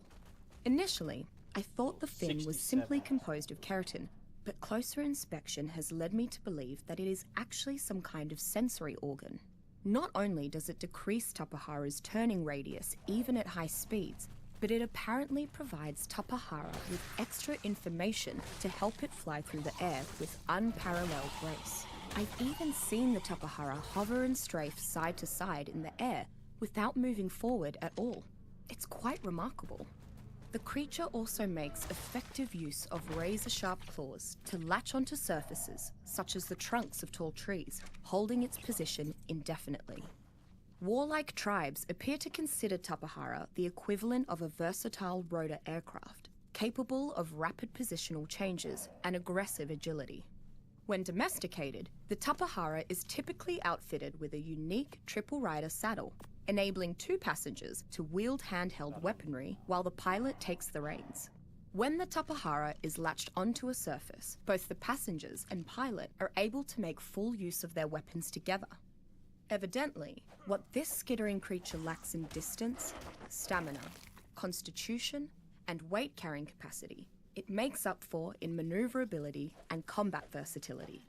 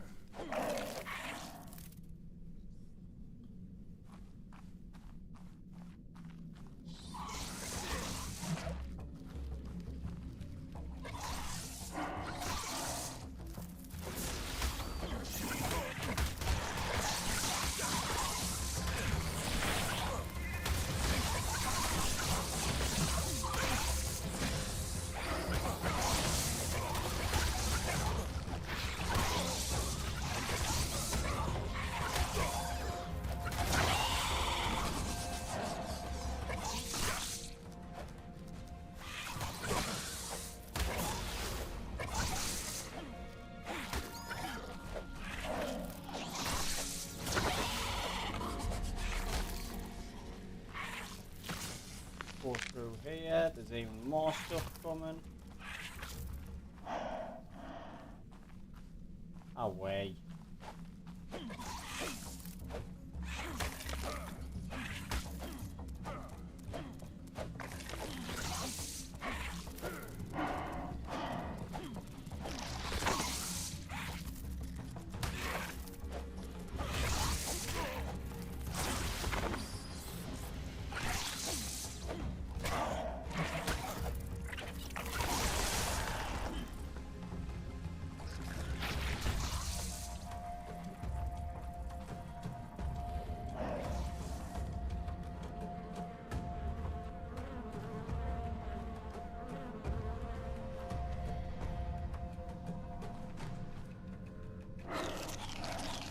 Oh, you're alright, I don't need your suggestions, thank you very much.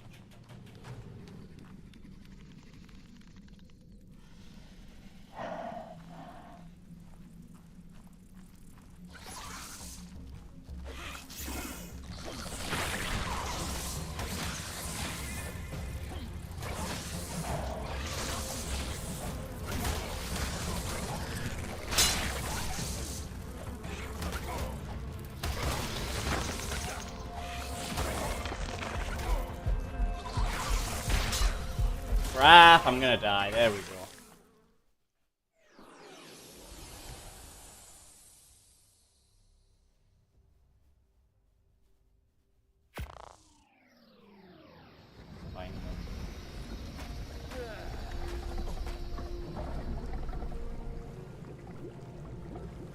do straight away is get the gear back. With this.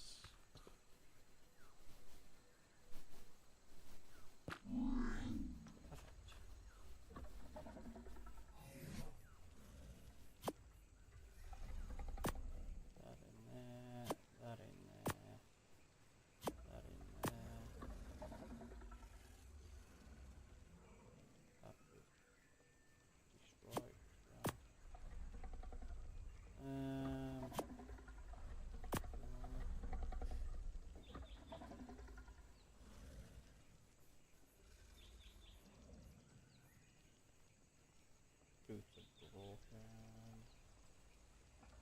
Legs and arms are both broken as well. Right, we need to get some repair. I'm going back in there though. I'm not letting it do. Turn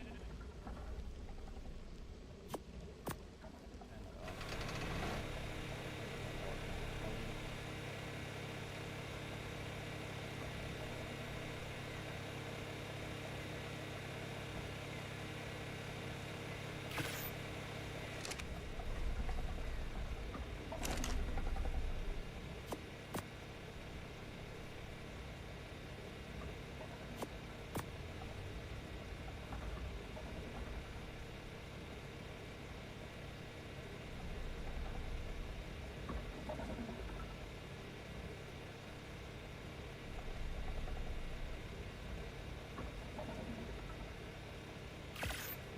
That.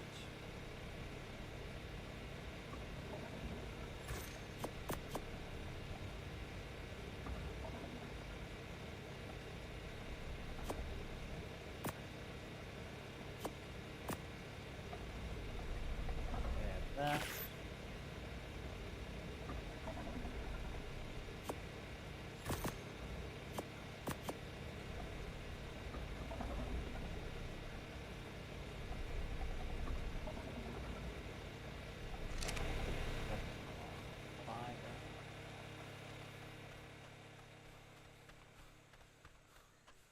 Handpick it.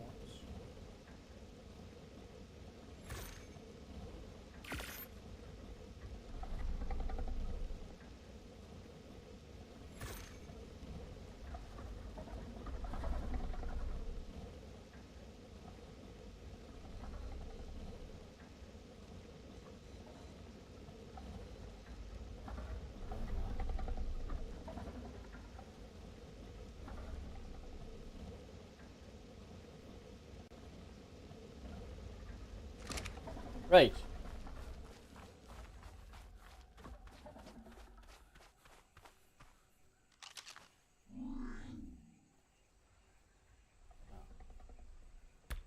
Close that. We'll use the number 7 remote.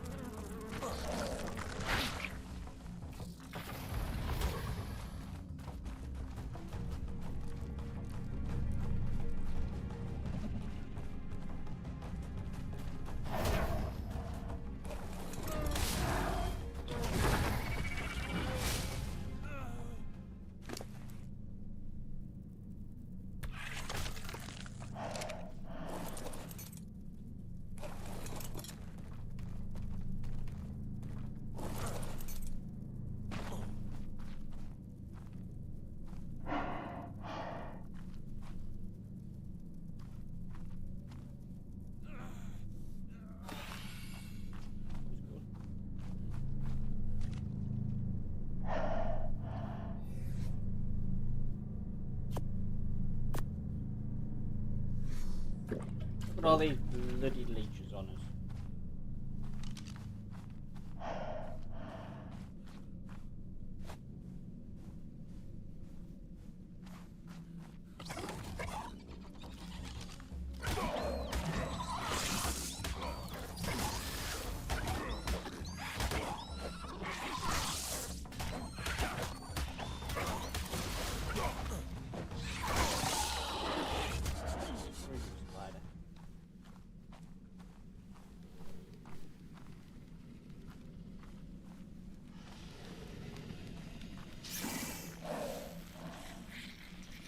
There.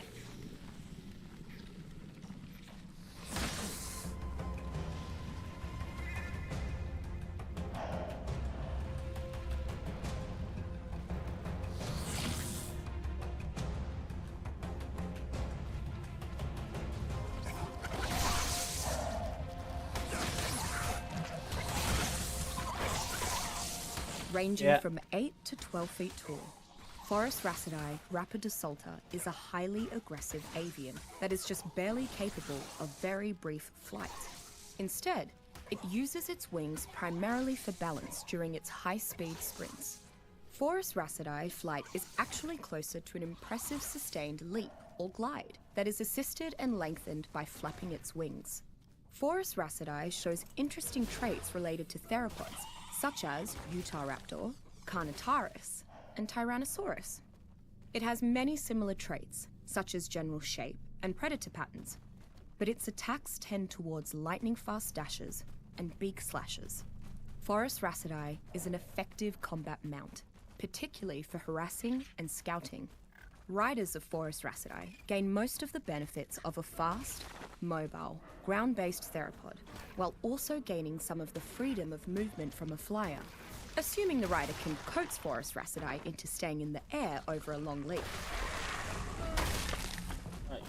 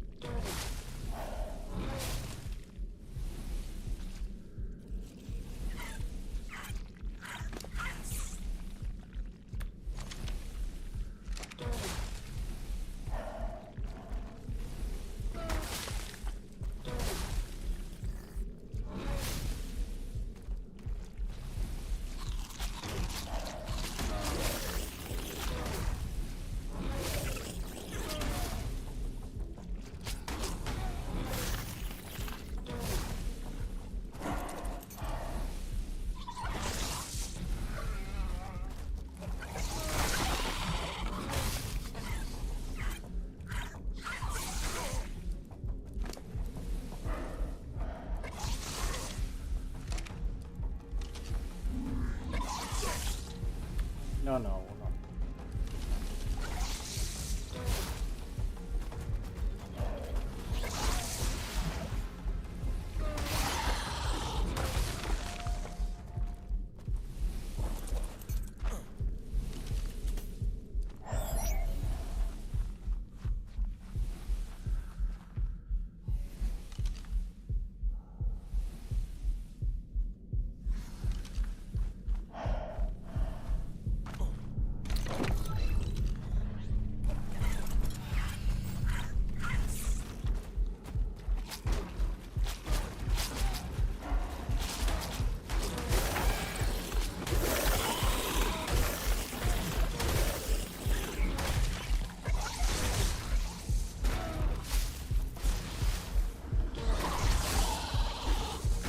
Oh, I'm gonna die now.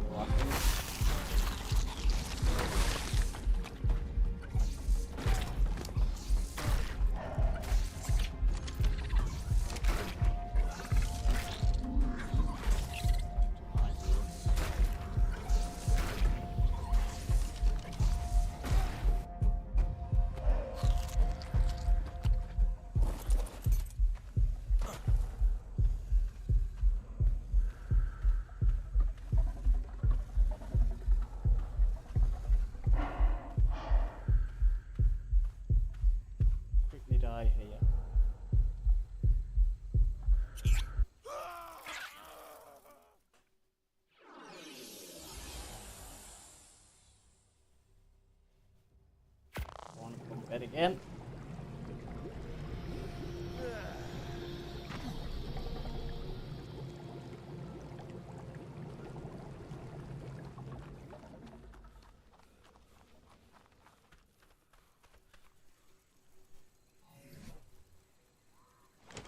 Stuff back.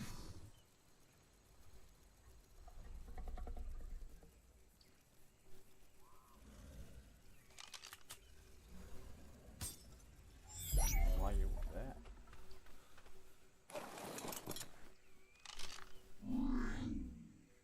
There we go.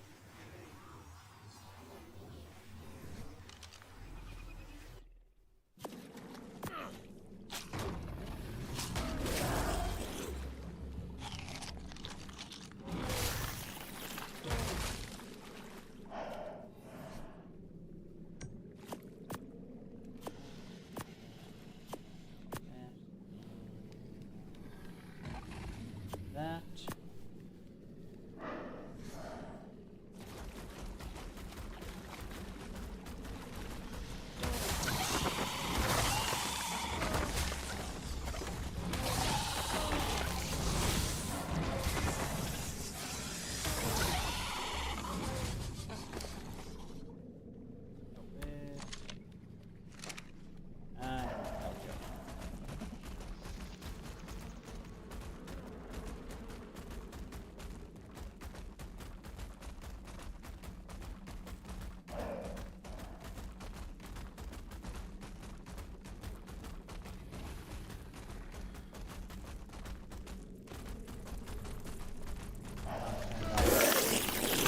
Red rock though, especially in the swamp area.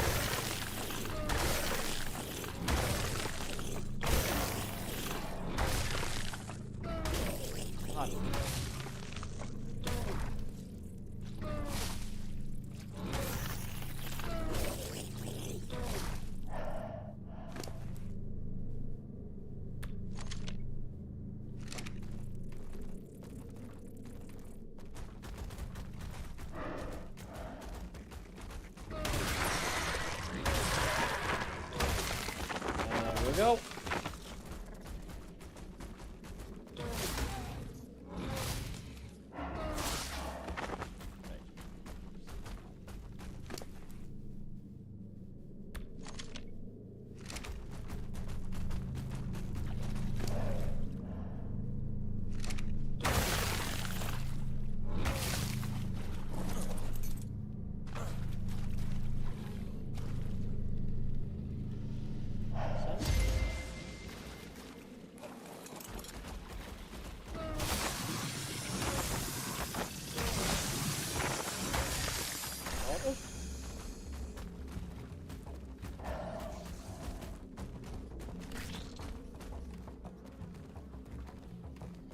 Oh, that's like control one, isn't it? Yeah.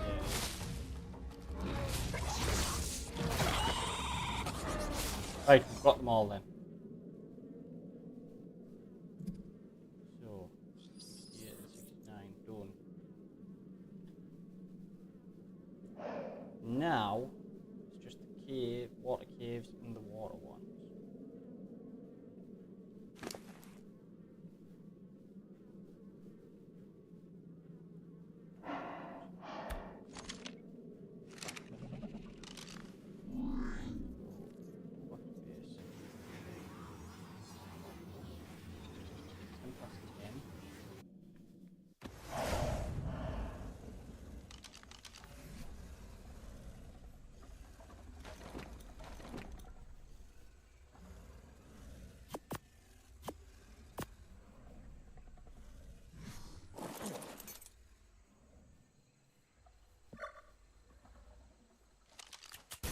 Away.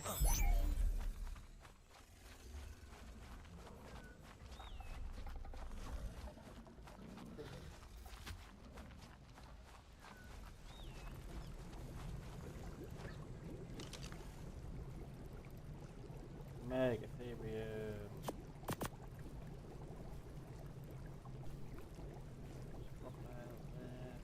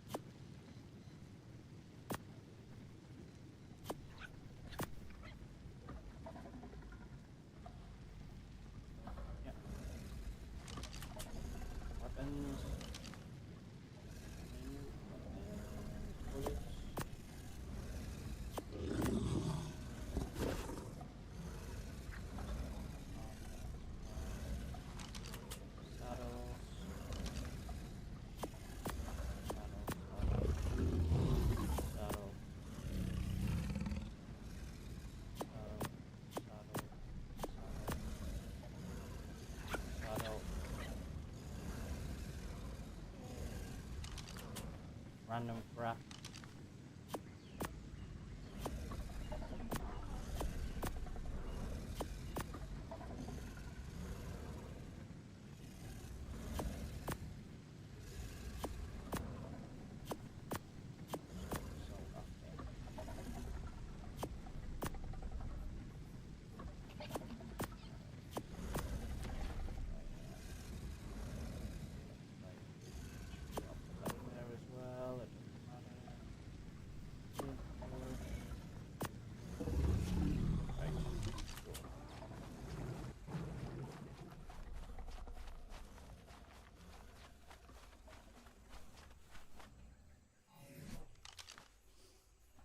You out. Put that on. And then number 7.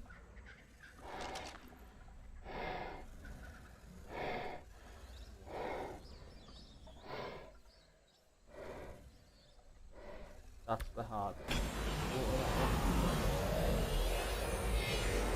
Swim straight through.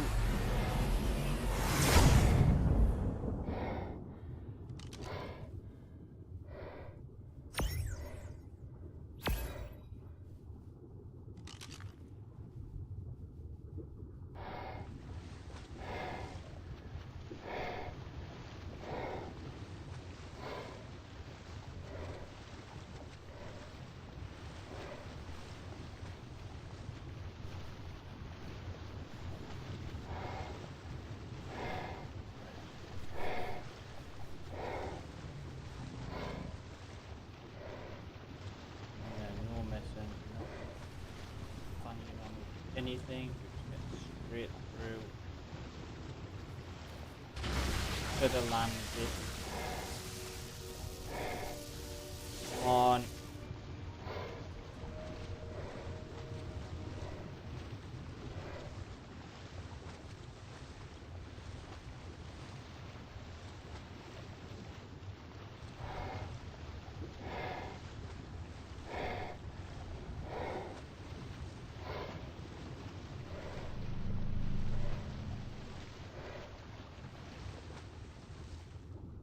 I didn't know there was one here. I thought they were all on land bit.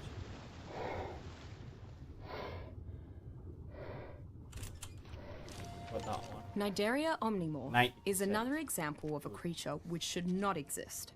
It has traits that seem derived from many types of jellyfish. It possesses the size and shape of large egg yolk jellies, the powerful sting of certain box jellies, and the bioluminescence of deep sea jellies. This all combines to make a dangerous creature that lights up the deepest reaches of the ocean. Cnidaria is not generally aggressive because it lacks normal perceptive senses. It generally just floats along on the current until something gets close enough to sense, at which point it attacks. While its attacks are not directly powerful, its sting injects an incredibly strong and fast-acting sedative. As Cnidaria is barely more intelligent than a plant, there's no effective method to tame one. Most tribes kill Cnidaria on sight, then collect its reserve of powerful sedative to use in technically advanced, long-distance tranquilizers. On Rockwell's recommendation, I've headed south to start an in-depth study of the island's marine life, with the help of a tribe called the Painted Sharks. Because the ecosystem of the ocean that surrounds the island is separate from the ecosystem on the mainland, correlating patterns between them might help me isolate and understand this island's scientific abnormalities. Also, after freezing my ass off for so long, I could really use an extended stay on a tropical island. Marine biology was never my strongest field, but I do love the ocean. If nothing else, it should be beautiful there.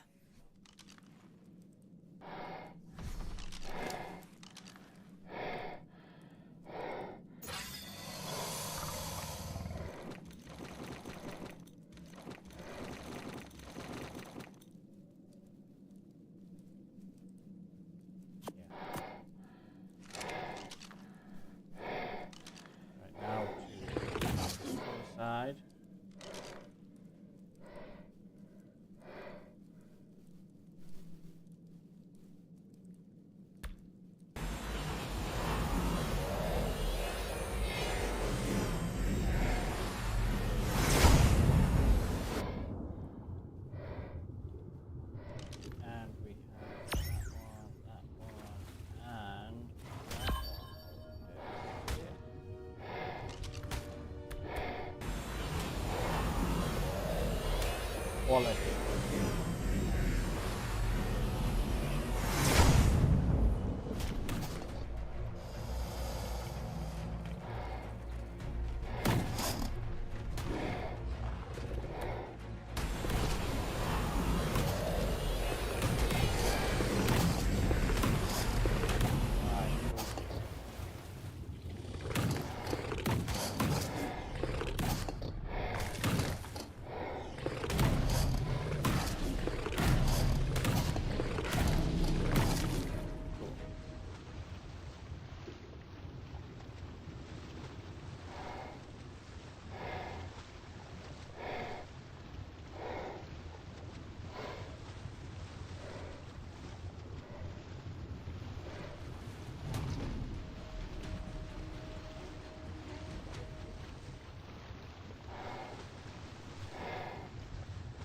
On the wrong bloody way.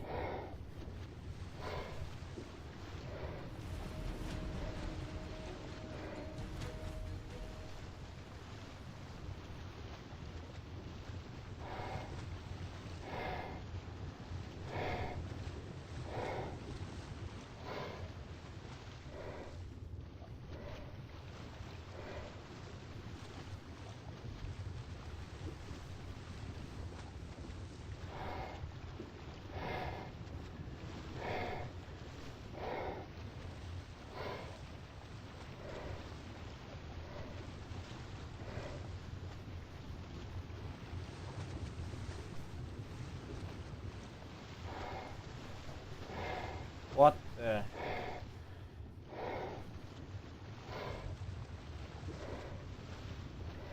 What happened there?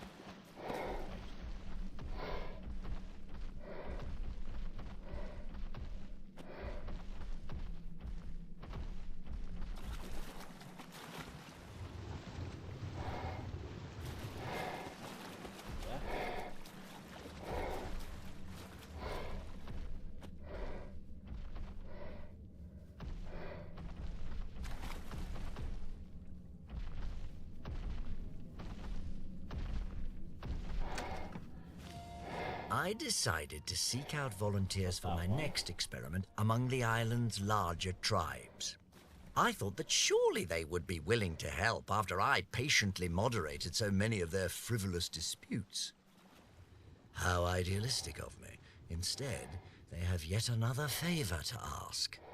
Apparently, there's a new tribe that's behaving rather aggressively, and no one can successfully negotiate with its leader. So naturally, they have turned to me. It's rather bothersome, but I can't touch their logic. If Sir Edmund Rockwell cannot reason with this Nerva fellow, then who can?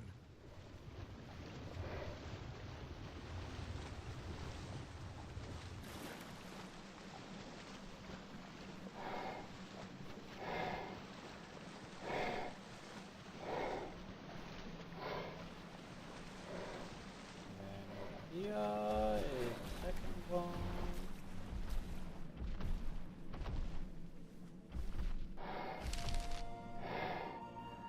Another one. And then finally, third one. The cave ones is over here.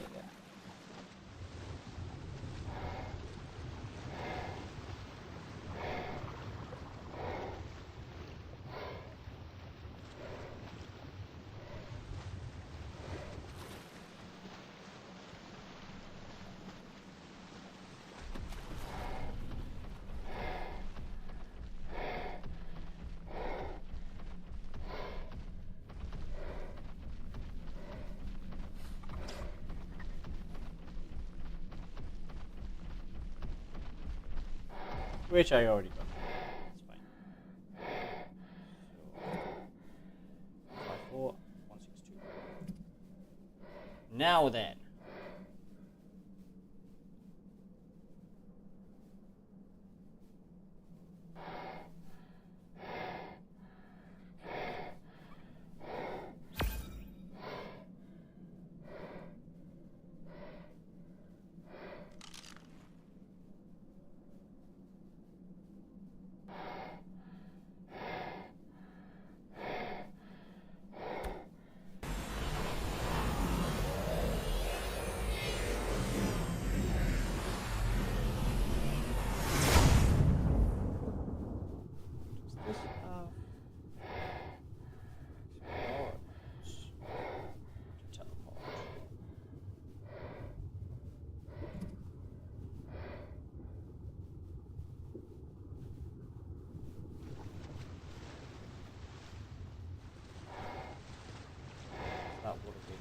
heart.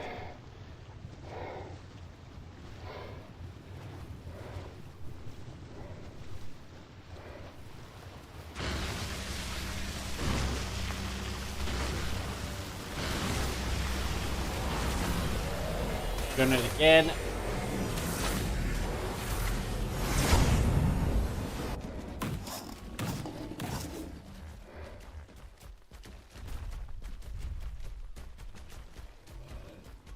Hold on.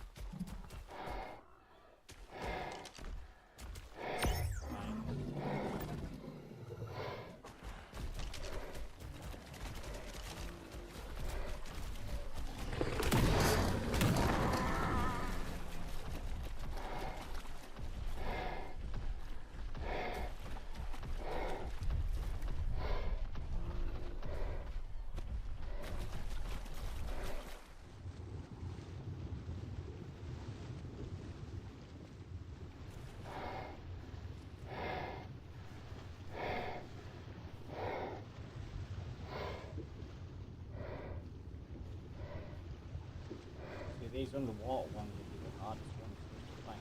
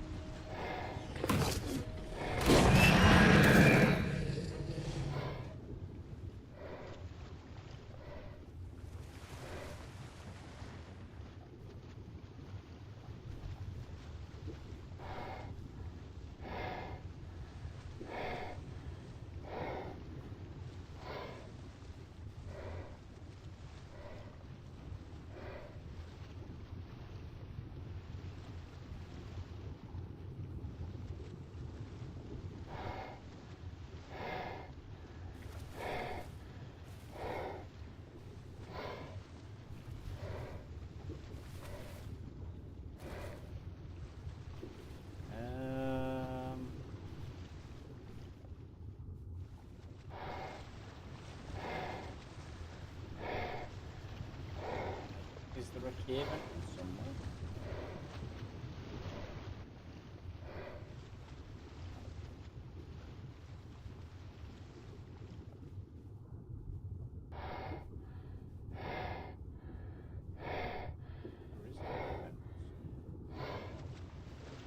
Oh, that was it.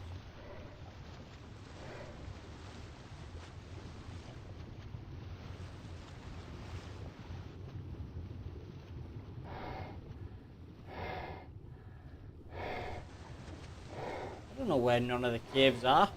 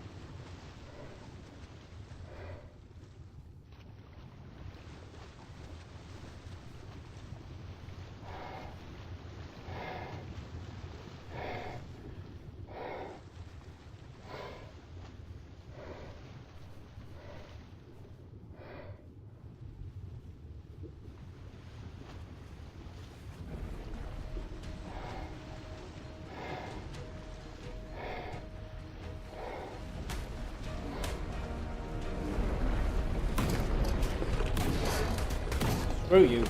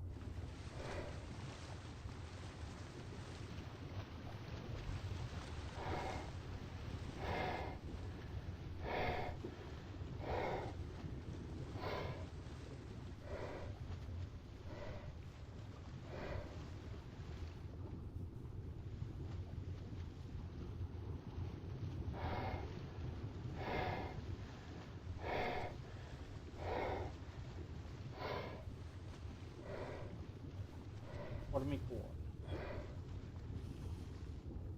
on? 94 by 97.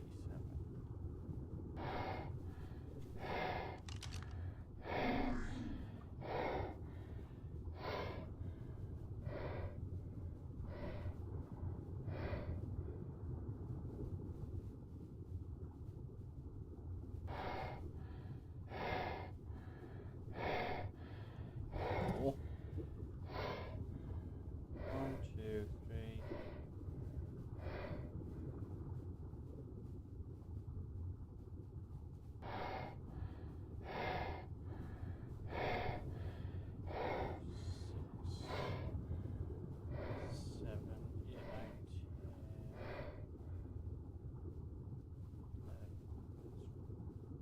Freaking loads.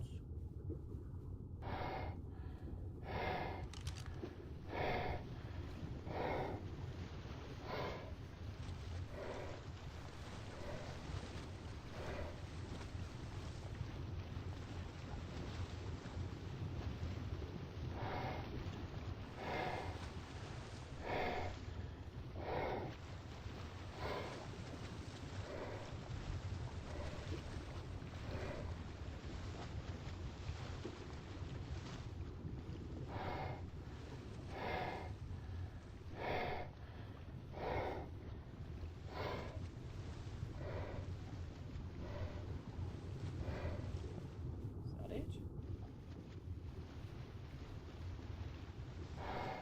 Oh my god, we found the way into one of them.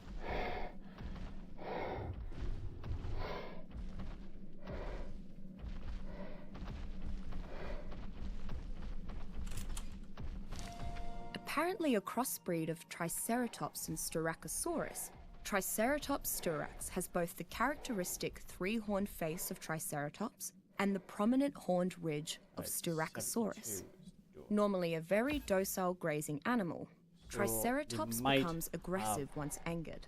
Triceratops plant will looking chase things down in would-be front. predators and egg stealers with incredible prejudice. Running away from Triceratops is harder than it seems due to its ability to charge and ram its target.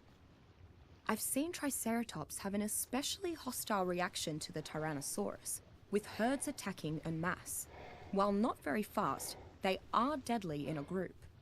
A common mount for those that ride dinosaurs, Triceratops doubles as pack animal and combat dinosaur. Be a good first Triceratops' team. bony ridge works excellently as cover from frontal attack, and the dinosaur's charge is incredibly dangerous.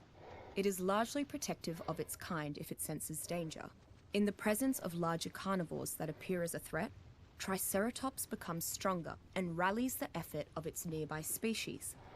It is also capable of harvesting a sizable amount of resources with its horns by shredding fruit from the leaves, making it a very useful work companion for smaller tribes.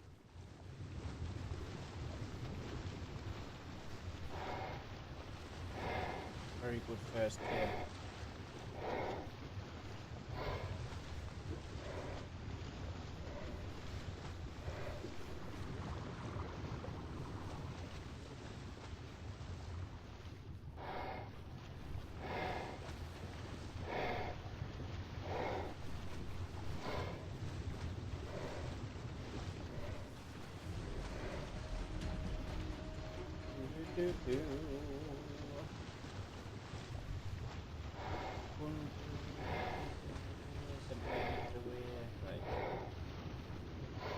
Where's the entrance to this? Rua.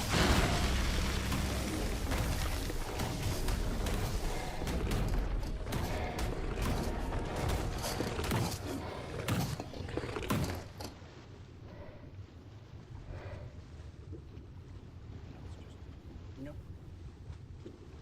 Let's have a look for the entrance.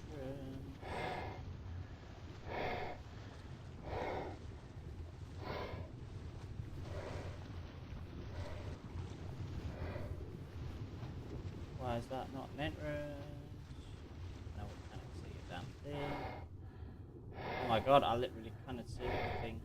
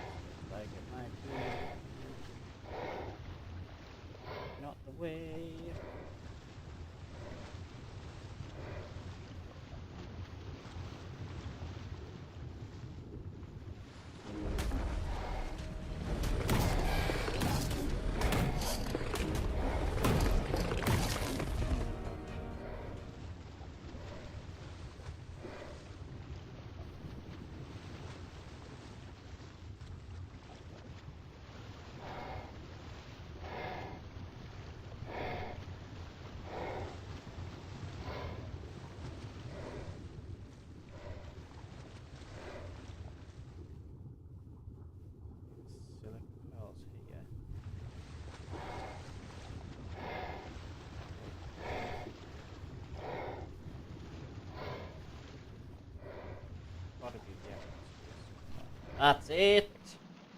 Right, we're getting a little bit better at finding the entrances.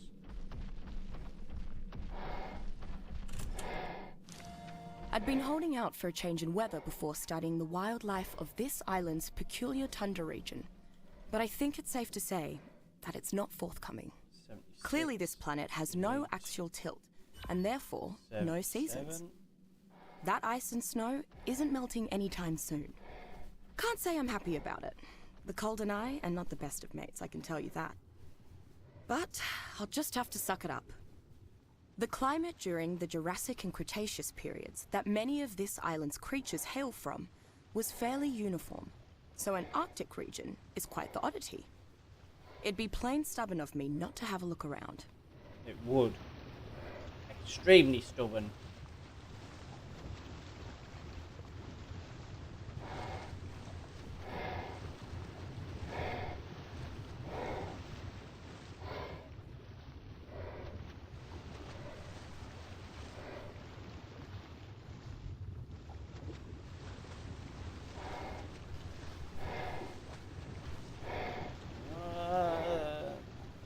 Stop.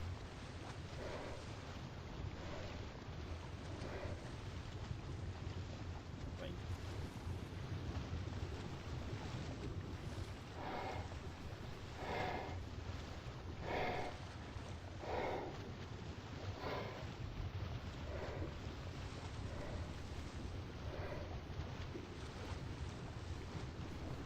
Oh man, I'm getting tired now, like.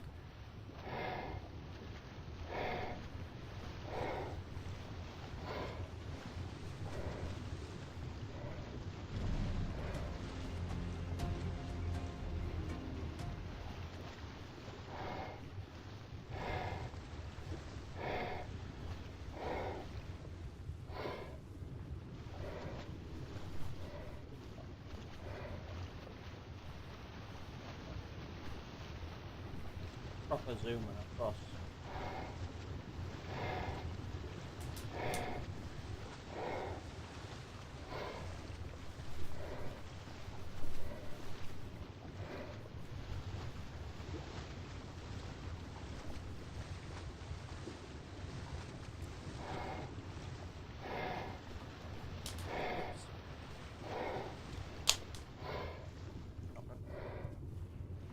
Bottle of water or that? No.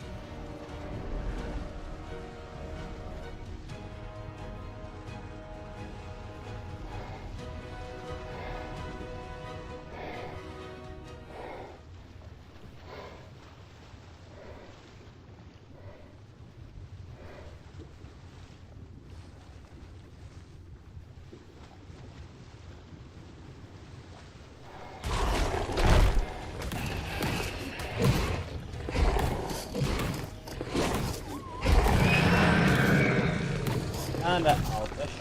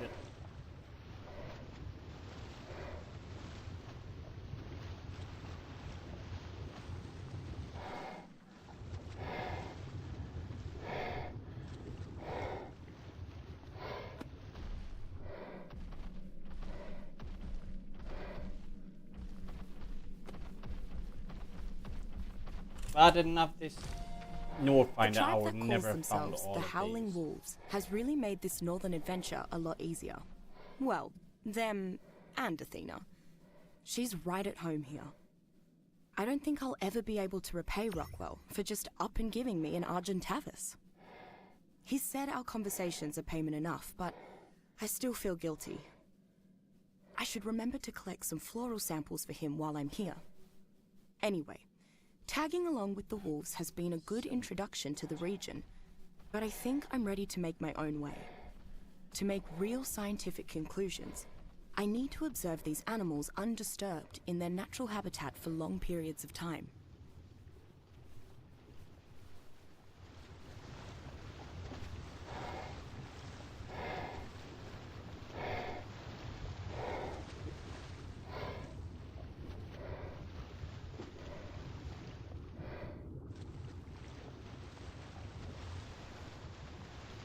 Keep going.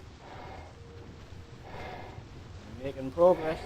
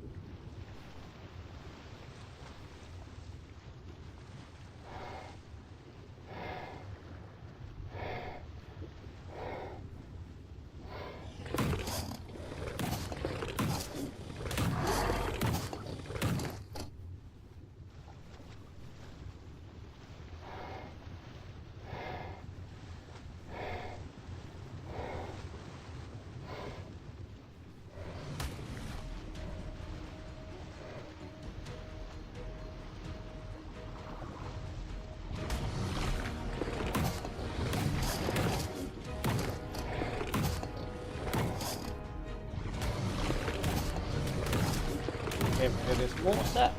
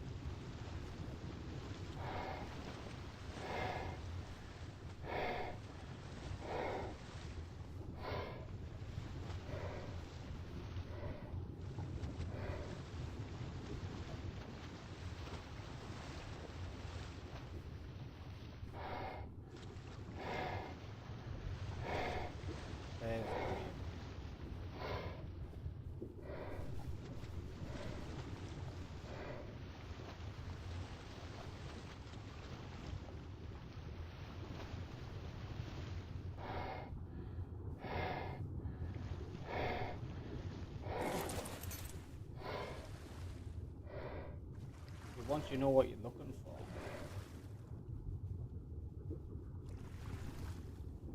not actually.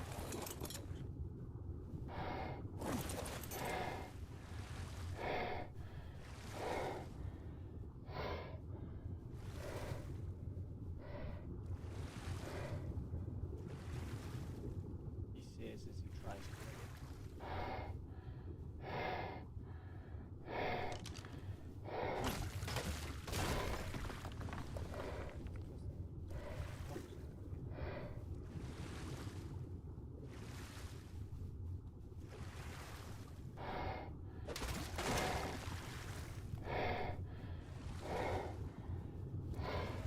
Silly rocks. Me out. Get us up. I want this and I want to go. Thank you. What a day. What there I a am, day. putting the finishing touches on the mammoth dossier, when all of a sudden, a Tyrannosaurus starts attacking the herd. What a Struth. day. A Tyrannosaurus wading through the bloody snow? I asked the Howling Wolves at the nearest camp, and apparently, this is a common thing. They're not new to the region. It just doesn't make sense. How can a Tyrannosaurus survive in this climate? And how can the introduction of an apex predator not shift the entire ecosystem?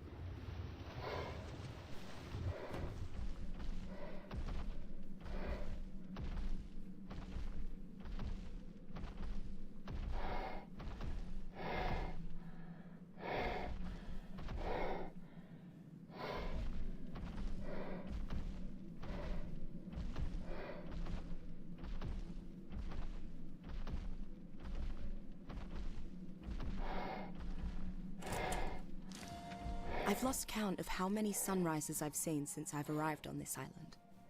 Hundreds, I'd imagine.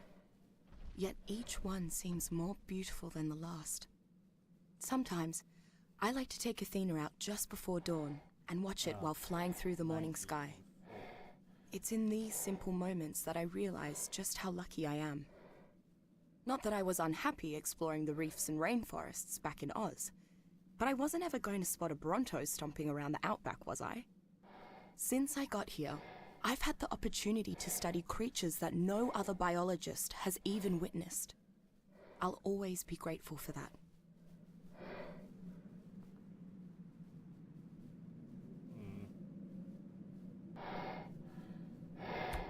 Try that one.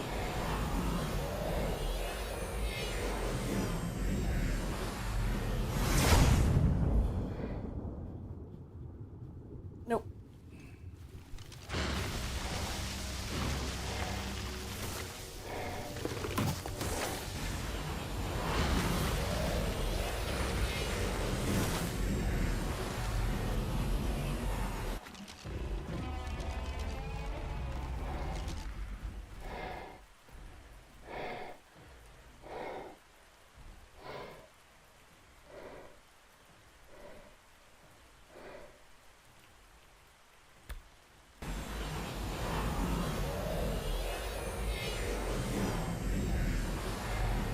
Try that.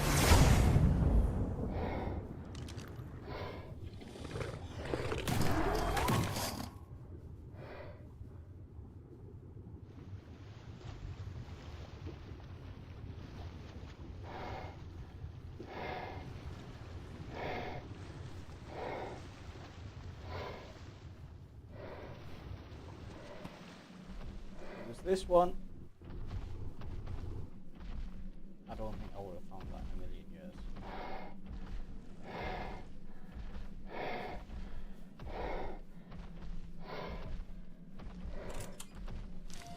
Dilophosaurus spudatrix is a strange creature. Spudatrix! It stands at just over half the size of known Dilophosaurs and runs from aggressors as often as it fights them.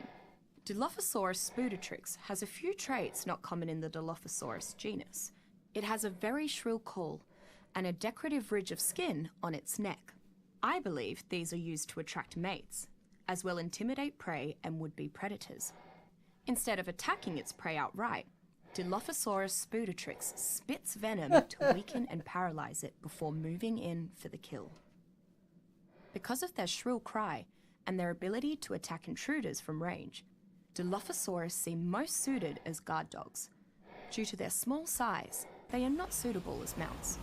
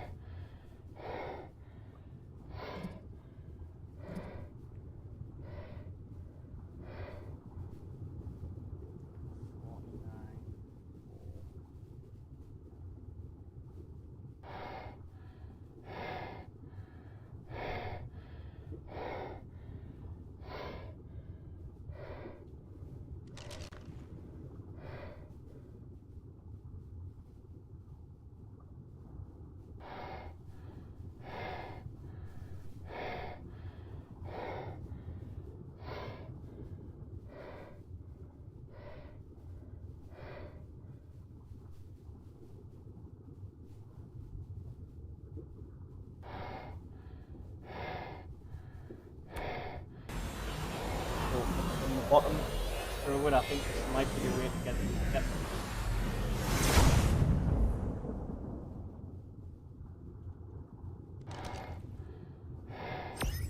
It looks like it is.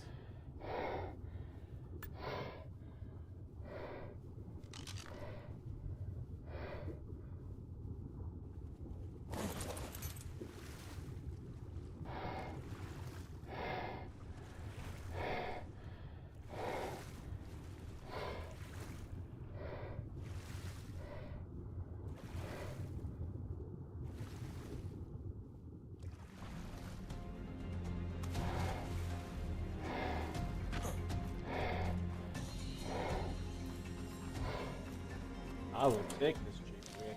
Arguably the deadliest The creature Rex. on the island, Tyrannosaurus dominum is a killing machine. Active mostly when hunting for food or defending its nest, a good plan is to avoid every Tyrannosaurus.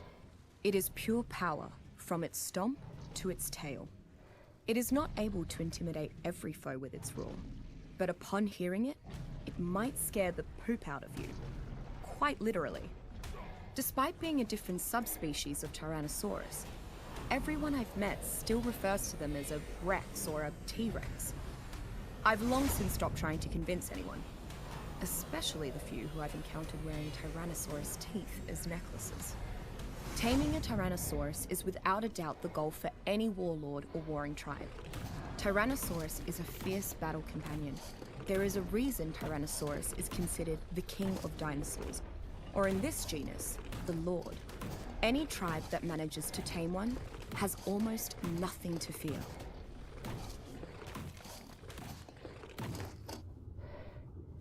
So 71.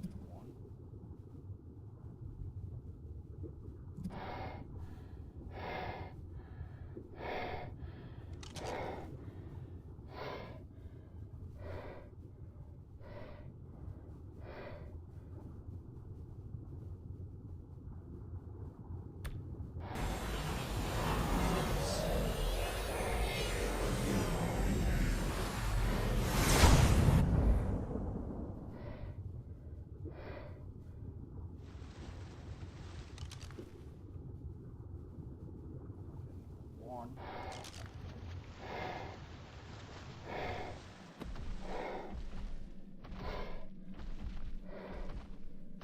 Oh, this one I've been to before. This is the one I actually found. Single player. Titanomyrma is one of the smaller creatures on the island. A frightening thought when you realize it is the size of a dog.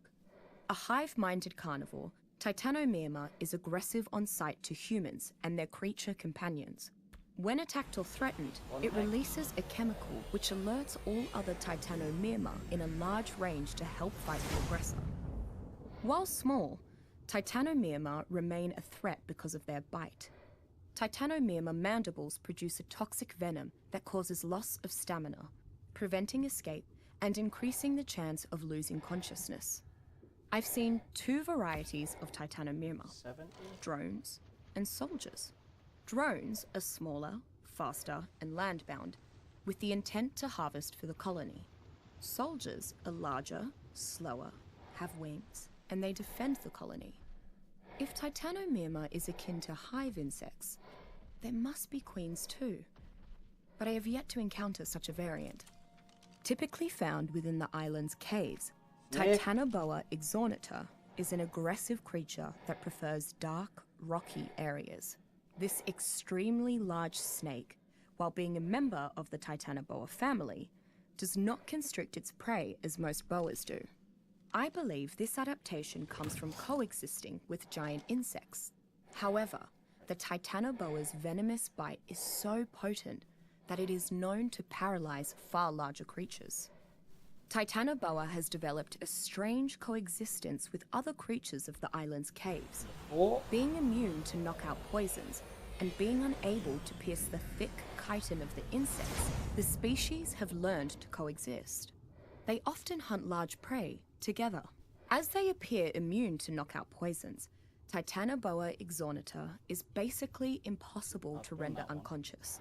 Because this crucial step can't be done, I'm convinced that Titanoboa are not tameable.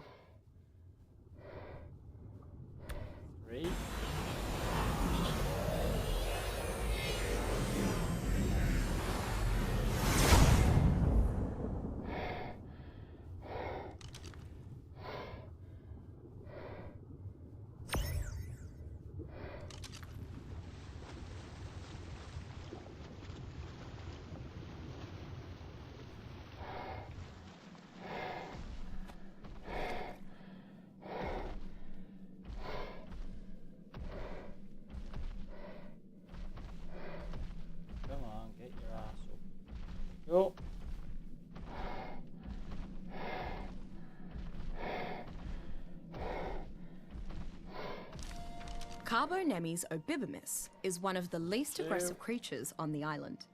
Were it not for the plethora of predators on the island, I'm quite certain that it would spend its days basking in the sun, eating or sleeping. Carbonemys leads a simple, solitary life. Nevertheless, it seems to be one of the most peaceful animals I've yet encountered. With its slow walking speed, the only things that keep it safe are its surprisingly fast swim speed and its incredibly thick shell, which can absorb tremendous damage. Carbonemy's swift swim rate, fairly high strength, superior shell defenses, and lack of real threat makes it an ideal armored mount for many survivors who shy away from violence. It can carry its rider to the ocean's resources at fairly high speed, and it's not particularly dangerous to tame.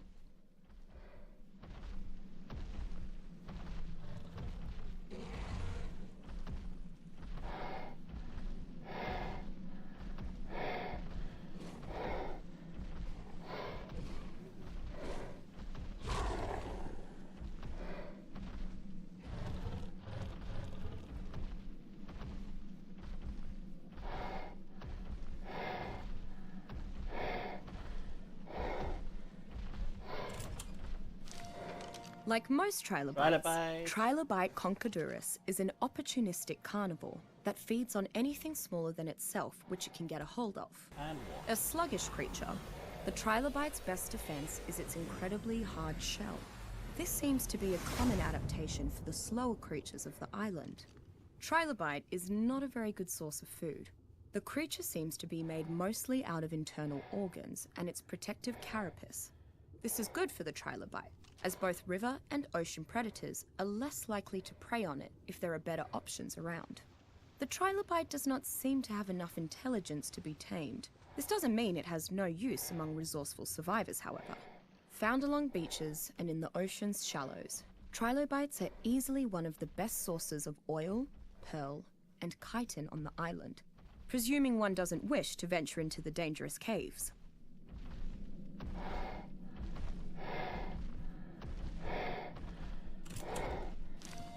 Smaller but faster than Tyrannosaurus. Larger but slower than Carnotaurus.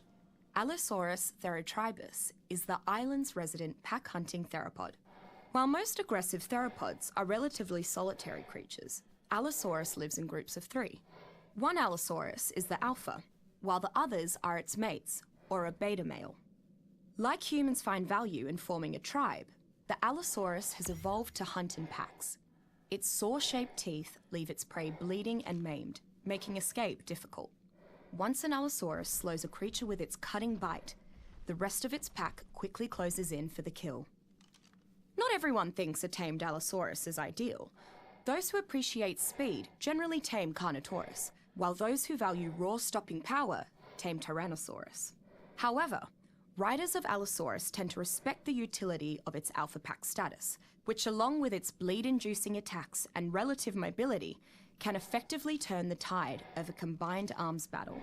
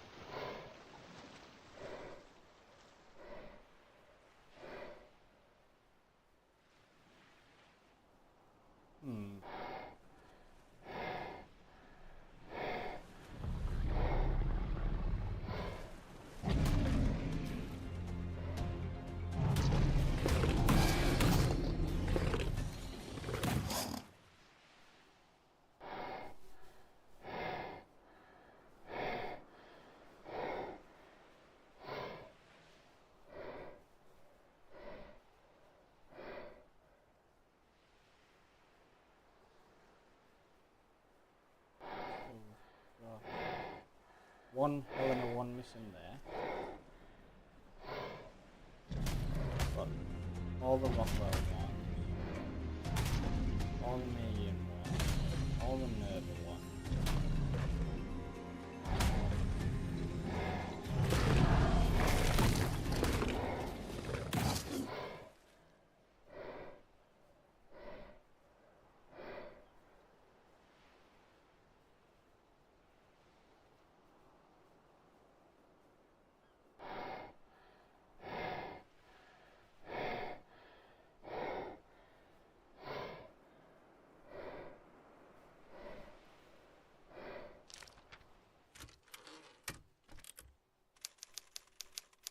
Dear Jane, you're probably not going to Well, be I am seeing over me the around the Jane 4th one. of July picnic after all. Sure wish I'd gotten around to writing before now, because I doubt there's mail service home from wherever it is I found myself. Some tropical island and God knows where. That's not me trying to keep secrets. I figure you must have heard by now that I never made it ashore in Normandy anyway. Nope, no ratsies here. But just about everyone and everything else is trying its damnedest to kill me. Get this, there are living, breathing dinosaurs on this island. I can guess what you must be thinking right about now. Bobby's gone clear off his rocker. But I'm writing you hand on heart. Swear on my dear mama's grave. Somehow those things are still walking around here. Just as alive as I am. Makes about as much sense as me finding this handmade camera and typewriter just lying around on the beach. But maybe these picture postcards will prove I ain't making any of this up. They do say seeing's believing, right? Anyway, I'm still trying to work it all out one of myself. Helena. I bet that's the one I promise you, near the I'm gonna find a way home. And picnic or not, we'll make some fireworks together when I do. I'll write you again soon, Janie. But just now, I think I hear a dinner sore clucking in the bushes. I'm so hungry, Bob. P.S. Tell Bill he still owes me that 20 from the big New Year's poker game. And we ain't waiting till 1945 to collect.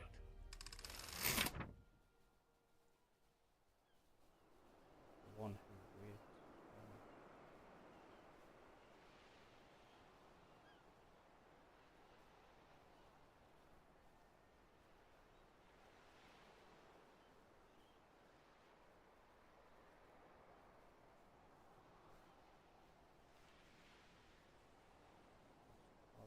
Gen 2, Gen 1, Extinction,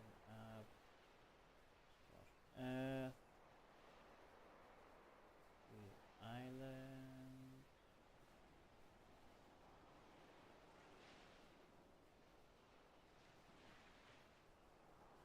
Right. I need to find out what I'm missing. So, I'm going to head back to base, come off for the night, and do some research.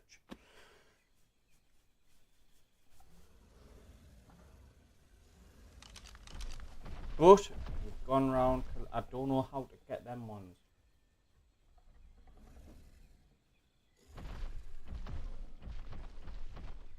So it's 1,200 ones.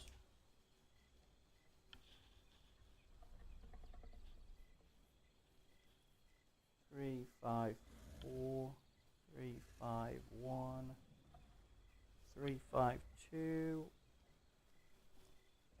and 5, 4, 8.